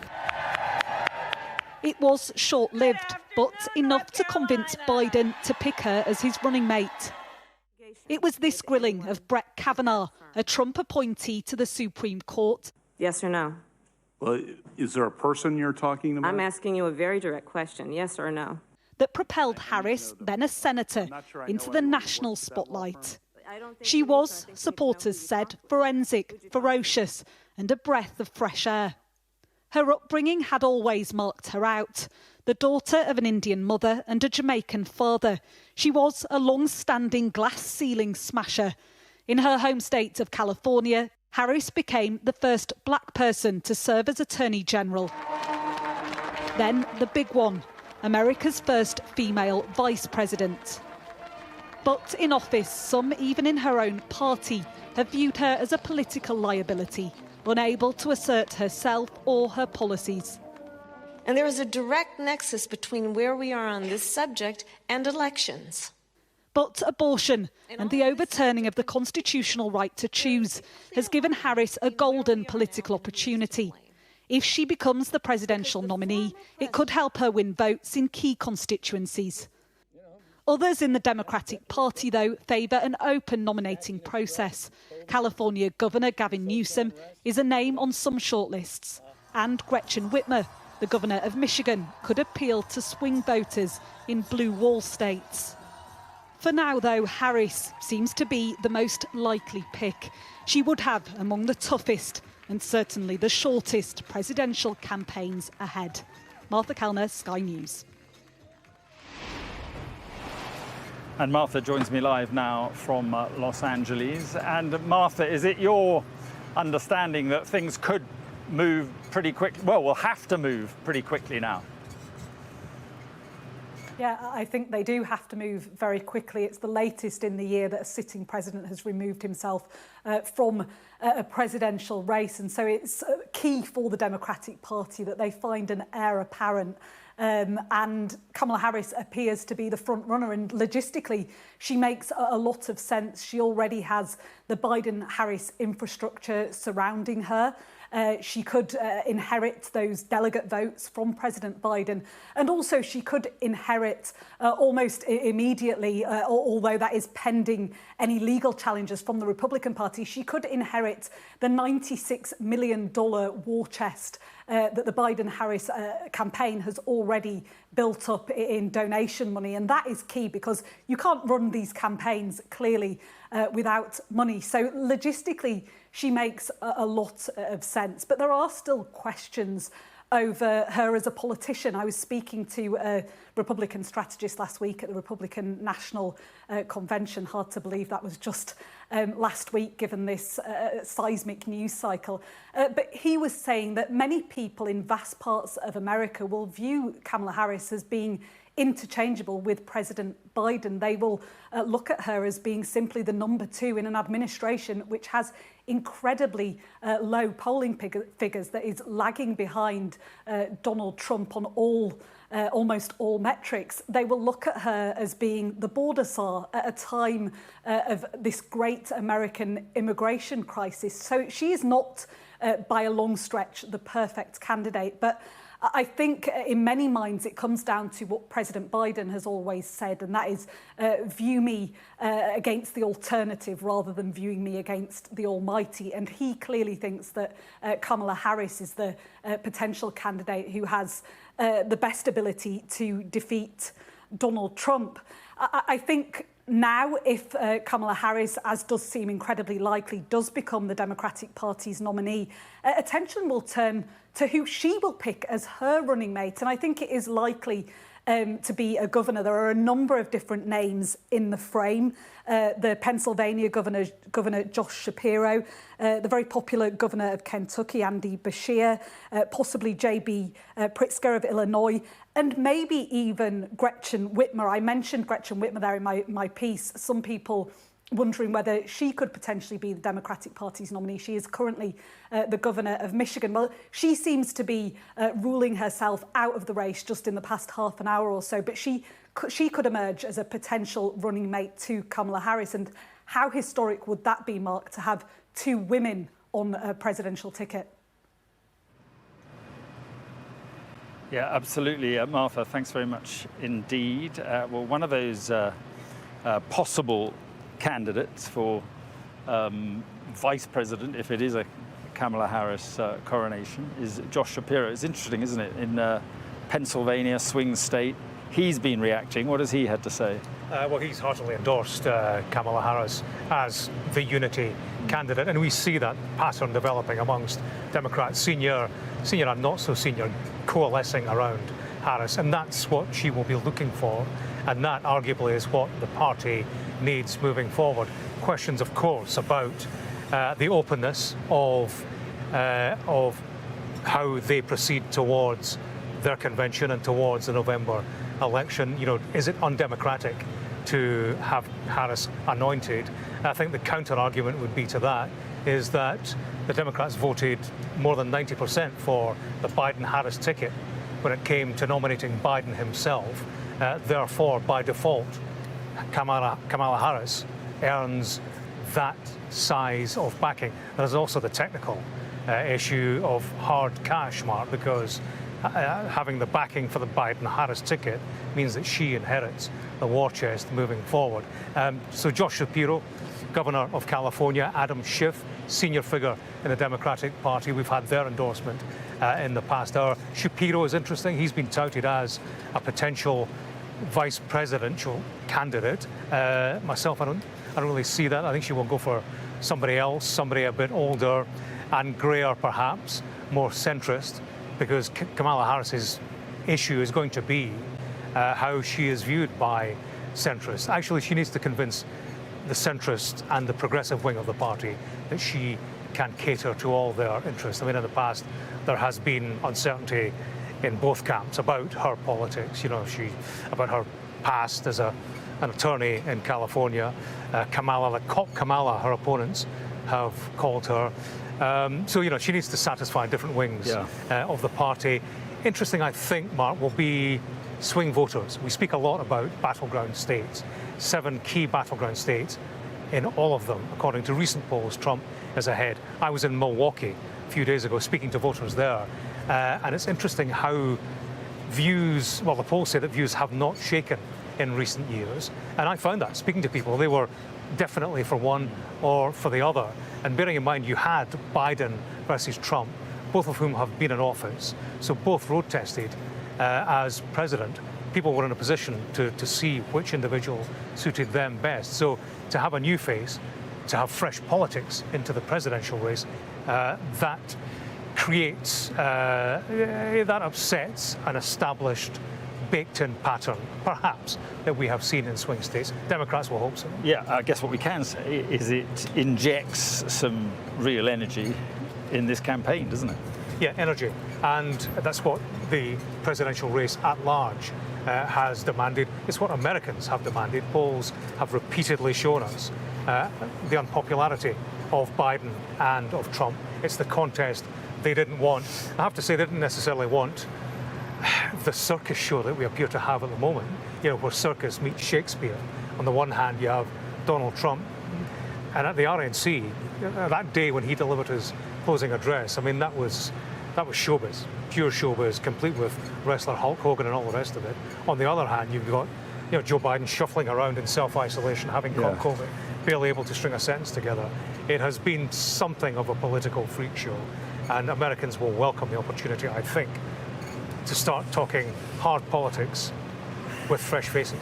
Yep, I'm sure that is true. James, thanks very much indeed for the moment. Now let's look at some of the reaction to this decision by Joe Biden to step down from the presidential race. And we'll start with Donald Trump, who said on Truth Social, his website, "Crooked Joe Biden was not fit to run for president and is certainly not fit to serve and never was. He only attained the position of president by lies, fake news, and not leaving his basement." All those around him, including his doctor and the media, knew that he wasn't capable of being president, and he wasn't. And now look what he's done to our country, with millions of people coming across our border, totally unchecked and unvetted, many from prisons, mental institutions, and this is all his campaign stuff, and record numbers of terrorists. We will suffer greatly because of his presidency, but we will remedy the damage he has done very quickly, make America great again, he says. Donald Trump's running mate, J.D. Vance, said on X, "Joe Biden has been the worst president in my lifetime, and Kamala Harris has been right there with him every step of the way. Over the last 4 years, she co-signed Biden's open border and green scam policies that drove up the cost of housing and groceries. She owns all of these failures, and she lied for nearly 4 years about Biden's mental capacity, saddling the nation with a president who can't do the job. President Trump and I are ready to save America. Whoever's at the top of the Democrat ticket, bring it on." Slight contrast to that, former President Barack Obama said Joe Biden has been one of America's most consequential presidents, as well as a dear friend and partner to me. Today, we've also been reminded again that he's a patriot of the highest order. He went on to say, we will be navigating uncharted waters in the days ahead, but I have extraordinary confidence that the leaders of our party will be able to create a process from which an outstanding nominee emerges. So no endorsement of Kamala Harris at the moment, at least. Former US President Bill Clinton and former Secretary of State Hillary Clinton said, we join millions of Americans in thanking President Biden for all he's accomplished, standing up for America time and again with his North Star always being what's best for the country. He says, we are honored to join the president in endorsing Vice President Harris and will do whatever we can to support her. In the UK, Prime Minister Sir Keir Starmer said, I respect President Biden's decision and I look forward to us working together during the remainder of his presidency. I know that, as he has done throughout his remarkable career, President Biden will have made his decision based on what he believes is in the best interests of the American people. And former Prime Minister Rishi Sunak said, working with Joe Biden, I saw firsthand his love for America and dedication to service. Our partnership has led to significant achievements, including AUKUS, steadfast support for Israel, and joint efforts in defending our people from Houthi threats. And he went on, I wish him all the best. Now, Mo Vela is a former senior advisor to President Biden and joins us now. And what are your thoughts, your emotions tonight? Well, mixed emotions, to be honest with you. A little sad because I love the Bidens personally, and I'm so proud of what they've done, what the president has done throughout his presidency and what he's accomplished. I think history will reflect very fondly on his presidency and on him. He's dedicated his whole adult life to our nation and service to our nation. But I'm also excited. I think this is going to revitalize and revive the Democratic Party. I think we're all going to rally around Vice President Harris. And I'm looking forward to it. J.D. Vance's quote that you just read said, bring it on. I say right back to J.D. Vance, we're going to bring it on. You're not ready. Right, and when you say we're going to rally around Kamala Harris, you think that should automatically happen, do you, and that she should go forward as the candidate? Oh, I absolutely do, number one. Number two, I also make this prediction, Mark. I say to your viewers tonight, watch what's about to happen with the women of America. I think they are about to unite and rally and vote in unprecedented numbers. Remember, now you have a woman at the head of our ticket who used to enforce the laws of California as the Attorney General, running against a convicted felon who sexually assaulted a woman, paid a hush money to a porn star, cheated on all his wives, and disrespects women. This is going to be fun. Just watch what's about to happen. They think that she's going to be somebody easy to beat. I think she's about to show them exactly the power of women in this nation. Just watch. Well, there was a woman taking on Donald Trump in 2016 with Hillary Clinton. Different set of circumstances. If you want to talk about that, let's talk about the facts. When Hillary Clinton was running, women had their reproductive rights. Thanks to Donald Trump, those rights have been taken away from the women of this nation. They no longer have the power and control of their own bodies because of Donald Trump. He proudly owns that badge. I'm just telling you, Hillary did not have that opportunity to use that issue. This issue alone is going to rally the women of this country. Mark my word. Right, and look, there's not a long time to go. How concerned are you at the polling at the moment, which shows that in the swing states, Trump is ahead and shows in some of the key counties in the swing states that Republicans seem to have some momentum at the moment. Well, Mark, honestly, I'm not worried about those polls because we don't know what those polls are going to be like next week, 2 and 3 weeks from now, when Vice President Harris is the nominee and she's out in front of the ticket. So I'm going to wait and see the polls after a few weeks and after our convention. I'm not concerned. I don't think the majority of Americans are even tuned in to this race, number one. Number two, I'm going to repeat again, this is how important I think this issue is. Women will now rally.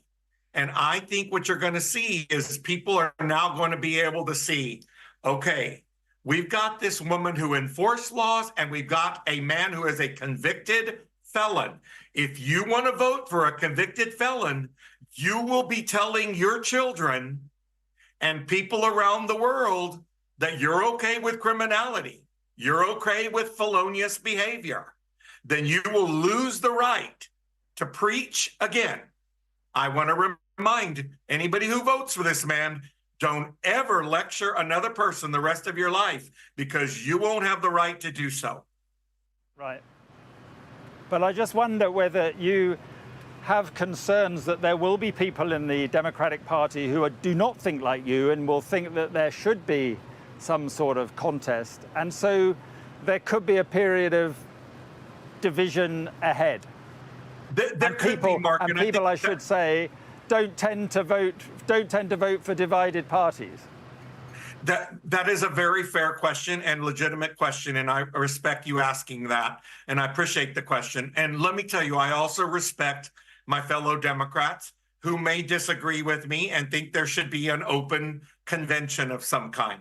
I personally think that's not going to happen. I think that's why you're seeing these endorsements flow in very quickly. As you perfectly noted a minute ago in your reporting, or one of your colleagues might have, she is on the ticket. So whatever votes have been received by Biden-Harris were actually also received by her. So I don't see anything wrong with this, but I think she just said it. She's going to earn it and she's going to win the nomination. And I think even if you have an open convention, she's still going to be the nominee. So I'm ready. I'm rallying behind her, but I'm also encouraging every woman in this country who wants to take back control of their body and the right of their reproductive freedom to vote for Kamala Harris. It's that simple in the Democrat. So let's go. Bring it on, J.D. Vance. Right. Just one last point on Joe Biden. He clearly didn't want to go. He's clearly been forced out. How difficult do you think this will have been for him to stomach? You know, I didn't get to speak to him during this troubling time, but having worked for him, as you know, and considering him a personal friend, I have to tell you, I know this was overwhelmingly difficult. Because I'll tell you what I predict or project or guess might have been happening. He actually, his presidency resulted in some monumental historic legislation. And so I think what he was feeling was he wanted to keep that momentum going. And so I'm sure it was sad, it was difficult, it was challenging and overwhelming for sure to make this choice. But once again, 50 years of service to our country. And at the end, he did exactly what he's done all along. He did what he thought was best for our nation, her people, and our future. And I love him for it. I admire him and I commend him. And he will be viewed by history in very favorable terms. I feel confident of that. Listen, thank you very much for coming on the program. Appreciate your time on this day. Thank you. It's my pleasure. Thank you, Mark. Not at all. Right, let's have a look at the UK papers and start with the Metro that has the headline, Biden bows out. The Guardian's splash also gets straight to the point, and it is that Biden quits race. The Telegraph has an identical headline. The Eye says White House staff had no idea that the announcement was coming. The Times highlights the enormous amount of pressure that the president has been facing recently, certainly from within his own party. The Financial Times points out that Joe Biden has endorsed his Vice President Kamala Harris, as have others, as the successor. Daily Mail suggests, though, that Ms. Harris's selection as the Democratic nominee may not be the foregone conclusion that many suspect it is. The Express pictures Mr. Biden rather, should we say, deep in thought. And there's a humorous tone on the front page of which paper? The Star. And the Star says, "This sleepy Joe, it's time for a nap." Now, a little earlier, we were talking to our guests, associate editor and columnist for the Financial Times, Stephen Bush, and also the Spectator's economics editor, Kate Andrews. And Kate, I was about to come to you when a guest came along, and I apologise for that. And we were talking, though, about the sort of process that you think may be necessary. We're hearing from a lot of Democrats, I have to say, in the last 3 or 4 hours, all saying the simple way is the best way, and that's straightforward endorsement of Kamala Harris. Yes, there are a few reasons for this. Number one, they don't want to have any infighting play out at the Democratic National Convention. This has already been a very messy process. It is historically unprecedented for a president to decide not to run for another term so close to the election. So this is already very messy for the Democrats, and they want something very straightforward now. They want that for public perception. They want that for fundraising. They would like to have one name to get behind. For others, this will be a simple Democratic point.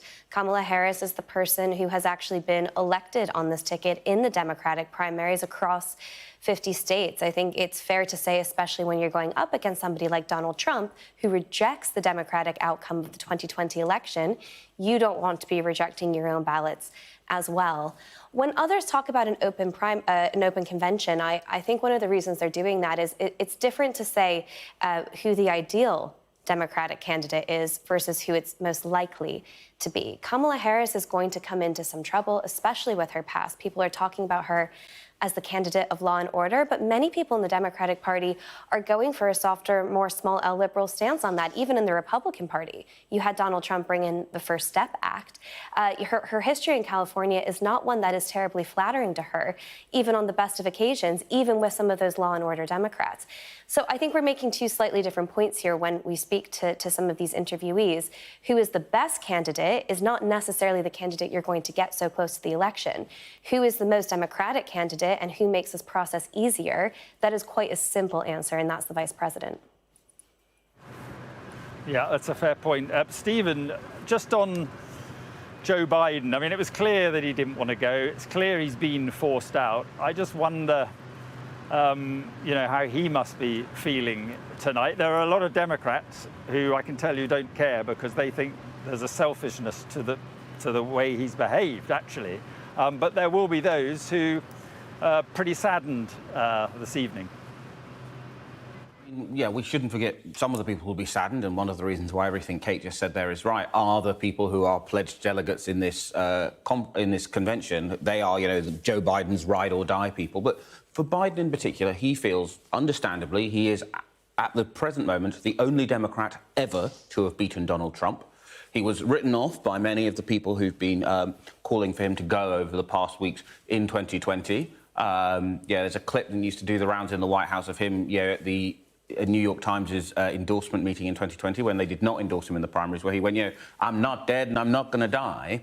And he's felt written off by Barack Obama in 2016 when he urged him not to run against Hillary Clinton, who then lost. So he will feel a huge sense of sadness at being pushed out, having to give ground, as he'll see it, those people. But also he'll feel deep anxiety because he does still believe he is the only Democrat who can beat Donald Trump. Like everyone else in this process, he understands that their options are Harris or chaos and then Harris, so he's picking the non-chaos option. It's a very bruising, very sad end to his political career, and he, of course, and those around him will be feeling a huge amount of sadness about that. Right, Kate, let's talk about the Republicans then. How will they be feeling this evening? How will Donald Trump be feeling about this? And how will the Republicans move to deal with this? I think there are two camps of thought here. The obvious one is that Kamala Harris is much younger and arguably in the debates could land some more blows against Donald Trump compared to Joe Biden. But let's not forget, based off the previous debate, that became a relatively low bar as Biden was really struggling to make his point. So some are saying, look, we're going to have more energy, we've got more enthusiasm, Donald Trump should be scared of Kamala Harris. But I think the other camp, which I suspect is probably stronger within the Republican Party, is Kamala Harris is always the kind of candidate they would have liked to run against. Joe Biden being more centrist, appealing to more independents, especially back in 2020, made things a lot more difficult for Donald Trump. Kamala Harris, back when she was a senator in 2019, if you track her votes, was one of the most left-wing voting senators at the time. Her history of supporting Medicaid for all, her history of supporting the Green New Deal, she has moved towards the center to be Joe Biden's vice presidential pick. But they're going to be resurfacing a lot of the more left-wing kinds of things she said. One of the reasons that Joe Biden was so successful in 2020 is he appealed to frustrated Republican voters, he appealed to independents, he appealed to people who had just had enough of the 4 years of President Trump. But Americans have been saying for years now that they're not as happy with Joe Biden's economy as the headline figures suggest. Trump was ahead of Joe Biden in the swing states before the near assassination attempt, even before that main debate that we saw. Trump was polling pretty well. So you already have the issue of Trump doing okay versus Joe Biden in the national polls. To bring in a more left-wing candidate could actually prove very difficult for the Democrats. The real task for Kamala Harris over the next couple of months now is going to prove that she is the Biden continuity candidate and to prove that the things that she's been saying in office and as she's been his vice president are really what she believes and what she would continue to do for the nation. Right, finally, question. I'm interested in both your thoughts about how Trump has reacted to what Joe Biden has done. You know, this statement, worst president ever, should have stayed in his basement, etc., etc. It's not terribly gracious. I wonder what you both think about, the reaction and what it says about the Republicans and Donald Trump. Kate, first of all. Well, just days ago, you had Donald Trump in his Republican National Convention speech saying that he was going to be a unity president, saying that he wanted to bring America together. But we always suspected that that was according to Donald Trump's version of unity, which is to get behind him or, not to get behind anybody at all. I can't say I'm in any way surprised that his pledge for unity fell down at the first hurdle. Stephen? Yeah, I mean, I think it says what I think anyone who's observed Donald Trump should know by now, which is that Donald Trump is a person who is not morally fit to hold the office of president in the most powerful and important democracy in the world. He's someone who doesn't deal well with any form of opposition, and he will be personally embittered that the person who beat him last time is not going to hang around for him to get revenge. And although Harris is not the strongest candidate for all of the reasons Kate sets out, a change in the dynamic of this race is a risk to the person who is currently ahead, who is Donald Trump. And when Donald Trump hits a speed bump in his life, which he hasn't all that often, he tends to have a bit of a tantrum, as we're seeing him have now on Truth Social. And let's not forget that Donald Trump was desperate to replay the 2020 election. He wanted this to be a repeat. He wanted Americans to say, we got it wrong. We want Donald Trump back in the White House. He doesn't have that opportunity now. With Harris, it is a different election. Regardless of the outcome, he doesn't get to repeat history. Yeah, Kate, it's a good point. Thank you very much indeed. Stephen, thank you very much. And Dr. Lindsay Chavinsky joins us now, and presidential historian and executive director of the George Washington Presidential Library. Well, this is all interesting, all very interesting. Put this in perspective for us historically. I mean, it's a momentous event and a momentous day, isn't it? It is. We very rarely see anything like this in history. It's really quite a remarkable moment. There are a couple of close parallels. Of course, Harry Truman and Lyndon B. Johnson stepped down, but they did so much earlier. And so this is really something that is quite rare. And I think especially given all of the power and the prestige of the presidency, it is pretty remarkable that someone is willing to step away from it. And what do you think? I mean, the point should be made. It's an interesting one. Lyndon Johnson, 68. They went on, of course, Democrats went on to lose. But what is the process now regarding Joe Biden? What will he be expected to do now in terms of an address to the nation and the next 6 months or so? How does he handle it? It's all, as former President Obama was saying in his statement, we're in uncharted territory. We are. The thing about the presidency that is kind of unusual compared to other democracies around the world is that the president is expected to be the head of state, the head of the executive branch, and the head of party. And those are often three contradictory responsibilities and goals. And now that he has been freed of being the head of party because he's not running, he can, I think, really bring out the elder statesman part of both, I think, his personality and also what the job requires. I suspect he will be leaning in on trying to bring the American people together, to bring Democrats together, especially leading up to the election. And I don't know for sure, because of course, historians tend to be really bad future predictors, but I think that he might have success because so much of people's frustration with Biden had to do with his age and his running again. And once that is out of the way, I suspect that people are going to have much more positive feelings about him.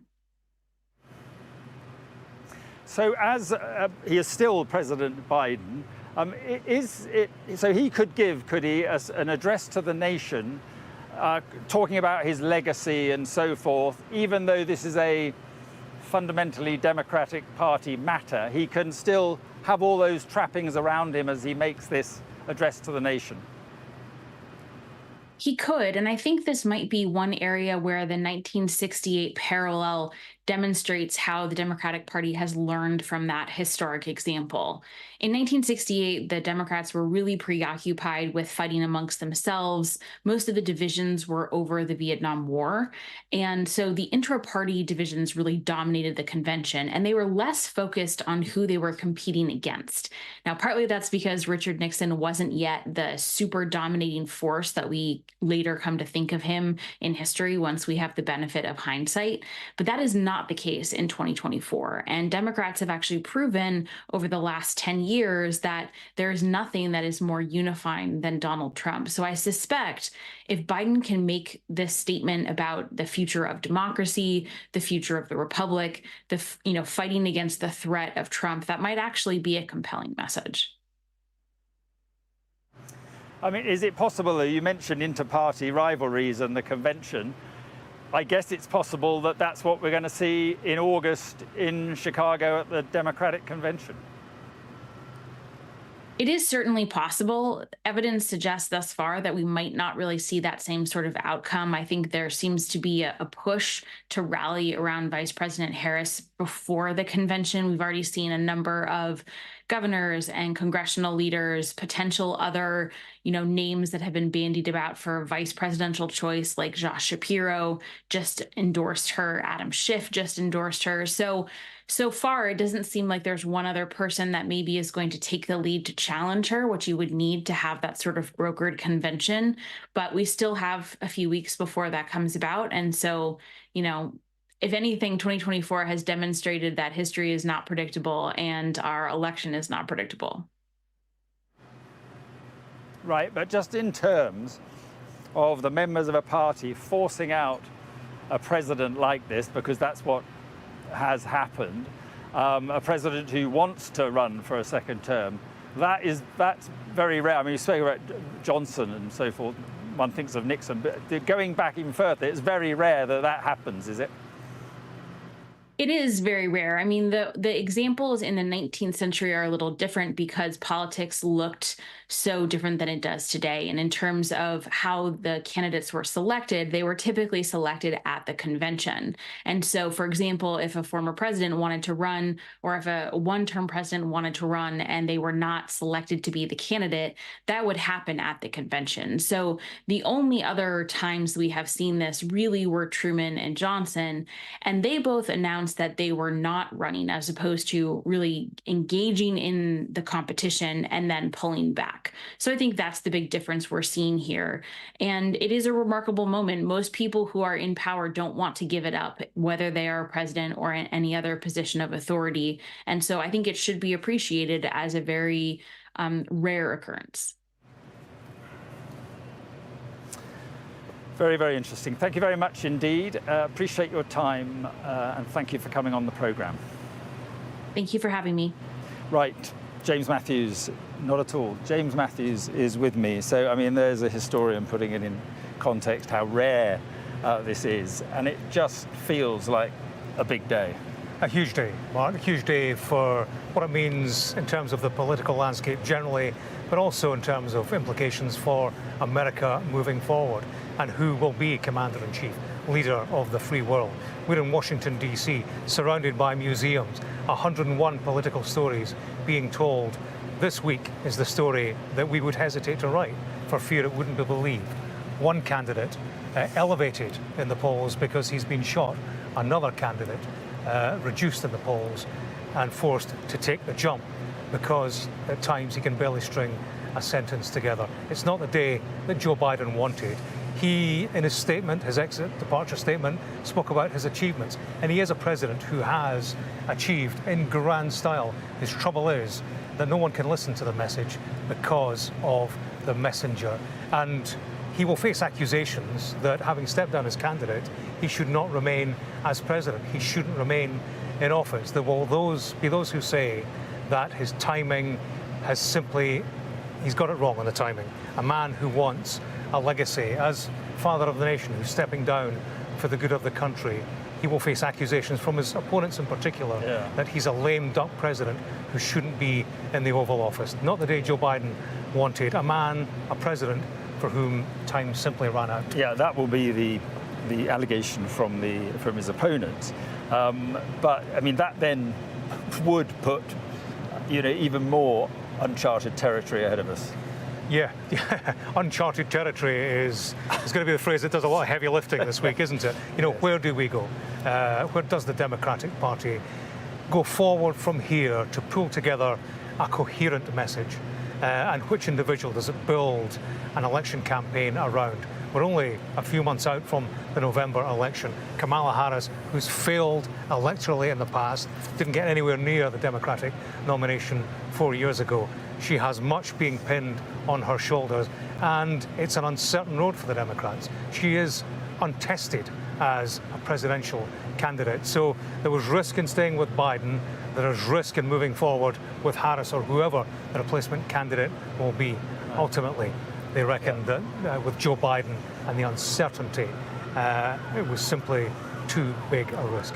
Quick word on Trump. Like Kate Andrews made the point there that here was a man who said he was going to have a new, softer message, and more unity and so forth, and really a fairly scathing attack on Joe Biden subsequent to Joe Biden's announcement. Well, it's game back on, isn't it, for Donald Trump? Donald Trump, before this morning, Donald Trump had won the election. You look at every poll, you look at the 7 key battleground states, Trump was out in front. He could afford the luxury of being Donald Trump, father of the new politics, a Donald Trump who was reducing the rhetoric in political debate because Joe Biden was in his rear-view mirror. And we saw Trump at the Republican National Convention. It was almost a St. Donald. You could see it on his face. He was a man who had increased in stature, increased so far in the polls, that he didn't have to engage in, he didn't have to play the man anymore. He could play the ball. That's clearly turned on its axis in the space of a Joe Biden tweet. He's got a new opponent, and we're back to the old style of politics.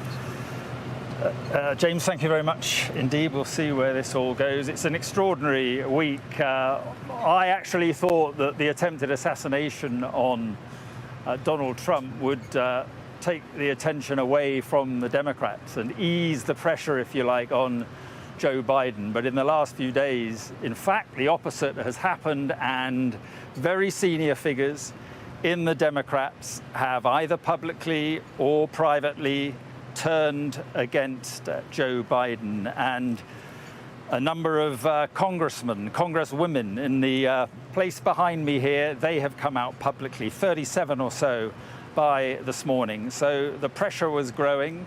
President Biden himself has been insistent that he was the man to take on Donald Trump because he was the man who could beat Donald Trump. But the pressure has grown to such an extent that he produced this letter today.